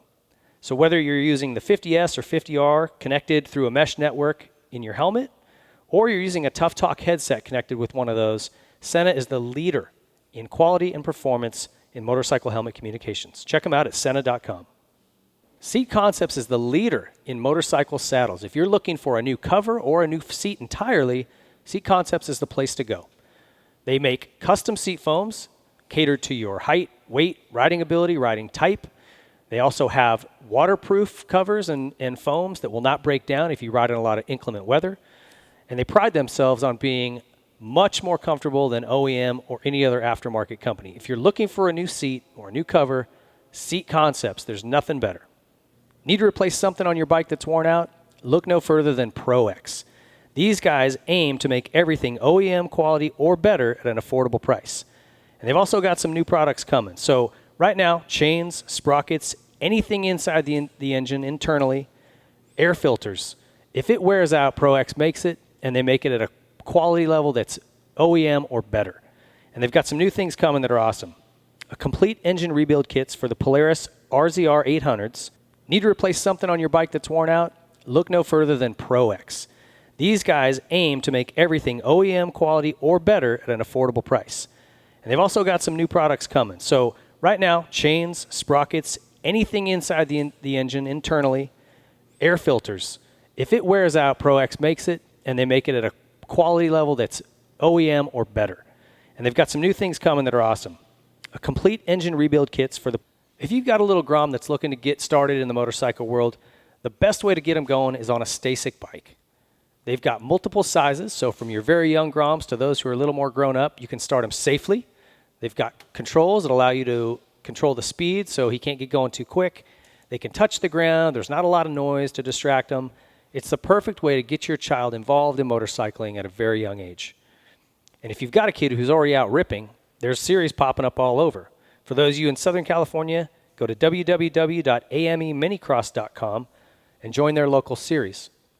If you're outside of this state, contact your local track and ask them about starting a Stasic class at your local track. Get over to stasic.com and check out all they've got going on. Motul USA, we lean hard on these lubricants to keep us on the track and on the trail. And Motul has proven their quality over and over, most recently with their Dakar win with Ricky Brabeck. They're sponsoring supercross teams. They're diving into our sport again full throttle, and we're stoked to have them on board. Amazing products, top to bottom. Motul USA, go check them out. OGIO is the leader in motorcycle storage solutions. As motocross riders, we need a gear bag, we need a helmet bag, a boot bag, a backpack, a travel bag, a hydration pack, maybe a tool kit to wear around your waist if you're on an off-road ride. OGIO makes all of that, and their products are absolutely top of the line. I've got stuff I've had for several decades, just to give you an idea of how long this stuff lasts. If you're not sure, ask around, talk to folks who've had some of this stuff, and they will confirm that OGIO's quality is absolutely second to none. So go check them out, OGIO_powersports.com, and look at all they've got to offer right now. And finally, last but not least, Specialized Bicycles. If you are in the market to start pedaling, this is where you want to start. They've got great entry-level bikes all the way up to the Cadillac, the new Levo e-bike, anything in between, man. It doesn't matter what kind of riding you're doing.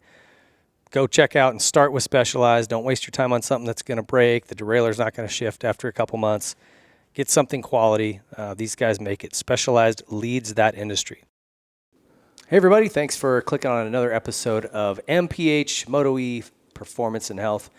We've got Coach Rob Beams here, and today we're going to talk about adrenal fatigue.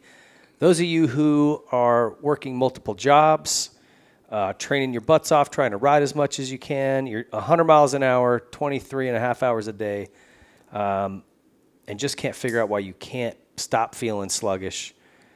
Possible adrenal fatigue. This is something I think that's pretty rampant in our sport that doesn't get enough attention. Yeah, I would have to agree with you. I think it's like kind of a black cloud. As you always say, it's the elephant in the room that nobody wants to really address. We're in a bravado sport where, showing any sign of weakness and you get ostracized for it.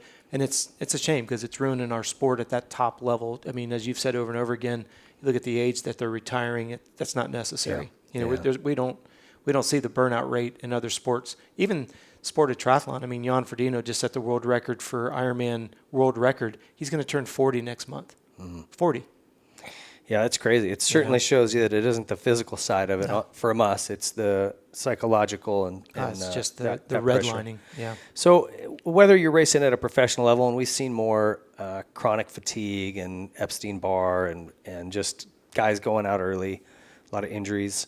But this isn't just at a pro level. This is the everyman who's working their ass off at a 9 to 5. There's a lot of stress that goes along with that, and then you tack on, just life in general. And trying to still ride dirt bikes and be in shape. What's some things they can be looking for? Well, we call them the big four indicators. If you're craving simple sugars, if you're tired and you can't sleep, if you have night sweats, or you have low sex drive, 1, all the above, 2 of the 4, whatever, even if it's just 1, how many more red lights do you need blinking in the room? Now, the challenge is the media, the mainstream, the Google, whatever you use, has an excuse for everything. If you don't have a sex drive, it's because you're not 20. If you have night sweats, you're premenopausal. If you can't sleep, it's because you've got so many jobs. And they have a pill to sell you. Absolutely. Behind it's always an ad, right? And that's the part that I always get frustrated with, because when somebody is telling me that they have night sweats, or I've got a young athlete and sexual dysfunction at 20 years old, I'm like, man, you realize that's not normal, right?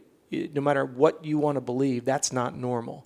And if you can get past the sensitivity of the subject and you just look at it for face value, what bigger indicator do you need that you need to sleep and you need to eat more?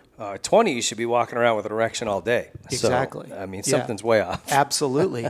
And yet I've had people who have presented themselves in every sport that we're in that are 20, 22 years old, sexually dysfunction. Wow. And it's sad to me because obviously the enjoyment that comes with that is a significant part of life. But if you've got that going, you're probably not far behind on the other three, or they may be there and you may not realize it. So when we're looking at what are the signs of it, and this is where it gets a little bit nebulous, and I hope the listeners, if you have questions, you can reach out to us, contact@coachrob.com. When you feel that you're exhausted, stop and ask, what did yesterday look like? Does it really justify this current level of fatigue? Because, some of us, we don't have extremely hard days every day, but you notice that you never seem to get out from underneath it. Well, it's that residual fatigue. It's cumulative. I feel this at the fire station a lot because I'll work 4, 5, 6 days straight. And it's not like any one day we had an event that was really hard. I mean, even if we don't have big fires or anything, but you get up a couple times at night for a call. It screws your sleep up. Absolutely. It builds. And after 4, 5, 6 days, I can feel really, really tired. Well, and then I'm trying to overcome that with caffeine. And think about the listeners. You're getting woken up because you got to go put out a fire. The listeners are getting woken up because their newborn child woke up. They got called into work. That portfolio of why am I getting woken up? We all have our unique challenges, right? Yes. And some of us, maybe you're bringing in an elderly loved one. That changes the dynamics of the house. It's very commendable that you're willing to do that. But what's the balance there? Are you bringing in outside help? What's the agreement with you and your partner? How's that going to be managed? Because it's, no pun intended for you, it's a code red alarm. Every time you get woken up, the body, you've thrown off the circadian rhythm and the cortisol level. For the listeners, it's called the parasympathetic, right? Our fight or flight as we all know it. Well, think about it in terms of a motorcycle. That parasympathetic system, it doesn't want to be revving all day long. Well, you've got a sick elderly person in your house. One of your animals is down sick. You may be losing your job. Someone just stole your motorcycle. We've all dealt with these frustrations, but what happens when they load up? Like you're saying, 5 days at being at the fire, eventually it just wears you down. That's 5 days. But for one of the listeners, or for our listeners that might be 23, he's like, suck it up, buttercup, you can do it. It's a little different when you're 40, 42, 45. You feel it differently. That's that residual fatigue you're talking about. And I think that's what our sport is really hurting ourselves with is, and when I say our sport, I'm not just talking the pros themselves. For some of us, we have to travel further and further to go race. And then you go and you race, and unfortunately, the races are very short. You go, Rob, well, when the races are short, you're pinning the intensity. So you do 5 or 6 different classes because you want to get more than an hour on the track for the entire day. So very, very short recovery, high intensity racing. Well, where are you trying to get your food and beverages in between that? Then you got to try and drive all night long to get right back to work, to go work a 12-hour day because you want to race on the weekend. To make the money to go do it again. Yeah. And we all do it. We love it. We're not pulling the victim card at all. That's not what we're saying. But just like if we rode this in second gear for 45 minutes, we would know we excessively stressed the system, irregardless of the hour meter. But we do it every day. We chalk it up to being married, having a family, doing whatever we have. And the body's in there just revving, going, when are you going to rebuild me? When are you going to? It's not like an hour meter where we go, hey, wow, we had 10 hours. Let's put a new top in. I am a big fan of the heart rate monitor. You can look at that resting heart rate. You can see if it's abnormally high. If it's not justified, you're probably tired. You have with the Garmin platform with the new body batteries, it's telling you need to be starting your day at 100. You're starting it at 67. Is that really a good day to do intervals? Yeah. Maybe not even go to the track. Maybe just go work a turn track on your property. Go work starts. Keep the intensity low. I have days. Some days I've got a workout scheduled, and I'm just like, man, I don't have it. That's and right. I'll walk on a treadmill. I'll put it at a little incline, walk for 20 minutes, and then get down and stretch for 20 or 30 minutes. And sometimes that's all I got. Well, take it a step further.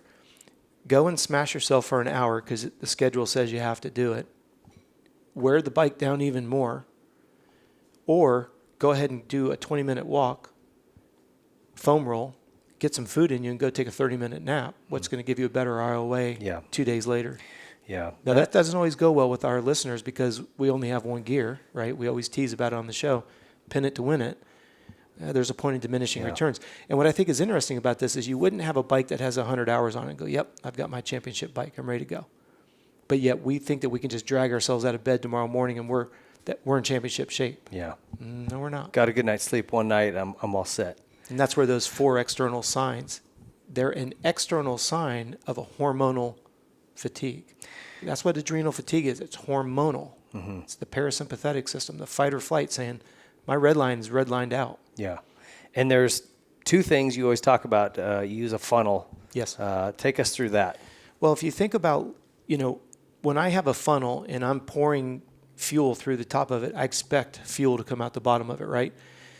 When you're looking at the adrenals, and the adrenals need to be adrenaline, as I always like to tease, what the adrenals need to excrete are HGH, and testosterone, human growth hormone and testosterone. HGH makes you naturally leaner. Testosterone increases the red blood cell count, amongst other things. Well, if I don't put MCT oils, high quality fat, raw coconut, raw nuts, extra virgin olive oil, any of the listeners can just Google MCT, medium chain triglycerides. That needs to go on the top of the funnel. The funnel itself exemplifies the adrenal system. If you want the funnel to release the hormones, give it fat. And that's what's so difficult in our society where we're fat phobic. We think fat's the enemy. Well, saturated fat is the enemy. It'll kill you. But the high quality fat, your body will either use it or lose it. Well, when you're trying to give the system what it needs MCT oils. It needs high quality fat so it can excrete the hormones that makes you naturally leaner and recover. That's why you always hear me say sleep and food are the key elements to recovery. Because you can sit and lay in bed for 10 hours, but if you don't get enough deep sleep, your body doesn't release hormones. If you don't get enough sleep cycles, you don't fully recover. Circadian rhythm, especially for yourself with those constant interruptions, police officers, firefighters, doctors, nurses, they're usually up when they need to be asleep. They're asleep when they need to be awake. And their circadian rhythm is all out of whack. Yeah. And that's what causes weight gain. Damn it. Yep.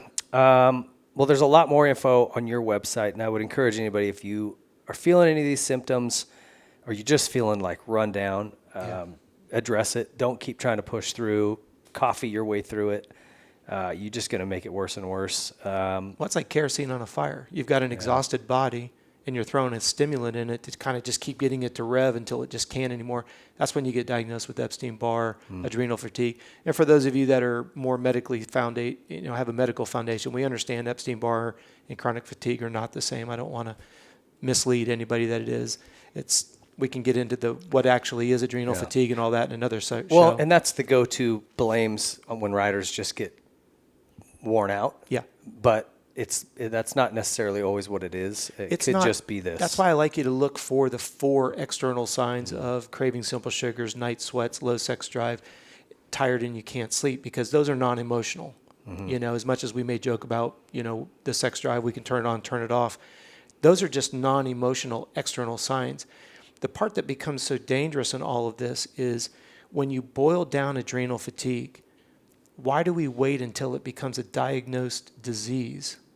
Because if you want to get highly technical at the 10,000 foot level, when you have a cold sore, it's in the family of the herpes. So when you have adrenal fatigue, all of that is in the same. Adrenal fatigue isn't having herpes. I'm saying usually when you have a cold sore that breaks out, it's because the body's excessively stressed. So it's showing you it's an external sign of stress. Yeah. So when you look at all of those external signs, how many more do you need? Right. And it's not like a motor where I can reach in and I can rebuild your adrenals. The only thing that rebuilds the muscle, the body from the inside out, because you got to remember, cells, they make up tissue. Tissue makes up an organ. Series of organs make up a system. So when we say at a cellular level, that's why blood results are so important. If you're constantly out of range, you're out of range for one of only 3 reasons. You're not eating enough, you're burning it faster than you can get it in, or you're just simply not absorbing what you're eating.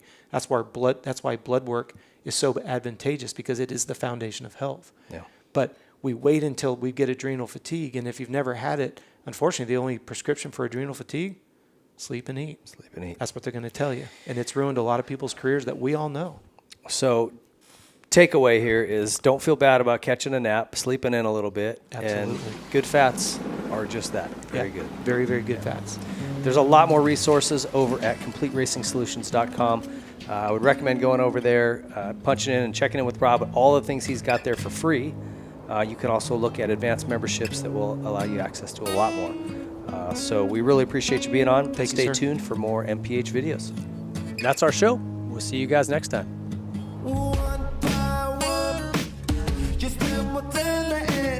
Thanks for watching the Whiskey Throttle Show. Don't forget to like and subscribe and click the bell to get alerts for all the latest content. Follow us on Twitter at W_Throttle_show and on TikTok, Facebook, and Instagram at Whiskey Throttle Show. We won't stop until the job is done.